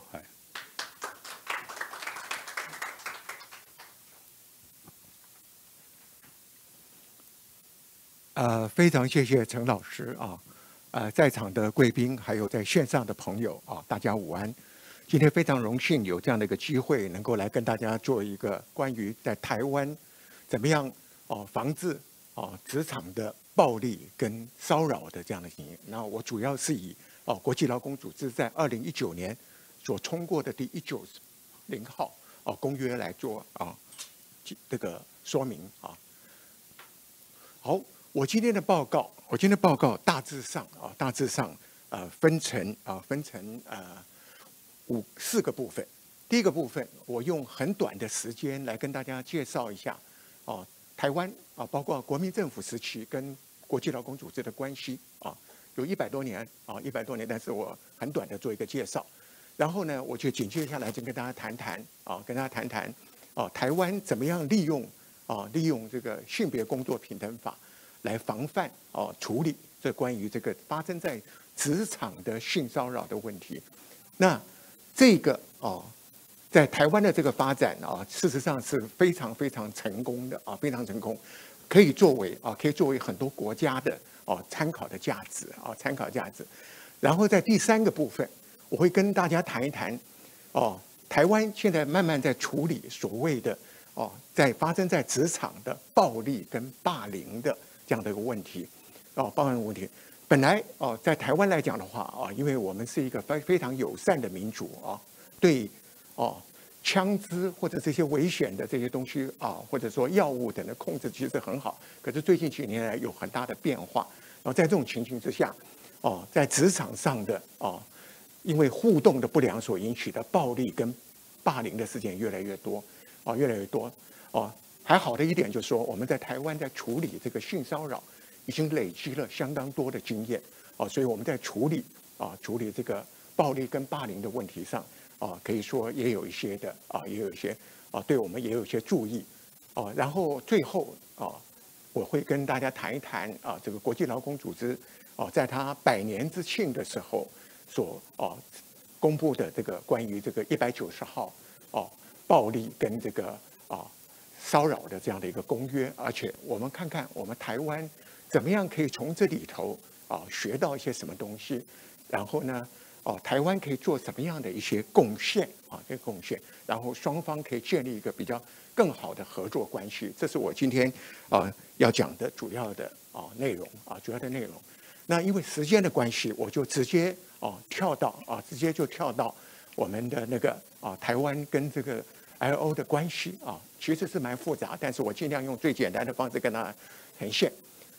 在大陆时期我们晓得 ILO 成立的时候就跟中国有一定的关系，可是呢这个4个时期这4个时期我列出来这4个时期大概只有1928年跟1937年值得叙述一下，因为那个时候那个10年一般来叫做南京10年南京10年，国民政府跟 ILO 的关系是非常非常的密切。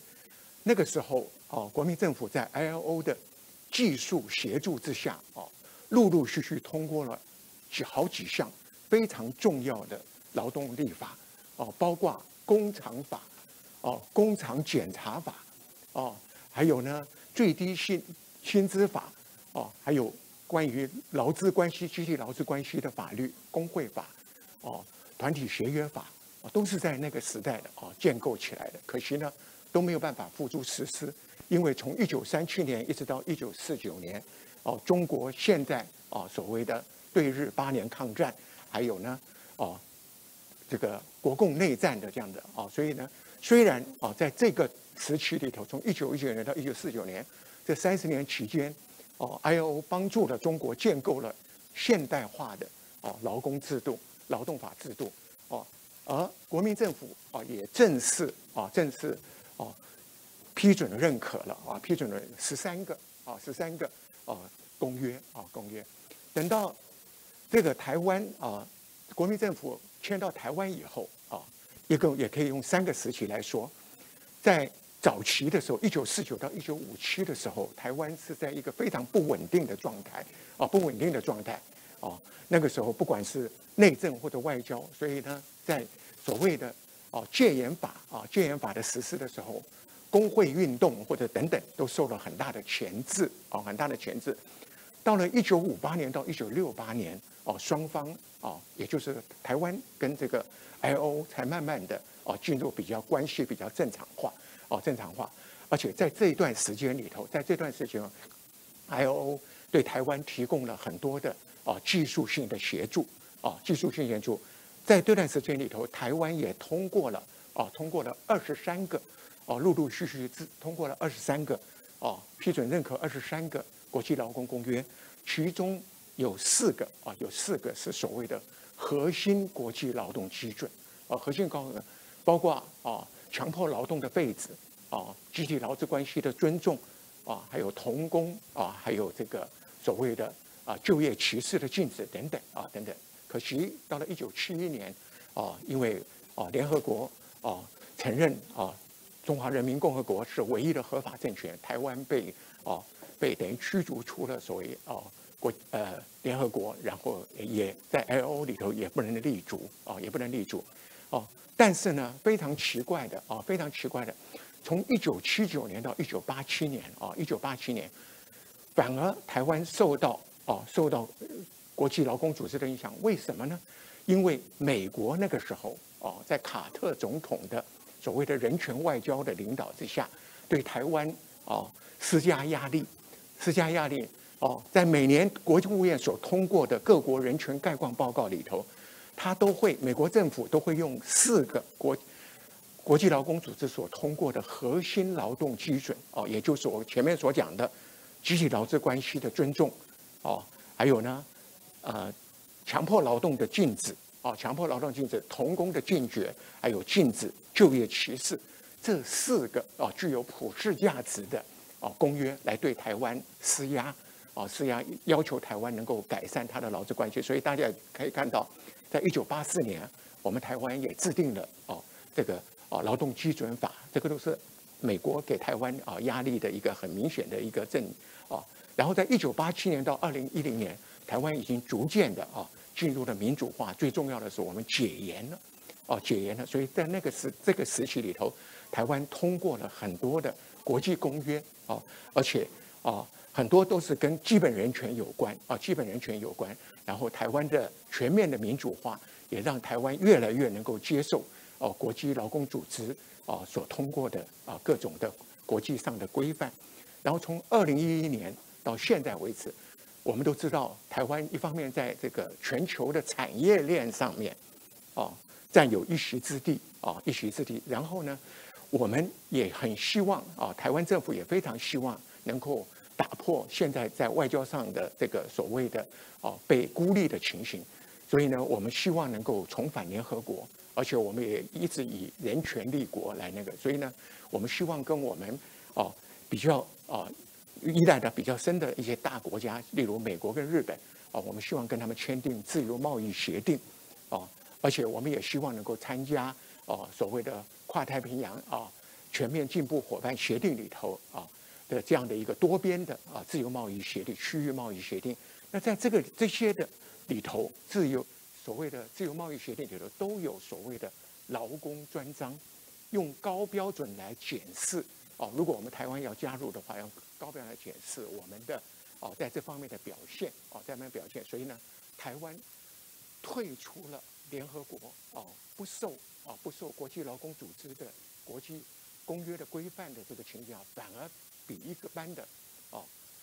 一般的会员国还要更重视这些的国际劳动基准那在第2个部分，我就跟大家谈这个台湾怎么样来防范这个职场的性骚扰。我刚刚已经跟大家讲，这是一个非常非常成功的一个范例可以做很多国家的一个楷模。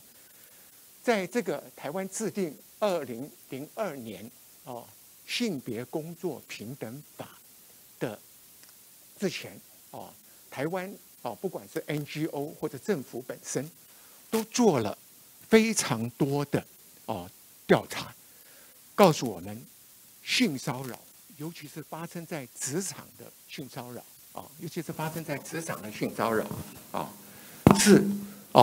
是一个非常严重的问题而且那个时候对性骚扰态度的处理也是揶揄轻浮的，更糟糕的是采取一个责怪对被害人的这样的一个立场。所以呢，我们可以看出来职场性骚扰其实在台湾非常严重。那我们有没有法律可以来规范这样的在职场上所发生的不好的行为呢？事实上是有的其实台湾是一个民主法治的国家，没有问题。我们可以按照宪法里头的或者说所谓的相关的增修条文里头都有很多的规定，但是大家也都知道，宪法不是有直接的效力的当然有些发生在职场上的不法的行为例如像性骚扰的话，它可能会触犯民法也可能会抵触刑法但是大家也可以想见用这样的法律来处理发生在职场的这类纠纷不管是在举证责任或者诉讼程序上，都对当事人都是不利的。所以呢，也有人主张说，可不可以用社会秩序维护法这是警察法以前的警察法，但是呢，我们也可以看到这个法律它的保障范围是很有限的。当然，我刚刚也提到了我们的劳动基准法，或者甚至我们所制定的这个就业服务法里头的关于就业上的性别或者性倾向歧视，其实都是可以拿来用的。但是这些法律都是缓不济急缓步积极。所以在这种情况之下，台湾在妇女团体的强大压力之下，而且社会也逐渐的成熟，我们在2002年的3月8号正式制定了一个非常有名的叫做性别工作平等法。那在这个法的第3章里头，特别把工作场所性骚扰的防治特别的列了进去。它有几个比较重要的规定，我在这个地方跟大家做一个简短的说明。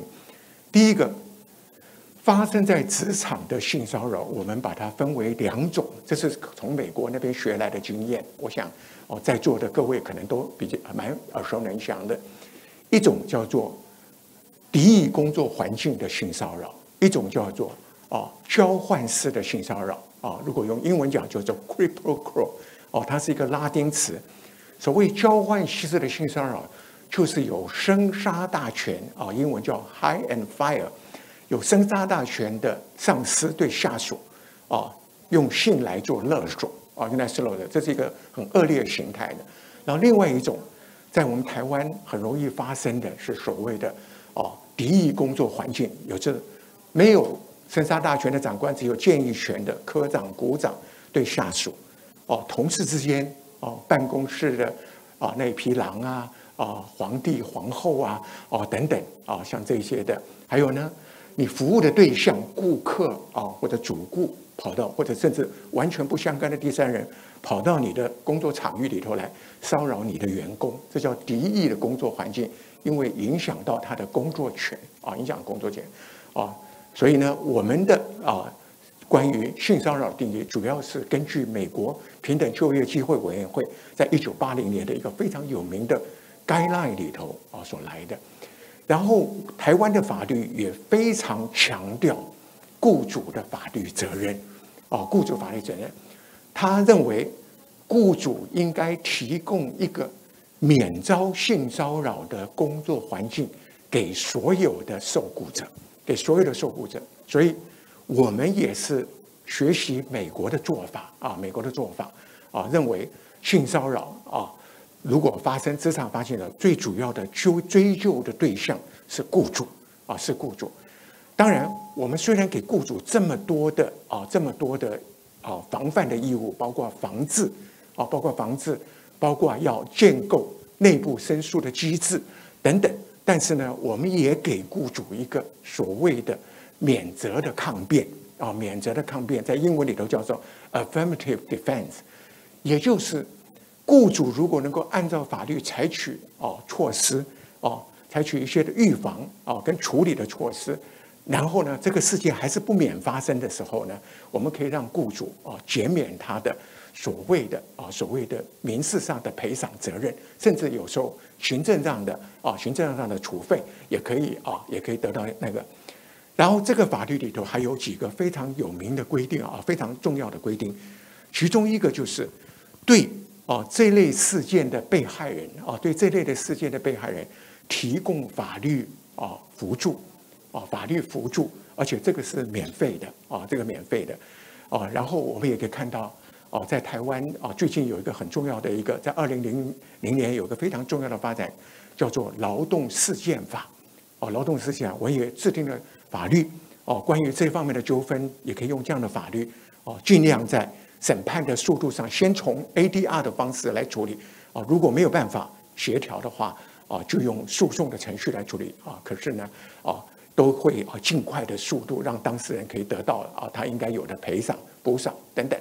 然后呢，我们在这个法律里头呢也有一些的对这个雇主要求他要对受雇者提供一些的待会我们会谈到的咨询或者这方面的服务等等所以我们可以看到台湾的发展是从职场开始，可是我个人觉得台湾的在性骚扰的防治上面更大的贡献在于它除了职场以外，各位可以看到我们在隔了2年以后，我们有一个所谓的性别平等教育法。性别平等这个法怎么来的呢？是因为今天早上也听说很多的国家关于性别法律的制定都是悲剧那在这方面，我们台湾也是一样有一个姓叶的国中男生他认为他从小学他就认为他是一个女生，可是他是活在男性的躯壳里头男性的躯壳里头。他在读小学的时候，因为没有发育，比较没有问题。可是等到他读国中以后，问题来了。他最大的梦魇是什么？上洗手间。只要他到洗手间去，就有一群人把他推进去，然后在里头对他拳打脚踢，把他踹倒在地上，然后问他说：“你为什么要用男生的厕所？你应该到对面去用女生厕所啊！你用男生厕所是站着用还是蹲着用啊？”然后后来这个小朋友死在厕所里头，这个是一个悲剧让我们政府跟很多民间知道我们学校里头有这些特殊需求的小孩所以我们就制定了一个校园的这个平等的法律。那这个第4章里头有一个关于校园的性骚扰，我们晓得待会我们谢其南谢老师会跟大家做很详尽的介绍但是我必须在这里跟大家强调的这个校园的性骚扰的法律是全世界，可以说全世界，我个人因为研究这个问题蛮多，可以说是全世界最进步的立法。因为我们老师在我们台湾社会有特别的地位，一个老师被指控性骚扰会非常难以自处，所以呢，我们设计了非常好的调查申诉处理机制调查处理包括委员的选任、调查程序的进行，甚至调查报告的撰写。都有严格的规范都有严格的规范。然后等到校园，我们渐渐实施出来有一个什么，我们又多了一个法律，叫做什么呢？叫做性骚扰防治法。这个法的保障范围更广了，它涵盖什么呢？军中公共场所，举例来讲，街道上面或者说坐在捷运上或者什么等等，还有呢一般的服务你去唱 KTV。甚至去到餐厅里头去用餐，这是一般服务。更重要了，还多了一个什么东西呢？更重要的是多了一个所谓的专业服务。我随便举个例子，如果今天医生在一个医院里头骚扰护士，或者病患骚扰护士，或者病患的家属骚扰护士，这个是职场的性骚扰。但是如果医生骚扰病患，这好像就没有法律了。可是这个法律叫做专业服务的性骚扰，也都把这个范围涵盖过来。然后我刚刚也讲到，我们有2020年的劳动事件法对于这类事件的被害人，他的诉讼程序都会比较加速。还有一个呢对台湾来讲影响很大的，就是说今年的6月1号我们有一个跟踪骚扰防治法也要上路。所以在台湾关于性骚扰，单关于性骚扰，不管是发生在任何场域，有4个法律进来做规范。这可能是全世界所有的国家没有一个国家能够像台湾能够做的这么样的完整，这么样的周密然后呢，我现在又因为我们今天的主要课题除了骚扰以外，我们还要谈暴力跟霸凌的问题暴力跟霸凌问题。我刚刚讲过，台湾暴力问题并不是那么严重，但是慢慢的我们台湾黑枪现在也比较猖獗，我们在药物这个毒品的以前是一个转运站现在变成一个消费市场所以呢这一类的问题也就慢慢的呈现，但是它发展比较晚，比我们刚刚讲到的骚扰比较晚。举例来讲第一个关于这个职场霸凌的调查是在2011年由111人力银行所做的这个报告让我们看出来在台湾尤其是职场的霸凌问题慢慢要受到重视。然后后面呢2018年跟2019年很多的 NGO 或者学者的研究都做出了调查，都告诉我们这是一个非常 serious 的问题在台湾那当然跟刚刚讲的性骚扰一样，我们台湾有很多的法律是可以来做规范的举例来讲我们的民法、我们的刑法我们的社会秩序维护法、我们的劳基法甚至我们的医疗的法律或什么东西等等。但是呢，用这些法律来规范发生在职场的暴力或者霸凌事件的话，严格来讲严格来讲并不是一个很好的处理的方式而且我刚刚讲过，不管是举证责任或者说所谓的这个诉讼的程序等等都是非常冗长，对当事人，而且它都是提供事后的救济事后的救济我们从性骚扰的经验来看，预防可能是最好的一个手段所以呢，我们就要思考一下，是不是要学习我们处理这个性骚扰所累积的经验那我们来看看在2013年我们台湾正式对这个职业安全卫生法做修正的以前在修正以前我们是用其他的法律，可是在2013年我们慢慢的意识到，所谓的职场的安全卫生已经从过去的化学物质物理的甚至生物性的这些 factor 来做考量以外，我们还要考量人因性的因素，人跟人之间的互动也越来越重要。所以在2013年的时候，我们对这个职业安全卫生法做了一个很大的修正特别提出来一个所谓的不法侵害的概念，也就是说，雇主对于他的所雇用的员工执行职务时候所受到的精神或者身体上的不法侵害我在这里用英文叫做 illegal invasion实际上它跟美国的所谓的 workplace aggression 或是 workplace mistreatment 是非常接近的然后呢，我们也可以看到我们的职业安全卫生法很大的一个程度是学习性别工作平等法的做法性别工作平等的做法，他把这个防范这一类事件的发生的责任交给雇主，但是我们这里要知道在这个职业安全卫生法里头的关于雇主的概念，它并不像我们前面所讲的性别工作平等法或者劳动基准法的概念是那么的扩张的它是范围是比较小、比较技术性的然后呢，我们也要求雇主要举办训练或者其他的也要求雇主最好要成立员工协助方案然后也要求雇主要去事先预防这些危险因子等等这里头在这个法里头的规定可以说都非常的详细那至于什么叫做不法侵害？在这个法律里头，并没有做一个很明确的规定可是呢，在我们的职业安全卫生署所颁布的2016年所颁布的指引里头 guideline 里头有对所谓的不法侵害大概列为6个项目大概就是言语或者肢体比较严重的一些的情形大概有6个项目而且把这个责任全部交给雇主来采取预防，而且发生这个事情要马上启动调查机制，里头也有禁止报复或者等等的这样的规定那至于这个 workplace violence 跟 bullying 的这个它的太阳我们台湾是采取一个比较扩张的解释待会我们当然也会谈到在这个 ILO 的 convention 里头的相关规定。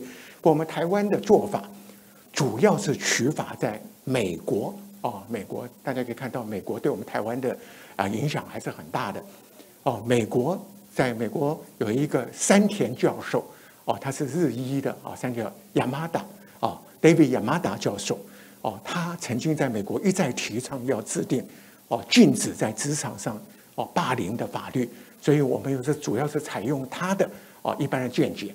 当然大家也可以看到美国有一个所谓的霸凌的研究机构里头，他对霸凌的行为也做得非常广泛，大概网罗了大概20几种的态样当然我们在法律里头我们待会会谈我们到底是用专法还是用施行法，还是修订个别的法规来处理它那对这个霸凌或者暴力的话，到底是要做一个比较弹性的解释。例如我们待会谈到 ILO 的 convention 它就是非常有弹性，非常的就是说可以让你有比较大的一个解释的空间啊，解释各有利弊，我们待会会谈一下。那这里我刚刚也提到了，这个法里头的修正里头，2013年的修正里头，对雇主防范这类的事情所做的一般的规定，还有其他的条款，其实跟我们刚刚讲到职场的所谓的性骚扰的防治其实是有相当的关联相当关联。好，那我现在就进入了我的论文的第4个部分第4个部分主要是进入我们看看我们这个 ILO 这个2019年的这个 convention 它的主要内容。那这个部分我不会谈太多因为我们今天早上的 session 里头，我相信我们三位的这个 presenter 大概都对这些的规定都做了一个说明都做了说明。我只是作为一个研究者，因为我们台湾现在也很希望能够把这个 convention 里头所规定能够放在我们台湾拟议中希望能够制定的这样的法律里头的那个，所以呢，我个人呢花了一点点的时间对这样的一个convention 的内容做了一些的研究我发现这个 convention 它有以下的几个优点比较 positive 的一些 aspect。怎么样讲呢？它的适用范围是非常，我刚刚讲的是非常 expansion， 而且是非常 flexible 的非常 flexible。第一个它讲的什么叫做暴力跟霸凌暴力霸凌它的定义是非常非常的有弹性的有弹性的。然后呢，什么是劳工如果说对受雇者几乎把所有我们的公部门跟私部门公部门是呢，我们所谓的正常的工作者 regular 跟 atypical 的非典型雇用的都放进来，受雇的跟自雇者也都摆进来，然后呢，甚至发生在都会区的跟农村都放在保护范围的。其中有一个非常非常重要的概念是，它对代表雇主行使管理职权的 supervisor 我们一般讲的 supervisory employee 也列入保障的范围所以呢，它的应用范围人的部分那对场域的部分我刚刚讲了，我们台湾法律的制定很多地方都是谈到什么呢？我们台湾的法律制定谈到的是 workplace， 可是国际劳工组织和公约，它把 workplace 做了最广义的解释把所有跟工作有关的所有的都列到进去保护，所以它用 the word of work， 我觉得是一个非常非常好的一个用语好的用语。那我觉得这个 convention 它另外一个好处就是说，所有的利害关系人都要一起来参与而且呢是用所谓合作的手段，而不是对抗的手段，然后他也强调所谓的 social dialogue，social dialogue 就社会对话，然后呢，他也强调非常重视一个叫什么 self regulation，一般来讲我们叫做自治那就是说这一类的纠纷尽量能够在事业单位内部用比较双方当事人都能够满意的解决方式来获得解决。那只有在 self regulation 失灵的时候，才会有 regulation of self regulation 的问题。然后呢，这个 convention 里头还有一个很重要的，它把我们现在越来越盛行的所谓网络上的 cyber 里头的 bullying 跟 harassment 都涵盖在里头这个也是非常适应时代的发展。然后我们如果注意到这个法律的这个公约的时候，我们可以看到，它很注重 status blind 或者 status neutral，它不是像英美国家所实施的所谓的 status born 这样的性别啦或者什么，它是很广义的。然后呢，它的 protection 它的保障对这个所谓的弱势团体甚至包括被家暴的被那个移民或者等等甚至非典型雇佣的都包括在内。所以呢，我们可以说这个公约这个虽然只是一个技术性的公约不是一般我们讲涉及到基本人权的部分，但是呢它的立法的技术我个人的稍微的观察我觉得它有上面的这些的优点。当然因为这个还没有经过确实的实施，而且我们也可以看到真正的批准认可这个公约国家只有12个国家，还是在187个会员国里头还是很少数了。不过它还是很新了还是很新但是我们还是可以从这个稍微看看实施的经验，其他的国家实施经验或者什么的等等，我们可以看到这个公约还是有它的一些的缺点存在很奇特的很奇特的。我看到整个公约看下来，没有看到 bullying 没有看到 workplace bullying 我们只谈了 harassment 也谈到了这个这可能是我自己的无知或怎么样，我不晓得为什么会我也很希望有人知道这个背景的话，可以跟我讲一下为什么 bullying 好像不在里头，好像是被 violence 含摄进去一样的。第二个，我们也可以看到这个公约里头对已经善尽了他预防责任的雇主并没有给他一些的让他有一些免责抗辩的这样的一个权利这个对雇主来讲他可能会缺少这样的一个诱因第三个，他虽然有说我们尽量用自治的方法，用所谓的内部的申诉机制能够把这样的问题解决，但是呢并没有提到所谓的非正式的手段非正式的手段。这个我们在台湾在这个性骚扰的处理上非常强调，除了正式上法律上规定的以外，我们还会提供一些非正式的方式。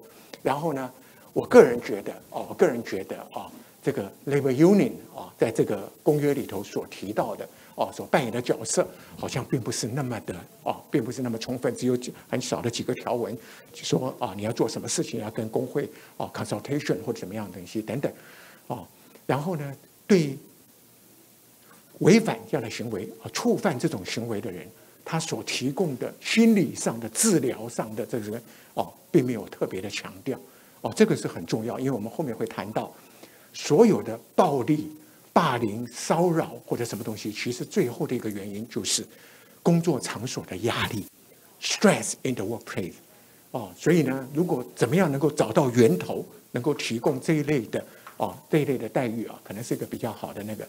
然后呢，所谓的员工协助方案协助方案在这个公约里头也比较少提到比较少。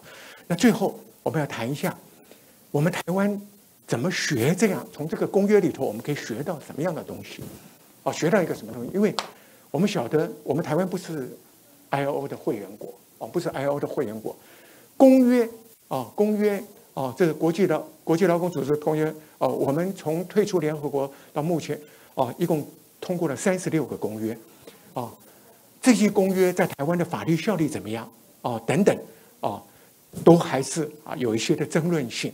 那我们怎么样可以从这个公约里头学到？第一个里头我们在谈到政府要怎么做，政府其实非常重视这个问题我们也知道暴力跟霸凌，尤其是霸凌在台湾非常引起重视现在也想制定法律来做修改法律来做规范。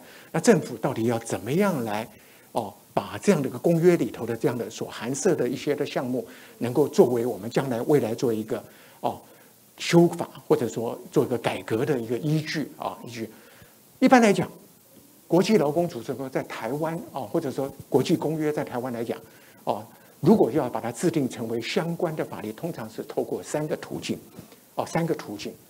第一个途径是什么呢？第一个途径就是制定施行法用施行法把它变成内国法化这个是最简单的例如我前面讲到台湾有很几个1966年的2公约1979年的消除对妇女一切形式歧视的公约，甚至我们台湾把什么同婚的问题那个大法官的解释用施行法来做，那是最简单，只要通过一个施行法就把它内国法化可是呢，我们可以看到这个公约我刚刚提到了，它是一个技术性的公约，不是涉及到 fundamental rights 这种情形 ，workers' right 的这种情形。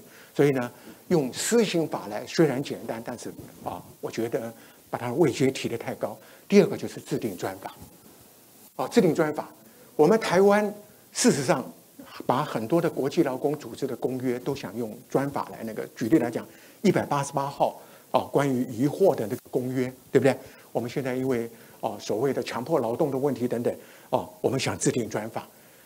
我们台湾的家事劳动，对不对？家事劳动也希望把这个国际劳工组织所通过的189号家事劳动公约放进来。可是我们可以看到专法有太困难，可是我们也看到成功的例子，例如我刚刚讲到的骚扰、性骚扰，台湾制定了4个法来对付，并没有什么太多的困难。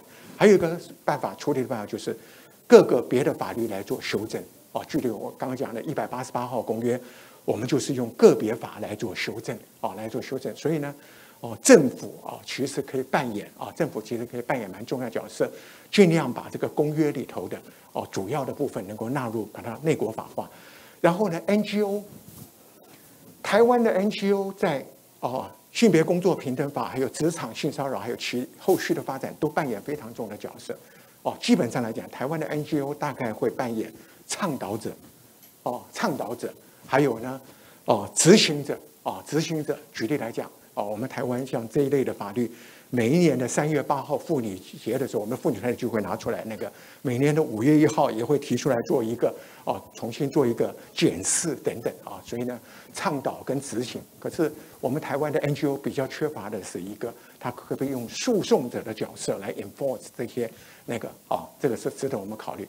那对于这个 local 的这个，对不起我这个地方写错了，是 employer 对这个 local 的 employer 我们要怎么样？其实就应该学习我们处理这个性骚扰经验。第一个根据我们的学者的研究，第一个就是说，我们应该对所有的员工发布一个，我这个工作场所里头禁止这个职场暴力跟霸凌的这样的一个，然后要建构一个和平相处、互相尊重、人格尊严跟这个互相体谅对方的这样的一个公司的文化，建构内部的申诉机制，举办 suitable 的这个所谓的 training program，然后很重要的是要建构很好的员工协助方案因为员工协助方案，我们从性骚扰的经验可以看得出来，他除了对被害人甚至相关人可以提供协助以外，他甚至可以对骚扰者也就是触犯这类行为的人，那我们也可以看到，其实触犯暴力或者霸凌的人，其实他也是需要帮忙的需要帮忙的。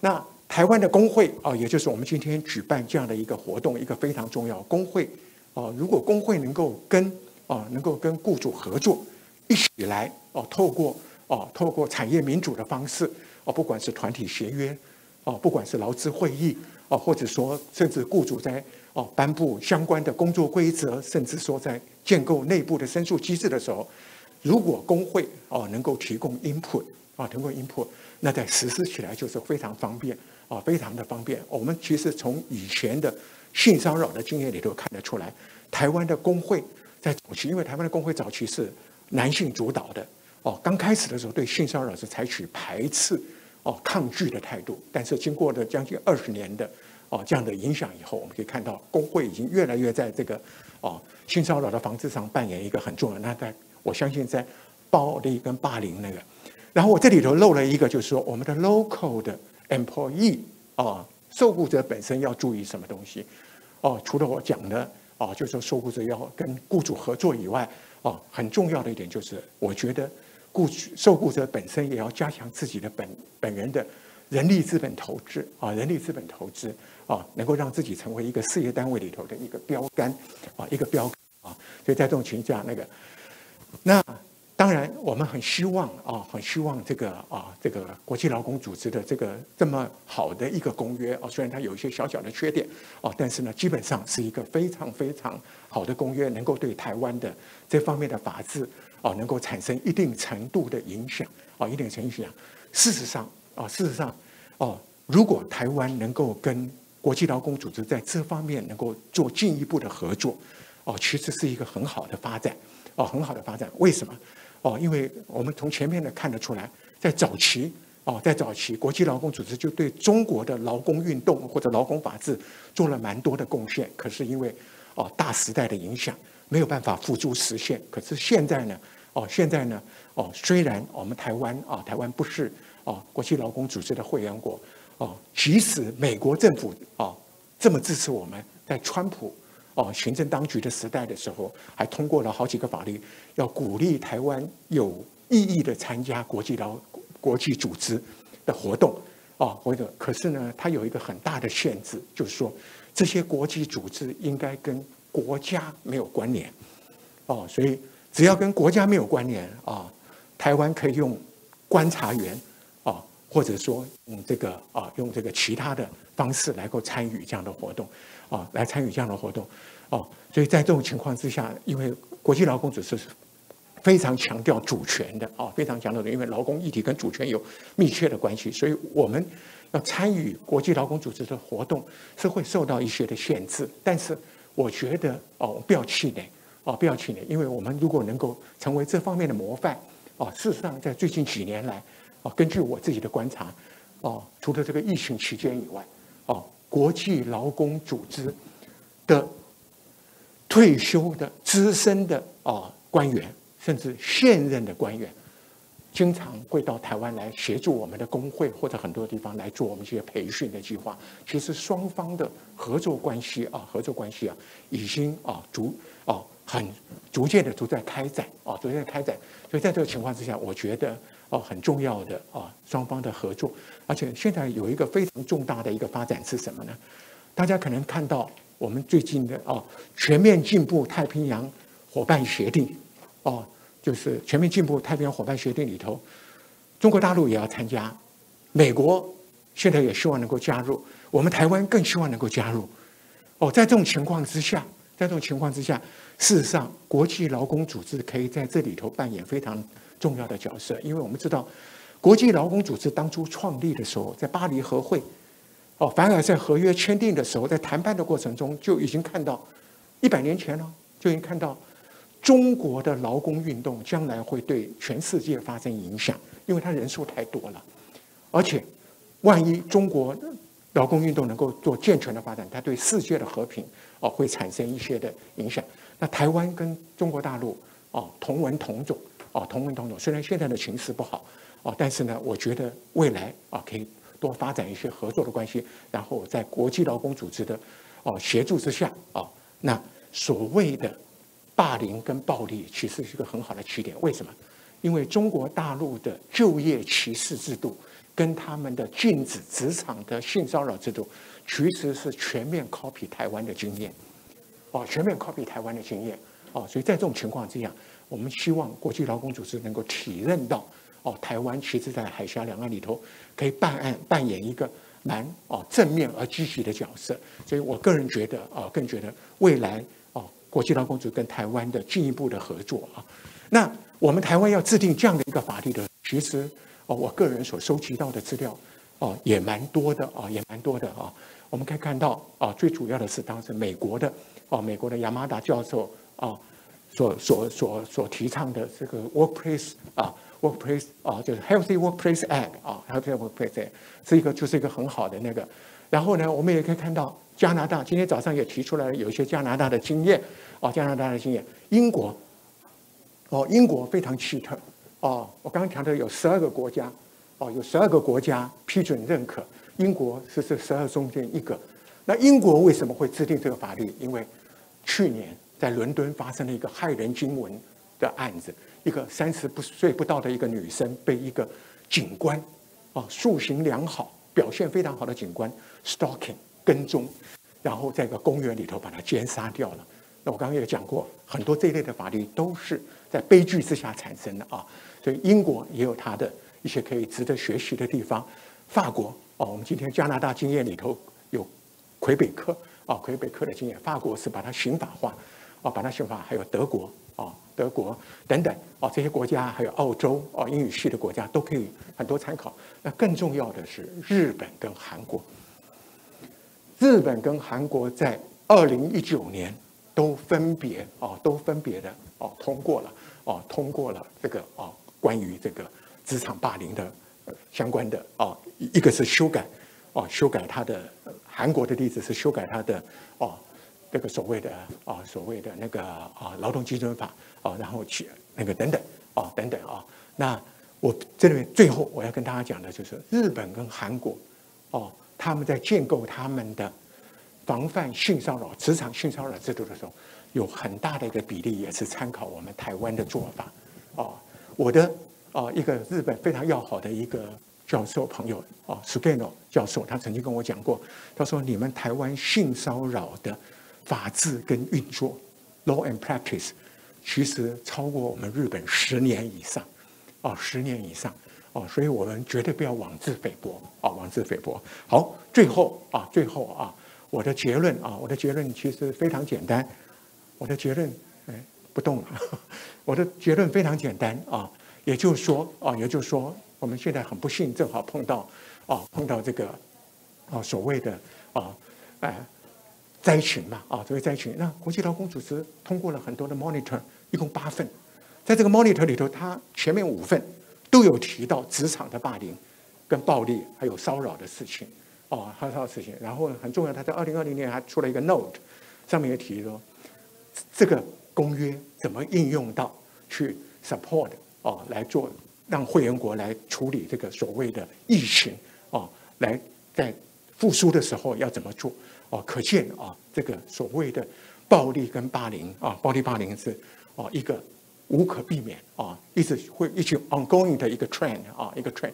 然后呢，在台湾我们也可以看到所谓的那个所谓跟踪骚扰防治法在今年的6月1号就要那个了。然后呢，它也会给一个非常好的非常对台湾来讲是一个非常好的这个基础。所以呢，我们可以看到台湾在这么地方表现得这么好但是呢，真的是非常 regrettable 跟 unfair。就是说，把台湾这么一个 potential 的这个 role model， 尤其在 developing country 里头，在这个里头把我们排除在外其实对台湾来讲，真的是一个非常不公平的事这个就是我今天所做的一个结论我非常欢迎大家对我刚刚所做的 presentation 提供任何的建议或者提供质疑，谢谢。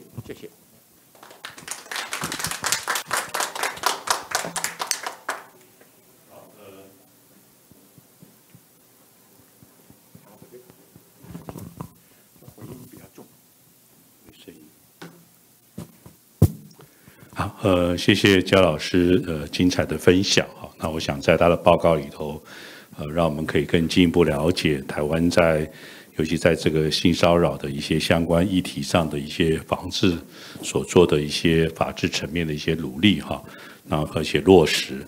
那当然我们也还有一些需要去做一些改进或改善的地方了那我们想接下来看看，就邀请这个现场的来宾还有线上的来宾，针对焦老师的报告的内容来提出一些的问题或是意见。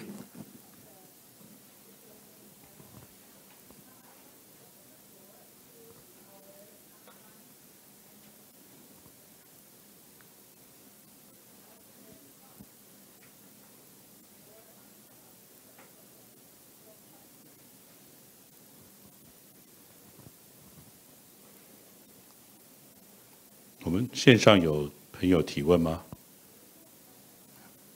好，那麻烦来请那个劳动部的同仁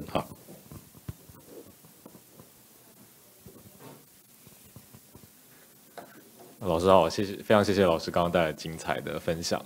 那我真的是想问一个问题，就是说，照老师刚刚的讲法的话，我国目前定有的就是像性别工作平等法这样子，一些相关法规的部分，其实算是蛮进步而且蛮完善的。那我想进一步了解一下，如果我们现在的情况是要参考 C190所规范的那个内容，再进一步去做法制上的检讨的话，因为 C190涉及到一些，比如说不只是性骚扰，还有一些职场霸凌或是家庭暴力什么其他的方面。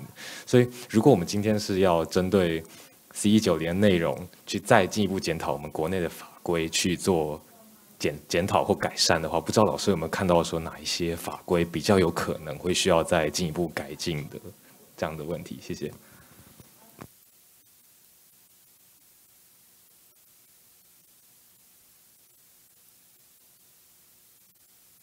谢这位同仁的提问啊，我觉得这个问题问得非常好啊，因为国际劳工组织到底是累积了100多年的经验，而且它是劳资政双方的一个机制，所以它所做出来的东西啊，所做出来的尤其是公约都是经过一个审慎的程序，尤其正好满100周年啊，跟这个100年的宣言一起发布，自然有它的意义啊。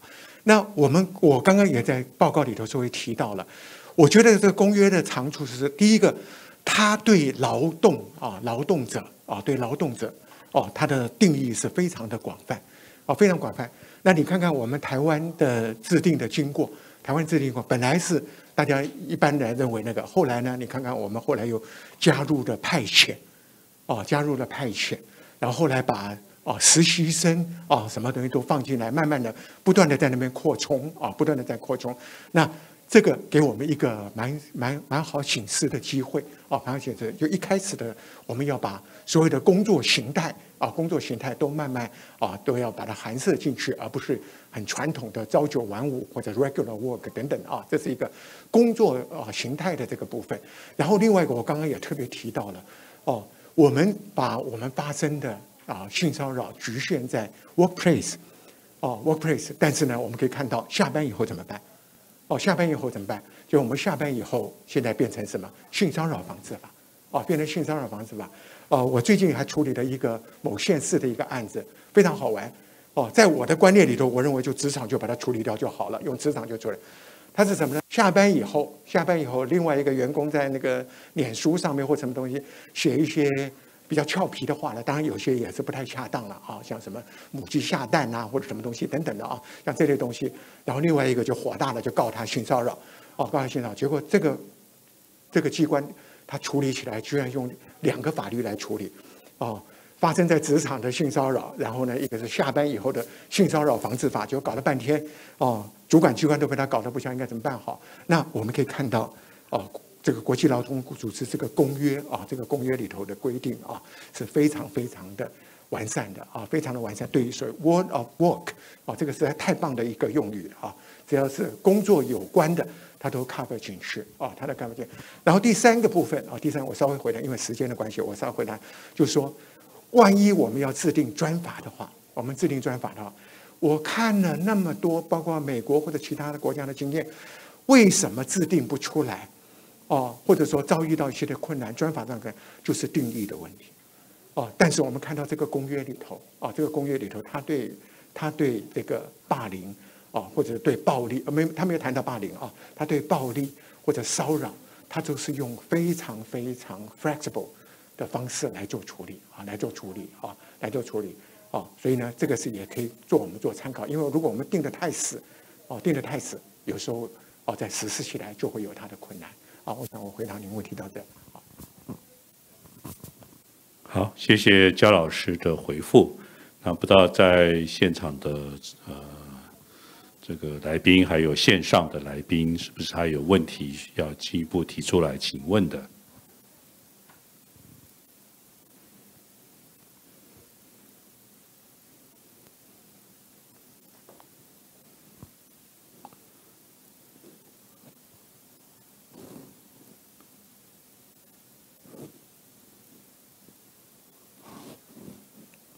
好，如果也没有线上来宾没有提问嘛？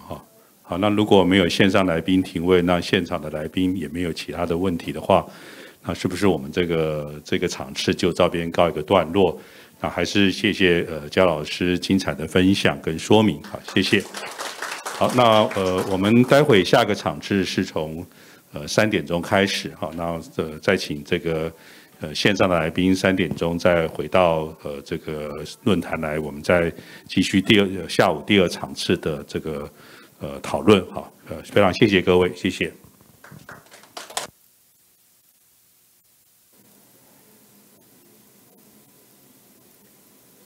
好，欢迎回到我们的论坛。好，那我们下午的第2场次是邀请到中国文化大学劳动及人力资源学系的谢启兰谢教授，来跟大家分享台湾职场暴力与性骚扰的实务案例。那我们是不是也欢迎这个谢教授啊？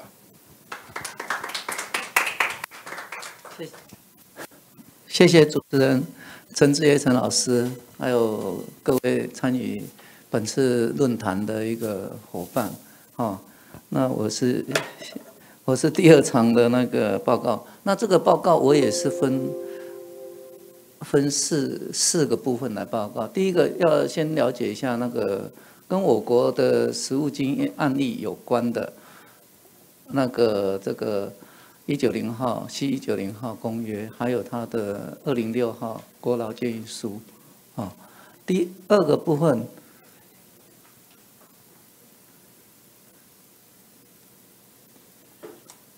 好，谢谢。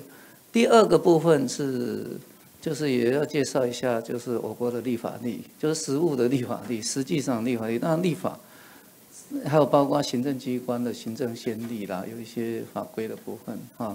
然后第三个部分当然就是我国的司法体系的判决啊。第四个部分，就是有一些建议啦。那大概可能因为我准备的部分太多了啊，70几页，如果因为它的细节太多了，就像焦老师讲的细节，如果讲实务的部分呢，不管立法力啦、行政先例啦，这个实务的东西太多了，所以我们不可能 cover 各个角色。所以我第一个部分，它这个公约它其实就所有的就业歧视的那个，像我们性平法还有就服法里面的各种的。就业歧视的种类里面的骚扰啦，像种族啦什么什么这些骚扰，都应该是属于这个公约里头都要规范。那第二个那个他在条文里面就写了它的定义是采融合性的、采不整合性的、采性别对应性的，所以它这个定义对什么叫做暴力，什么叫做性骚扰，它是尽量让融合，让各个缔约国它可以自己去解释，它不采统一定义的，然后再推给其他的公约、其他的国际标准，所以像这些政府啊、雇主啊、劳工相关的那个角色本质不同的责任，都可以是属于那个如何来界定这个所谓的少数与弱势，那应受规范的人也是像焦老师刚刚已经讲了，是非常广泛。然后最重要的当然就是雇主责任，雇主责任这一个规范，它直接写在那个第9条，那雇主有适当的步骤防治，然后他雇主的一些内部的措施，然后这个他有特别规定说，不能因为我有这些措施，反而造成这一些弱势者，尤其妇女，反而造成他的就业有一些阻碍。这个国家的政策也要考虑这一点。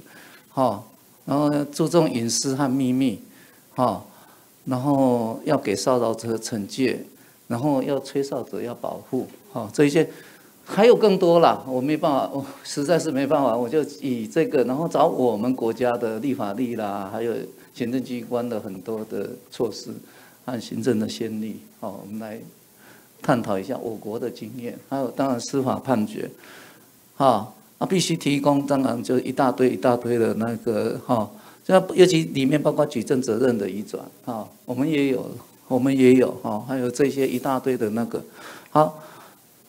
所以我们在职场暴力这个就是法治的建立，我国一直都有如果那个我去那个司法院网站就用职场暴力或是职场霸凌这样去检索所以大部分的案子都是用刑法、公然侮辱罪和伤害罪公然侮辱罪上，所以就都有最主要都是用公然侮辱和的案子来处理这个那我国在劳基法第8条其实很早就有对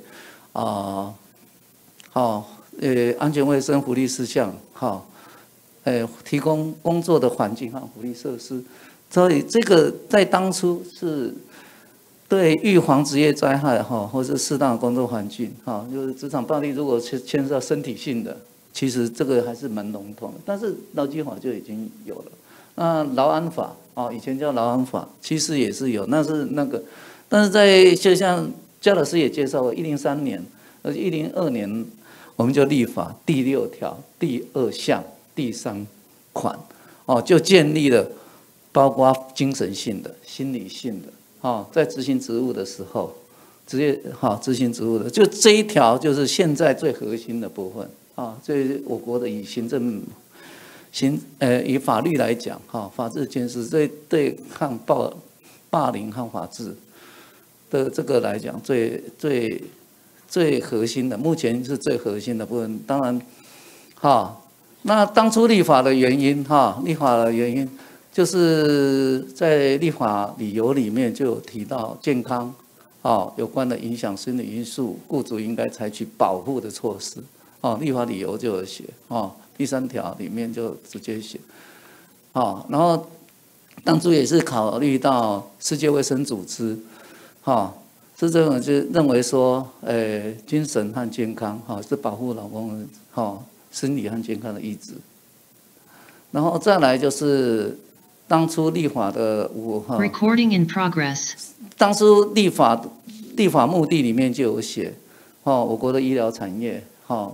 医护人员被殴打的是暴力的现象，暴力的现象，所以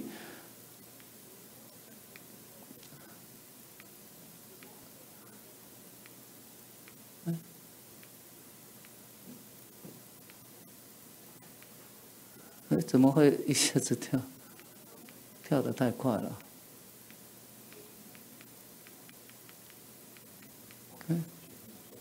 所以我是我是，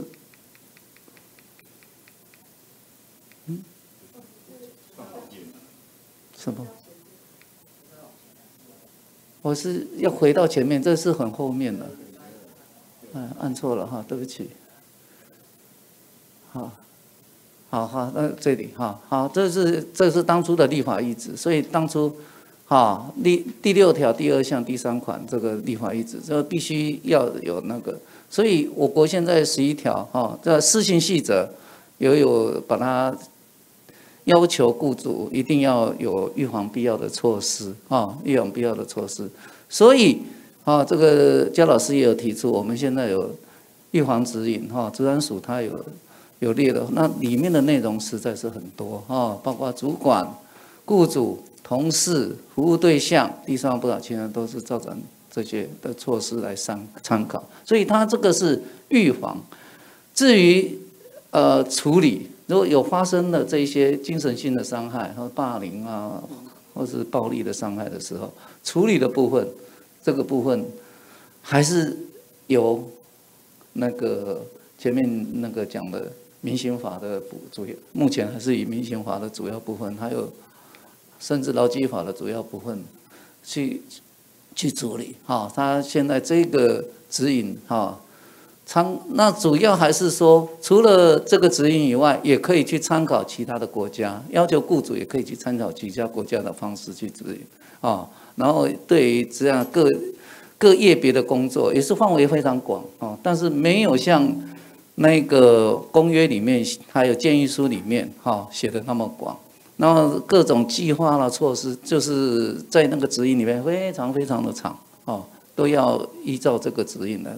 如果没有依照这个，目前治安法第45条，如果没有按照第6条第3款第2项第3款来执行的是罚3万到15万。如果这个预防措施依照这个指引所列的预防措施，如果不执行，第一次警告先改善，然后第2次就3万到事实上还是非常低所以劳基法第74那个吹哨者是有保护的，劳基法就有保护的我们讲第8条的，如果用劳基法第8条来处理的话，那是有保护的不能因为这些而解雇降调不利益对待这些是有保护，就是符合公约里面他写的包括吹哨者都要保护，证人、吹哨者都要保护那职场暴力的部分哈，那个第2项，主管机关对申诉人哈，这个公约第10条就有写，就有写一定要对职场暴力，所以我们那个公务员应依法追究他的刑事责任，依法追究他的同条的第5项也有在规范。好，同条的那个我国那个职业安全卫生法39条就有发现，就是说对这一些那个保护，还有劳动检察机关也不应该处理这个那我们劳基法本身对于保密义务，我们刚刚讲公约里头它是有保密义务的。要求缔约国处理案件的时候保密，然后我们的保密及处理办法，它就有订定相关的那个对于那个检举人啊什么的处理期限啊都有保密的要求，所以这是我国目前来讲在这个领域里面是符合公约里面的规范的你已经有符合公约里面的规范了但是现在的就是说。主管机关，治安署，他没有权利去认定损害有没有发生的因果关系，侵害跟受侵害被受害者的，他现在的目前劳动部的所做的解释解释函所做的解释，就是说我们刚刚讲的治安署，他对于第6条第2项第3款他是只是提供指引要求雇主必须去做这些危害啦、评估啦什么，但真正的发生的个案损害的时候，治安署有没有权利去认定侵权行为的因果关系？目前是没有的我们劳动部的解释是这样，所以雇主的义务预防义务是有规范，但是有发生个案，治安署是没有光事业单位只是提供参考，然后如果你没有照这样做，预防的措施处罚目前是这样的制度目前这样的制度，所以还是有个案的话，权责机关是谁？当然就是法院啦还有检察机关啦，还有检察署啦，目前还是透过这个透过这个，所以暴力事件如果那个。只能去申诉还是依照39条刚刚讲的去申诉，申诉就会受到那个保护但是去认定到底是殴打、伤害、性骚扰、性扰犯，都要转这些主管法规的主管机关就是警察啦所以现在大部分就是但是这个指引对雇主的要求是什么？零容忍，他就是要求你高阶主管，里面内容非常多。这个指引里面内容呢，我就大概稍微讲一下。他对于高阶主管，他是要求他在企业内部的政策上，他必须要宣示他的政策。第二个，人资人员、职安卫人员、单位主管，他也是要求他必须有危害辨识，还有风险评估。危害辨识、风险评估。然后在风险的因应的时候，不法侵害发生的时候因应的因应策略还有要求执行的处置结果和相关记录至少要维护保留记录3年保留还有内容相当多，我想我们不可能在这里介绍仔细介绍。好，那属于司法暴力和司法实务案例的这些。我研究了那个法院的判决看的实在太多了所以我的现在先整理主要的现在目前的情况，主要含民刑法了，刚刚那个但是我看到的案件就是大部分都是公然侮辱罪他们目前主管机关就是检察机关嘛，然后法院判决公然侮辱罪然后民事当然就是侵权行为啦大部分都是侵权行为，执行职务的时候的侵权行为就是劳工在执行职务的侵权行为。然后我看到的我看了实在太多案件了哈，他的案件大概都先告刑事，然后刑事过了，告民事，这是我看到的第一个策略哈，第一个诉讼策略就是说，劳工受害的时候，第一个是吧？还有呢，现在看到的很多案子就是说，劳工被认为被不当解雇，他在提起那个确认雇佣关系存在的诉讼的时候，现在大部分都会提起说，在被解雇之前被霸凌、被暴力、冷暴力啊什么什么，这写了很多很多呢。但是会不会成功哈？确认了，但大部分案子我看到的民事案件都是驳回了。所以说不会。然后可以看到的就是霸凌在霸凌的案件里面不管它是单次霸凌，或是我们讲说已经有模式化了，或是重复性的霸凌，案件都有成立过，都有成立的案件那我就介绍一下这个104年新竹地方法院483号但是主管就骂下属了他较争赛。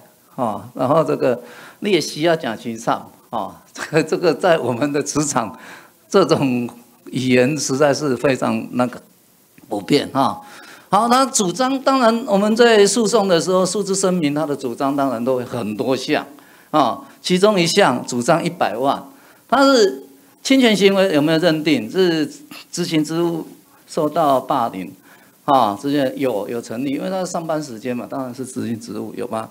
请求100万，给多少？5万，所以几乎我现在看到的判决都是请求很高，几倍高，然后判决都是很低，这是普遍的那其他就是说要有请求说，我因为被霸凌，所以我精神受伤害、健康权受伤，法院都判那个没有因果关系啦身体损伤跟那个没有因果关系然后甚至还告说我被解雇了嘛，不当解雇说我因为这样，然后就造成不能工作下去，我离职了，离职我又找不到工作，也会告这个就被霸凌以后他也会告这个，当然法院现在都不支持好，再来就是这个新竹地方法院109年度这个民事检察，他也是就骂那个国骂2次。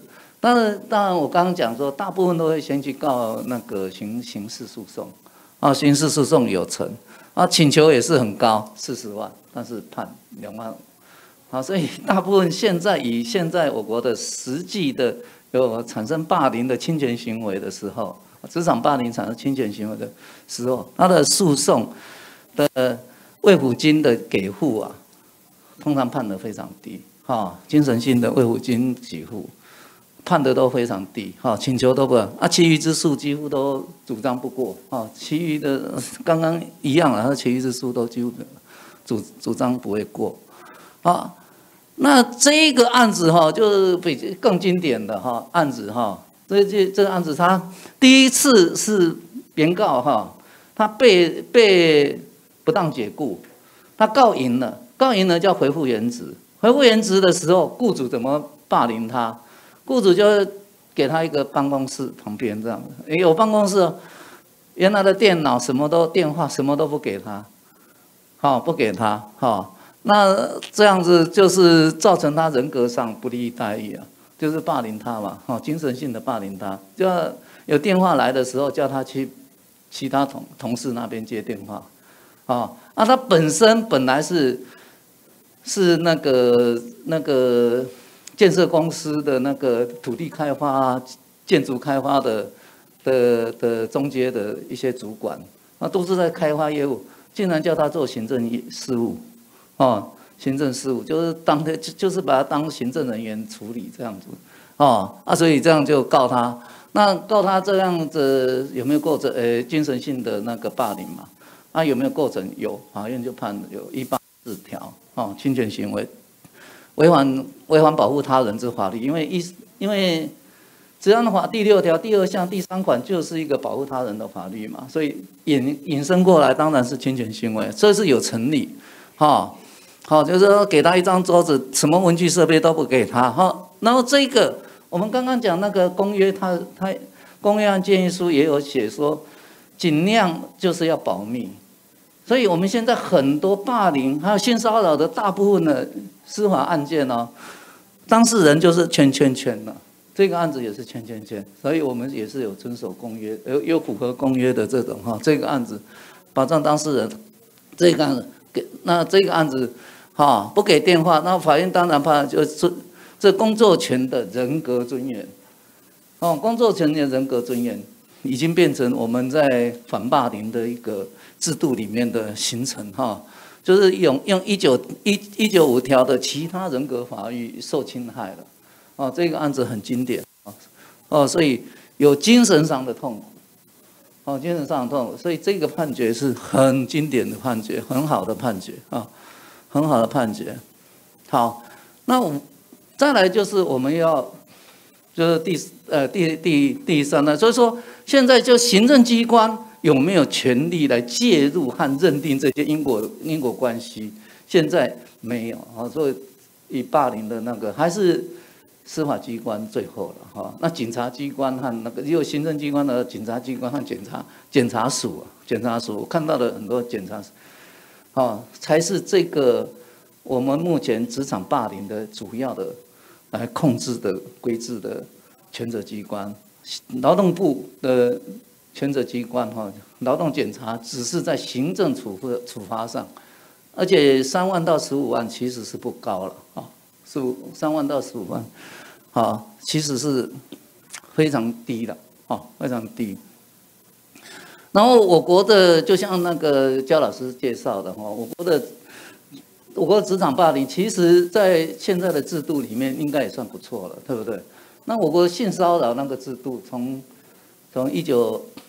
民国86年87年76年民国76年的国父纪念馆案件，然后14年推动14、15年推动到性别工作平等法因为当时叫男女工作平等法，两性工作平等法开始到现在所以我国职场霸凌的职场的性骚扰法制的建构实务案件的建构，还有行政机关的各县市那个评议委员会的那个那种制度太多了太多了，对应于公约来讲太多了所以然后而且我国有在职场性骚扰的防治经验里面，雇主的防治经验也是非常多跟霸凌这个部分雇主的防治经验还欠缺啦，就是说那个指引现在落实的情况也是不太清楚。但是我国现在连职场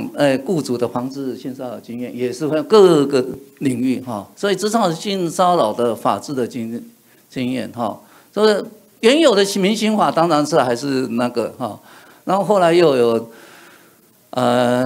性骚扰防治法、教育平等性别教育平等，还有那个这2个法然后性侵害的部分我们也有判决行政法院判的，就性侵害到底是不是职场性骚扰，这竟然也有法院的判决这个对工作权侵害的时候还有刚刚才通过的那个性骚那个什么跟踪骚扰法这些都是的这些都是现在目前在处理我国的性骚扰防治法。如果以公约和建议书了公约和建议书通通现在还是那个各个法还是在这些保护的制度里面都有在运用到那当然我们就知道嘛性别工作平等法、劳工雇主学校教职员学生，其实校长所以以他公约的是扩张到什么？扩张到那个非典型雇用不止他公约要求的是 informal sector， 就是非正式雇用的人员就非正式产业的人员都要保护那个实在是太广了我们的法律这一些来讲都还是正式雇用的即使是非典型雇用，可能都还没有他公约要求的那个，所以我们这性骚扰防治法、性别教育平等法，它也适用的来保护职场性骚扰很多。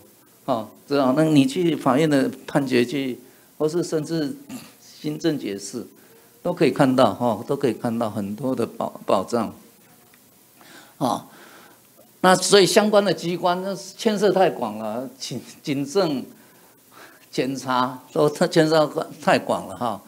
好，那当然就是性别关系，当然当年是由下而上像那个我就跳过了因为刚刚已经有界定了。好，那个种类的界定种类的界定一个刚刚那个焦老师也报告过了好，然后那个有关的委员会一定要相当比例一定要相当比例，你在评议的时候才会比较公平。这些在公约里面他们就也有这种要求。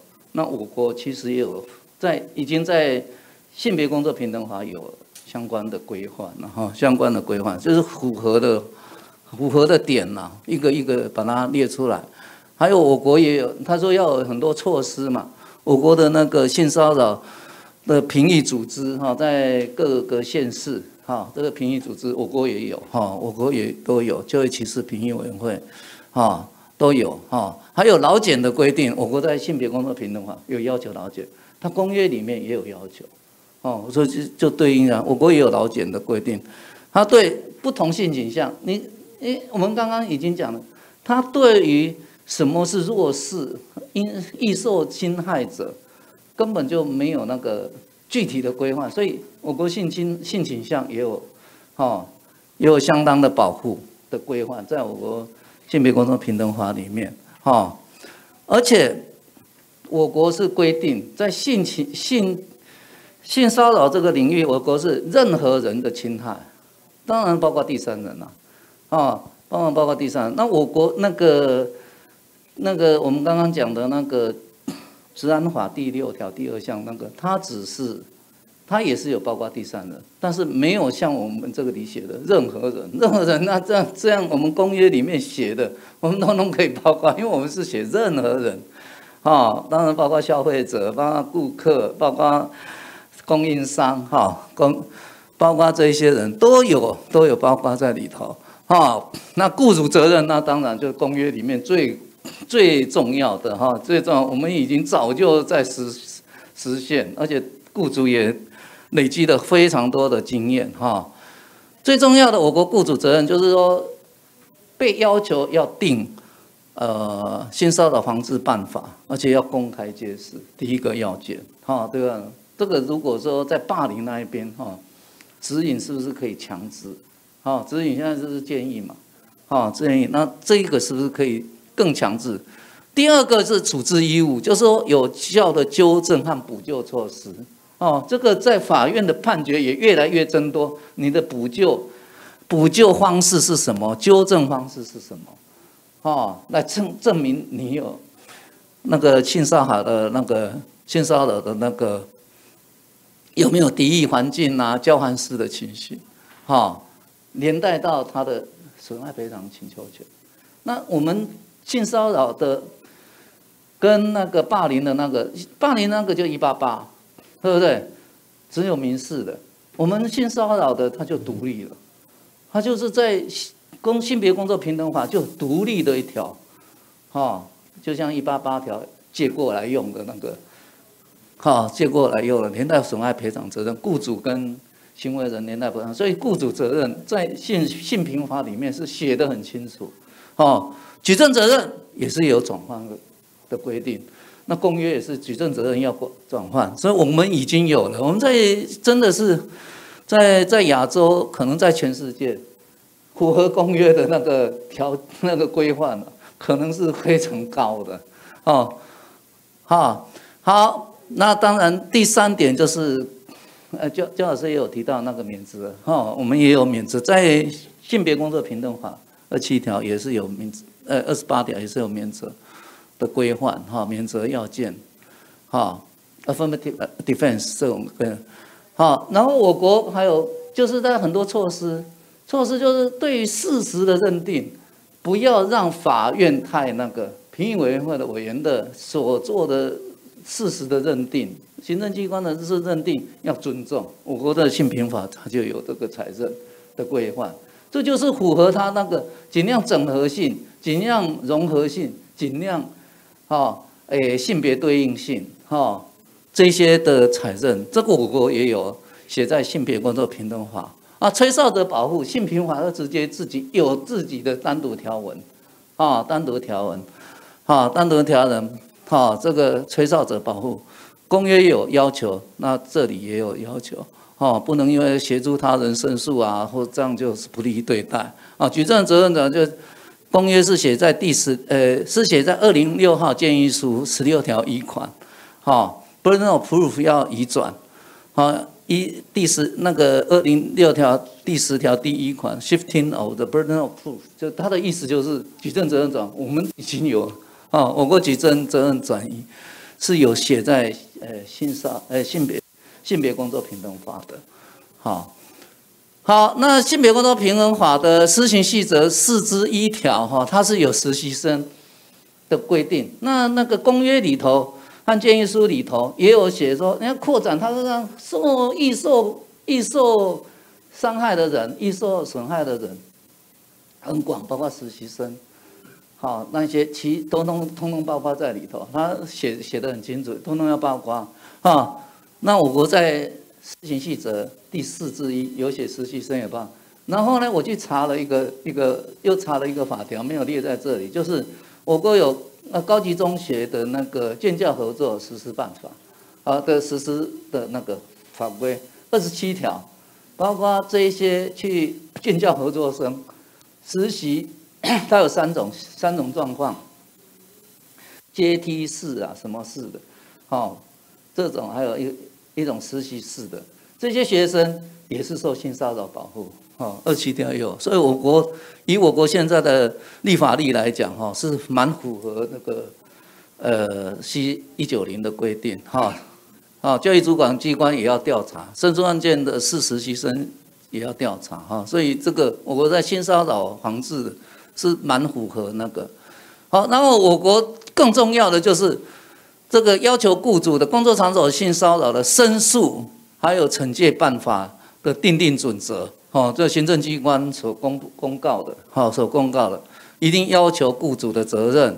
第二个，性骚扰是行为人的时候，求职者也可以向地方主管机关提出申诉，所以我们的机制是更多。那个雇主应该免于使求职者免于而且要提出预防、纠正、惩戒、处理措施然后呢，那个要提供教育训练，这个在公约里面它也有一条，就是规定你要提出教育训练要有书面声明单位负责人调查行为人的处置方式在它的第4条。我国的第4条那个准则里面订定准则里面的4之1条要有防治措施，第5条要有电话传真、专用信箱、电子信箱，这个都在公约里头都有规范。第6条这个要确认那申诉书的内容我国都是写得很清楚。第7条不公开的方式处理原则是以处理委员会委员要相当比例刚刚已经提过了好，那这个第8条进行调查要保护当事人隐私权，这也是公约里面的要求，也有到然后当事人、关系人到场要说明要有学识经验的人协助好，那要附理由做成决议然后要惩戒，雇主就要惩戒了所以在我们性骚扰这个领域了，霸凌那边现在这个都还没有霸凌这个都了，书面这些性骚扰这个领域的那结案要时间不能拖太长这个也是有一个程序上的保护那对申诉相当有诬告的事实也要避免他对保护惩戒有效的执行，避免同一个事情有报复的行为这还有我们刚刚讲那个焦老师刚刚有提到说，对于这一些侵害者，应该要给他适当的辅导啊什么的哈。我们是订定准则14条，就要转介到专业服务机构哦。这个公约里面它就欠缺这一点哈，我们还比较多。好，那性骚扰的定义我们就第一是那个我就不那个哈，我们那个交换式的就 quid pro quo 哈，其实在我们民法法律的概念里面就是有对价关系的哦，那种概念哈，对价关系这种概念。好，职场性骚扰哈，那就我们就可以讨论一下那个司法职务的案子哈。最高法院101，台湾高院101数字哈101这个哈。就是说，如果在职场他是性侵害，他就主张说，哎，我这个是性侵害，不是性骚扰啊，竟然有这种啊，所以这个判决就是在解释说，性侵害在性别工作平等法里面，当然是包括在性骚扰里面哈，不是说他去其他的部分，所以现在几乎啦，只要有告性骚扰防治法的刑案成立的，性骚扰的民案呢，一定成立哈。现在的那个不是就这样排除哈。那97年2月1号这是属于他说就是说胁迫性冒犯这些含涉在内就是说包括性骚扰防治法的任何的侵害行为都是属于职场性骚扰，就是职场性骚扰保护范围更广的意思哈。好，对于防治措施防治措施，它就在那个没有立即做纠正和补助，就直接就判你了啦哈。好，那个骚扰它属于违反工作情节重大，所以有性骚扰你去解雇它，就不会有那个不当解雇的争议哈。这个已经立为我国的判决主要。那我国最重要的一个案子就是一银案董事长亲自来讲黄色笑话，对不对？一银的那个董事长，前董事长那个判决也是写血淋淋哦，就是说我们已经有当初就就很重视这个当事人的隐秘性他就讲主要是就是说什么日本父子会提供性服务来满足女性的那个信徒，这样子来解释那个什么，解释说这个是一个服务的真谛那当然工会就不高兴了工会的就申诉透过工会了，劳工透过工会，女性这个就那个，所以到这个问题就在讲说，他这个公司知道已经妇女就劳工已经申诉了，到底有没有处置？有没有处置？适当的处置和补救？有没有处置？知悉了以后有没有处置？知悉了以后有没有处置？当然，主管行政机关台北市当然就是判是有性骚扰，然后上诉嘛，那个行政法院台北高院就是说13条这个受害者申诉，雇主应该如何处理来保护？所以当然是维持那个这个司法解释，当然就是维持。那第二个这个蛮经典的就是什么叫做性骚扰？是当事人被骚扰人主观的，并不是有客观一致标准。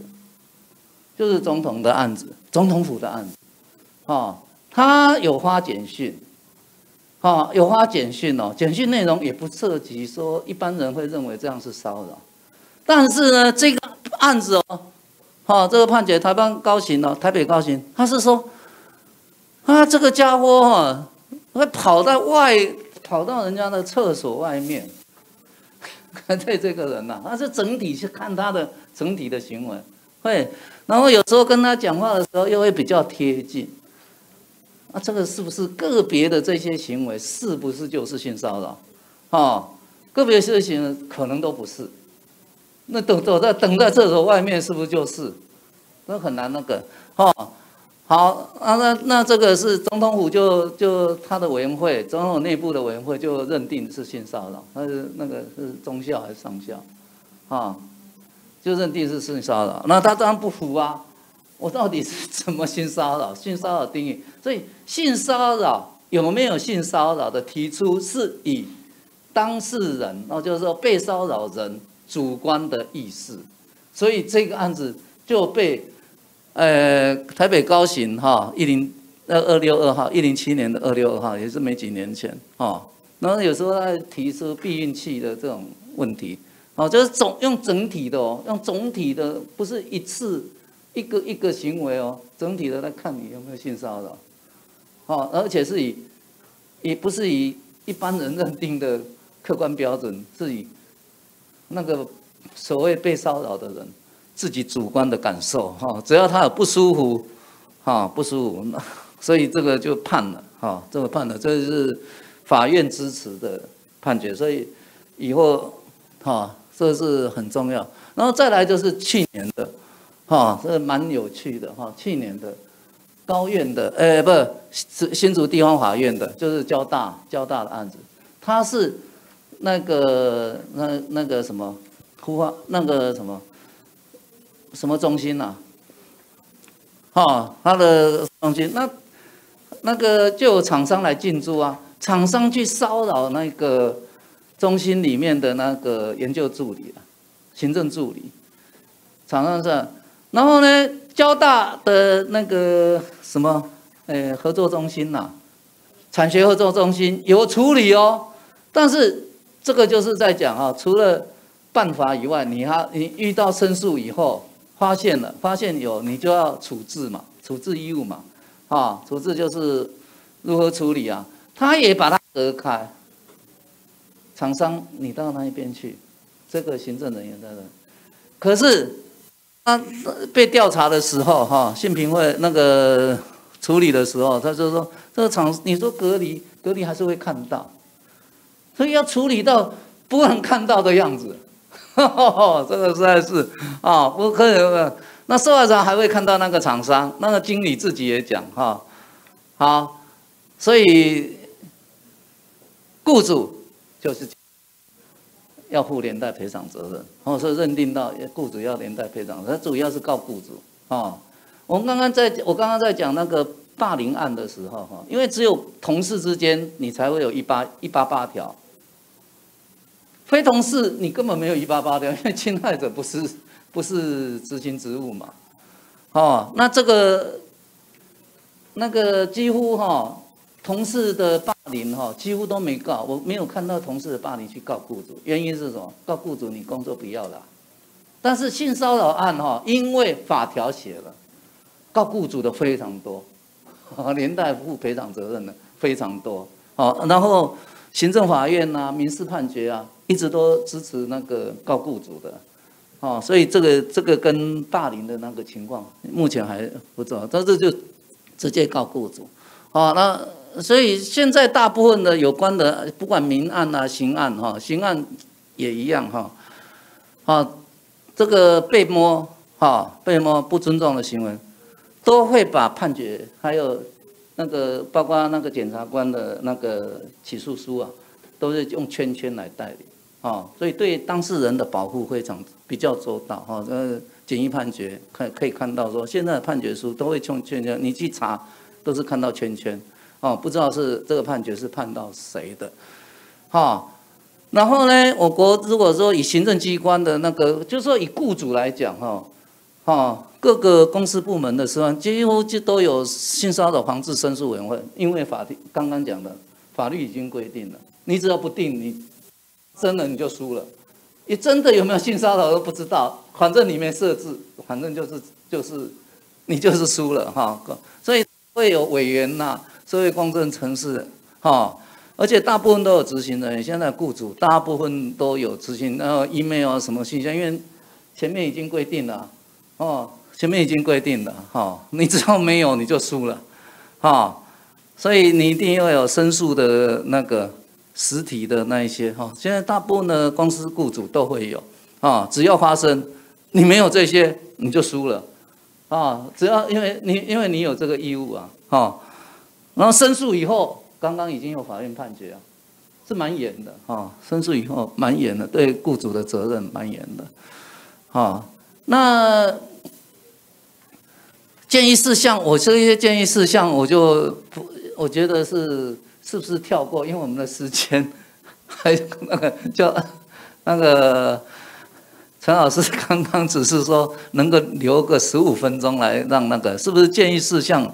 当然就是说我稍微讲一下供雇主遵循的时候，要建议要让雇主更多的责任。刚刚那个指引就是霸凌的时候那个指引要有霸凌的教育什么？因为从性骚扰制度里面可以自己就学到那个，不必一定要说然后当然。宣导了当然要透过宣导预防职场暴力团。以前性别工作平等法就有很多入场宣导的这些，那我们是不是也那个了那霸凌的防治措施是不是也要加强而且要加强劳动检查我觉得我们那个同学常常去做劳动检查，他自己就是属于，我觉得那个劳检处是不是有霸凌要考虑一下。我们学生都是待1年就赶快走，然后加班加到不行，然后身份呢约聘雇，1年1聘，工作没保障，是不是职场有？所以你要提升的时候，这些劳动条件、环境，对不对？他们是会被看不，那这些就是性平的骚扰特定对象群体的这些平等的保护这些那个要那个，好，再来就是因为这个公约它是扩展到很宽广，所以包括检察官，包括法官，就刚刚那个焦老师有提到劳动事件法，这些法官搞不清楚的啦，所以我们那个。在部里面应该是开始对这些法官也来教育说，现在这个扩展的情形以后在劳动事件法他们在处理的时候会不会好？大概就这个报告就到这里了，欢迎大家的那个指导和评论，谢谢。好，谢谢谢教授非常精彩的这样一个分享那我们是不是就开放线上的来宾还有现场的来宾来提问看看有什么问题或意见要提出来，向谢教授来请教的。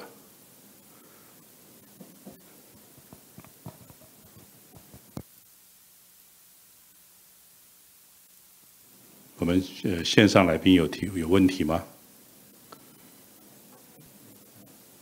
那不知道在现场的来宾有没有什么问题要提出来？是，来，请这个劳动基金运用局的同仁来。谢教授你好，谢谢您刚刚的分享，就是特别是提到许多有关职场霸凌的实际案例。那我想问一下，就是刚刚教授有提到，就是说好像在确认雇佣关系当中，很多案件在那个职场霸凌的部分是成为一个攻防的焦点，但是在这些案件里面，好像很多是被驳回的。那想请教一下教授老师这边的看法，是不是会不会有一种反而有点像是逆选择这一种被员工利用这一种职场霸凌的原因去作为确认雇佣关系存在这样的状况？因为我晓得教授可能看过很多实际案例，想说可不可以请教授分享一下这方面的看法跟见解？对啊，所以法官是不是要教育？对不对？法官是要教育啊，因为现在当然劳工他这样主张，可能他被解雇啊。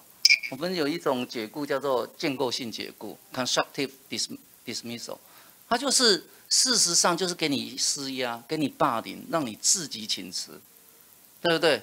这在我们的职场非常普遍。所以我主张的时候，我当然会主张啊。那我们法官会不会认识这样？对不对？是不是？这样有可能他是胡扯的，但是举证责任在谁啊？对不对？有利于劳工，他就应该要举证出来，他怎么样霸凌我啊？对不对？那我相信我们都在职场上工作那么久了，对不对？用精神性的方法促使你离职，这不普遍吗？所以当然劳工他会那个当然我们在很多的情况下都会想说，哎呀，你是成年人了，你应该有承受能力，你要在工作的世界。我们现在那个公约是它不是以职场那么狭隘了是工作的世界领域里面，你那么不什么？我们讲说，然后没有什么，抗压力，对不对？你为什么那么不？所以这个就是在价值的选择上，可能这个时代来临了，至于要如何形成标准，那是法院要做的。像你看性骚扰，他那个总统府那个案例，他已经是你即使你这个语言没有真正的达到那个标准，那你相关的情况证据，他就可以来认定。那认定，那到法院他还大概是总统府吧。要小心吧，等一下牵涉到国家中枢的安全吧，所以都一直支持。可能可能但是要如何建构，那个现在不知道。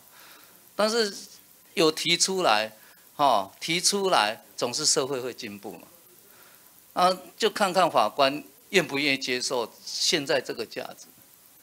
从外国这样子跟我国之间。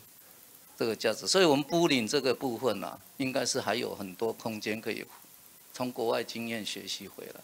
至于性骚扰，我觉得我国以前你看看那几个判决，有点你在美国这种总统府那个案子能够成立吗？然后那个交大这个案子，我已经处理了，竟然说还可以看到他就不行了，这反正就判了。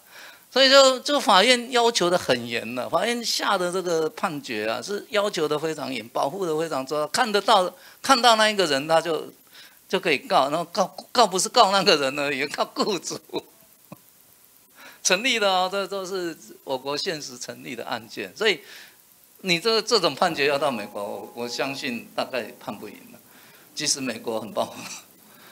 很保护你，很这样。我看我以我个人的判决，那太严了，标准太严了，对不对？那但是这些都是标准太严，我也不认为对对不对？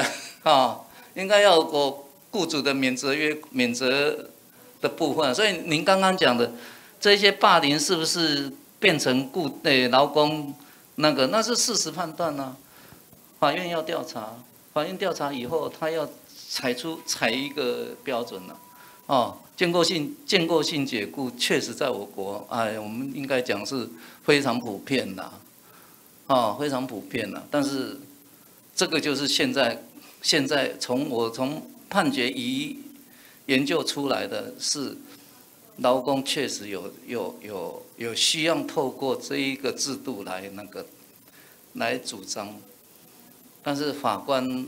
到目前几乎都是驳回了，法官现在都几乎驳回，搞不好再发展下去，未来这种利用霸凌来使得劳工在表面上自愿离职的事件会越来越减少。这是好，谢谢谢教授的回复和说明。那我们在线上有一位来宾要提问，那是不是请线上这位朋友来提出你的问题？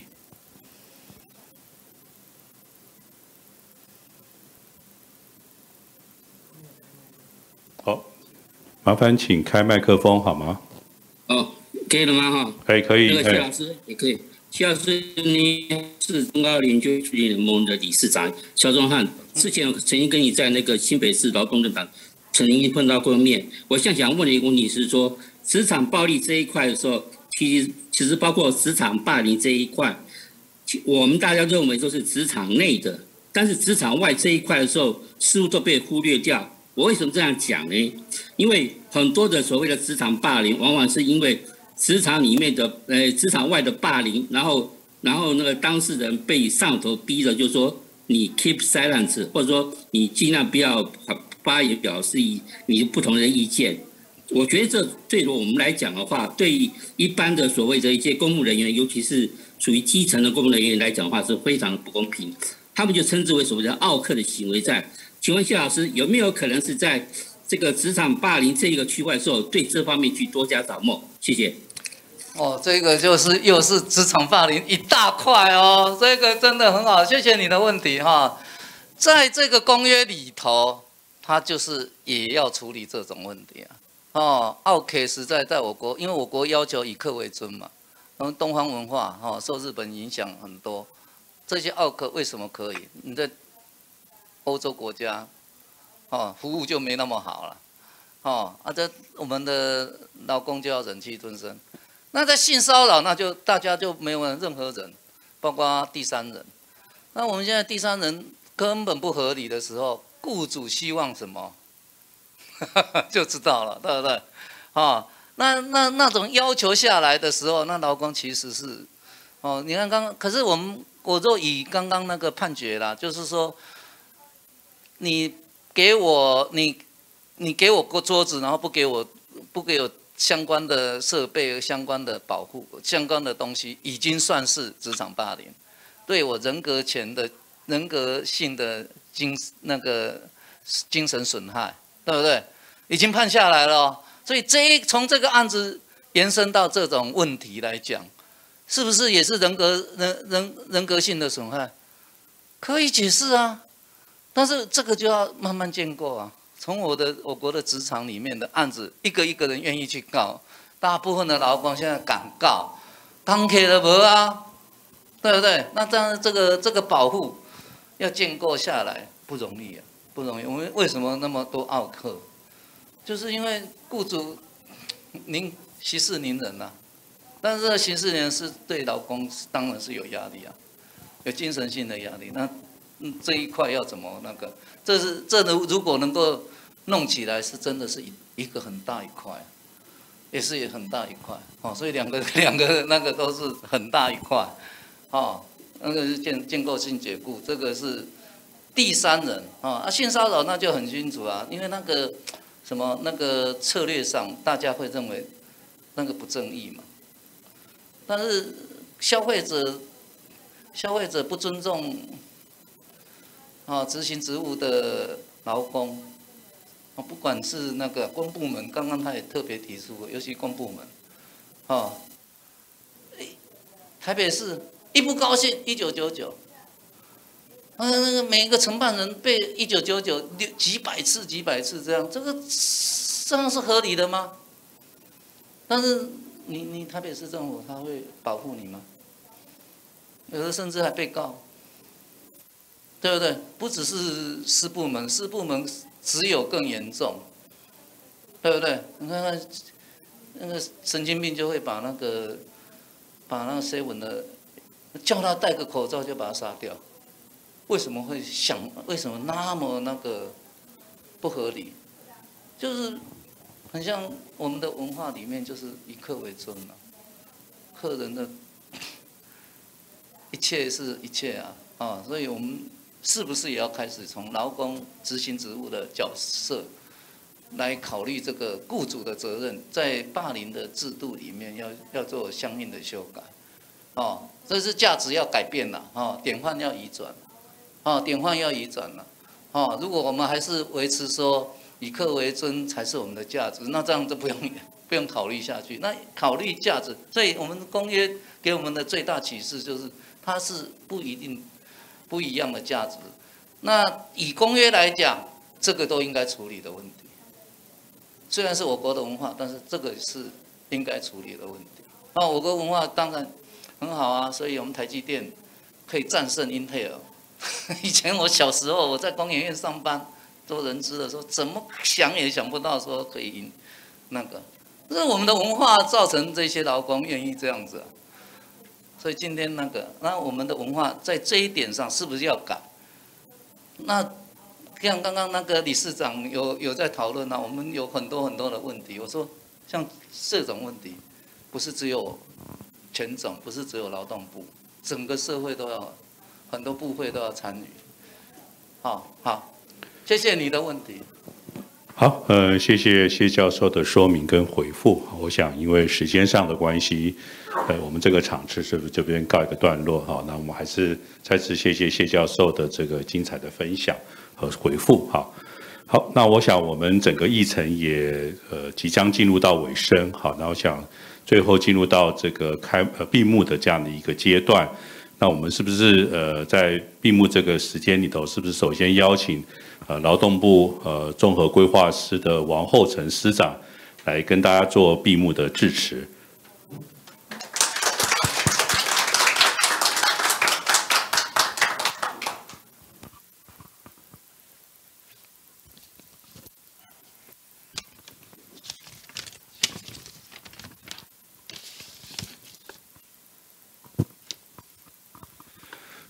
我们全国总工会的温理事长，还有我们陈教授、谢教授，以及今天在座的各位女士、先生，大家好！非常感谢各位波龙出席今天中华民国全国总会举办的“消除劳动世界中的暴力与骚扰”第190号国劳公约的倡议的论坛。我想今天的论坛经过一整天的热烈的交流与讨论之后呢，至此即将顺利的落幕。我仅代表劳动部，也再次感谢今天的所有的主讲人跟引言人，以及所有参与的贵宾，因为有大家的付出与参与，让本次的论坛有丰硕的成果。然后谨向各位之上最真挚的敬意与谢忱。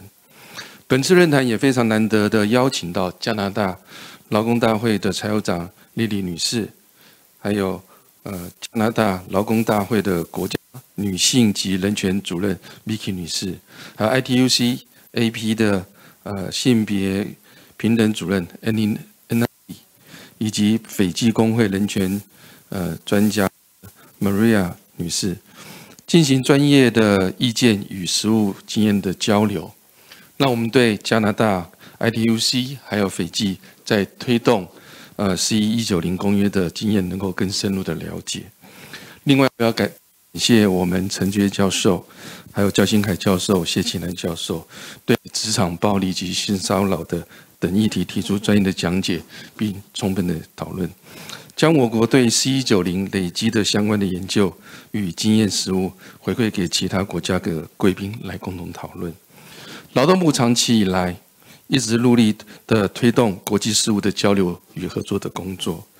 那也期盼能促进我国的劳动政策跟国际接轨，对国际劳工组织，透过每年的国际劳工大会以及各项公约所树立的劳权标准，劳动部都会秉持着最高度的一个重视的态度，并将其转化为我们的政策目标。就像我们最近努力在推动1188渔业的工作公约国内法化的工作，正是主动接近国际的经验。检视国内相关的法规的一个典范，也期盼通过这样的方式，让我们国家的渔业的劳动人权保障制度呢，然后能够提升，同时能够强化渔船船员的生活条件，也维护我国远洋渔业的永续发展。本次论坛的主题是11190公约，旨在消除劳动世界的暴力跟骚扰，特别是基于性别的暴力跟性骚扰的防治。本部作为性别工作平等法的主管机关，对于我国就业职场上的性骚扰防治跟促进性别工作平等以及禁止就业歧视相关工作的推展，一直都是本部的一个工作重点跟关注的议题。依照本部统计处去年的公布的雇用管理及工作职场就业平等的概况，员工占30人以上的事业单位，有近90%已经订定了性骚扰的防治措施、申诉及惩戒办法。那事业单位同意员工申请母性保护相关价别的比率也达到90%以上。那各项指标，从性别工作平等法在91年施行以来，皆有持续的进步的，不断的进步。那未来呢，劳动部也会在改善职场环境跟劳动条件的脚步也不会停歇。那本次论坛呢，本部有相关同仁参加，相信都会从本次讨论中获得很多的政策的启发。那最后仅代表劳动部再度感谢各位的贵宾那积极参与，同时也祝大家身体健康，也祝我们大家也祝福这一次的本次的会议圆满成功。谢谢大家，谢谢。谢谢王师长的致辞。那我们接下来是不是请全国总工会的理事长温理事长来做闭幕的致辞？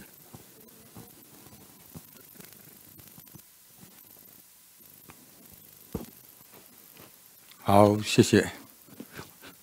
我们今天最辛苦的引言人，我们陈教授，还有我们劳动部王师长，还有劳动部各位长官，还有我们的谢教授，还有我们全国总工会，我们所有的同仁，大家午安，大家好。好，谢谢。首先在这边先代表中华民国全国总工会，再一次来感谢我们外交部，还有劳动部，还有我们专家学者，有你们的协助，有你们的帮忙，我们今天才有办法在这边来举办我们如何来消除我们劳动世界中的这个暴力与骚扰，来配合我们国际工会，来共同推行我们第190条的我们国劳公约的倡议。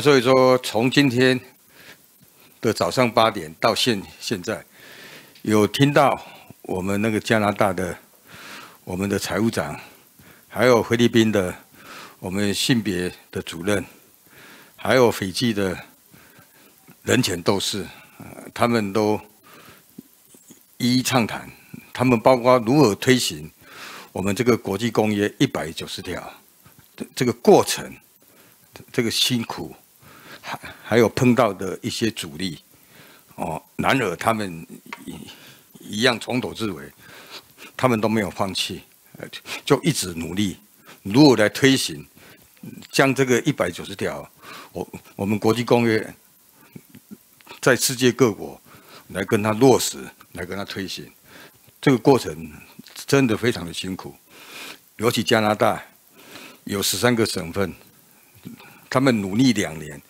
才有10个省份及一些的联邦，他们有通过，所以他们还在努力中。尤其菲律宾那个性平等主任他在播放那首歌，真的非常棒，非常感动人。那首歌里面所写的内容，就是要如何来保障我们劳工的权益，要如何来唤醒我们政府对于我们这个劳工的重视。还有斐济，它是一个在开发中的国家，但是它有办法在世界这么多国，第2个就是说已经完成我们第190条我们的劳动这个公约的推行，所以非常不简单。尤其我们本国，我们有3个教授，三位教授，我们焦教授，还有谢教授，还有我们的陈教授。所谓台上10分钟，台下10年功，他们都把他们毕生所学，对于劳工政策如何来保护我们劳工权益，包括我们性骚扰包括我们的家庭暴力，还有职场暴力，他们分析的真的非常的精湛。所以在这边也代表我们中华民国全国总工会来感谢我们3位教授，他们今天真的非常辛苦所以说我们已经接近了，我们就说要闭幕的时候，也不多说，也不在此再一次来代表中华民国全国总工会，我们所有的会员再一次感谢我们政府，还有国际劳工组织，还有我们的专家学者，能够结合我们这个总工会，共同来办理这一次非常成功的国际视讯会议。在此，仅代表中华民国全国总工会来感谢各单位。最后，祝我们今天会议成功圆满，也祝现场我们所有的贵宾，还有所有的长官，祝大家健康、快乐、阖家平安。谢谢，感谢各位。好，谢谢温理事长的闭幕致辞。我想也非常感谢刚刚司长还有这个理事长啊，最后的致辞为今天的整个议程做了非常完美的这样的一个注解哈。那我想当然也要更谢谢在线上或在现场哈全程参与的这些来宾哈。我想没有你们的参与，也不会使我们这个论坛能够那么的成功。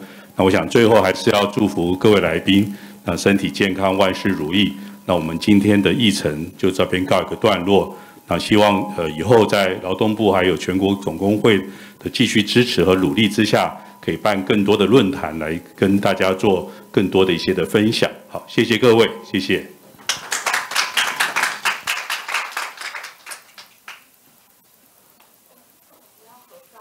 哦，好，那是不是请线上的来宾再把镜头打开？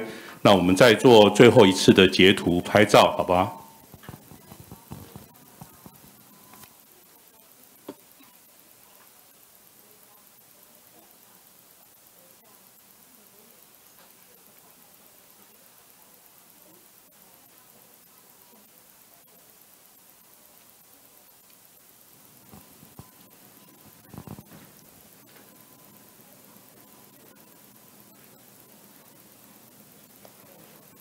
好，可以了吗？好，谢谢线上的来宾，谢谢。好，祝大家健康快乐，谢谢。哎。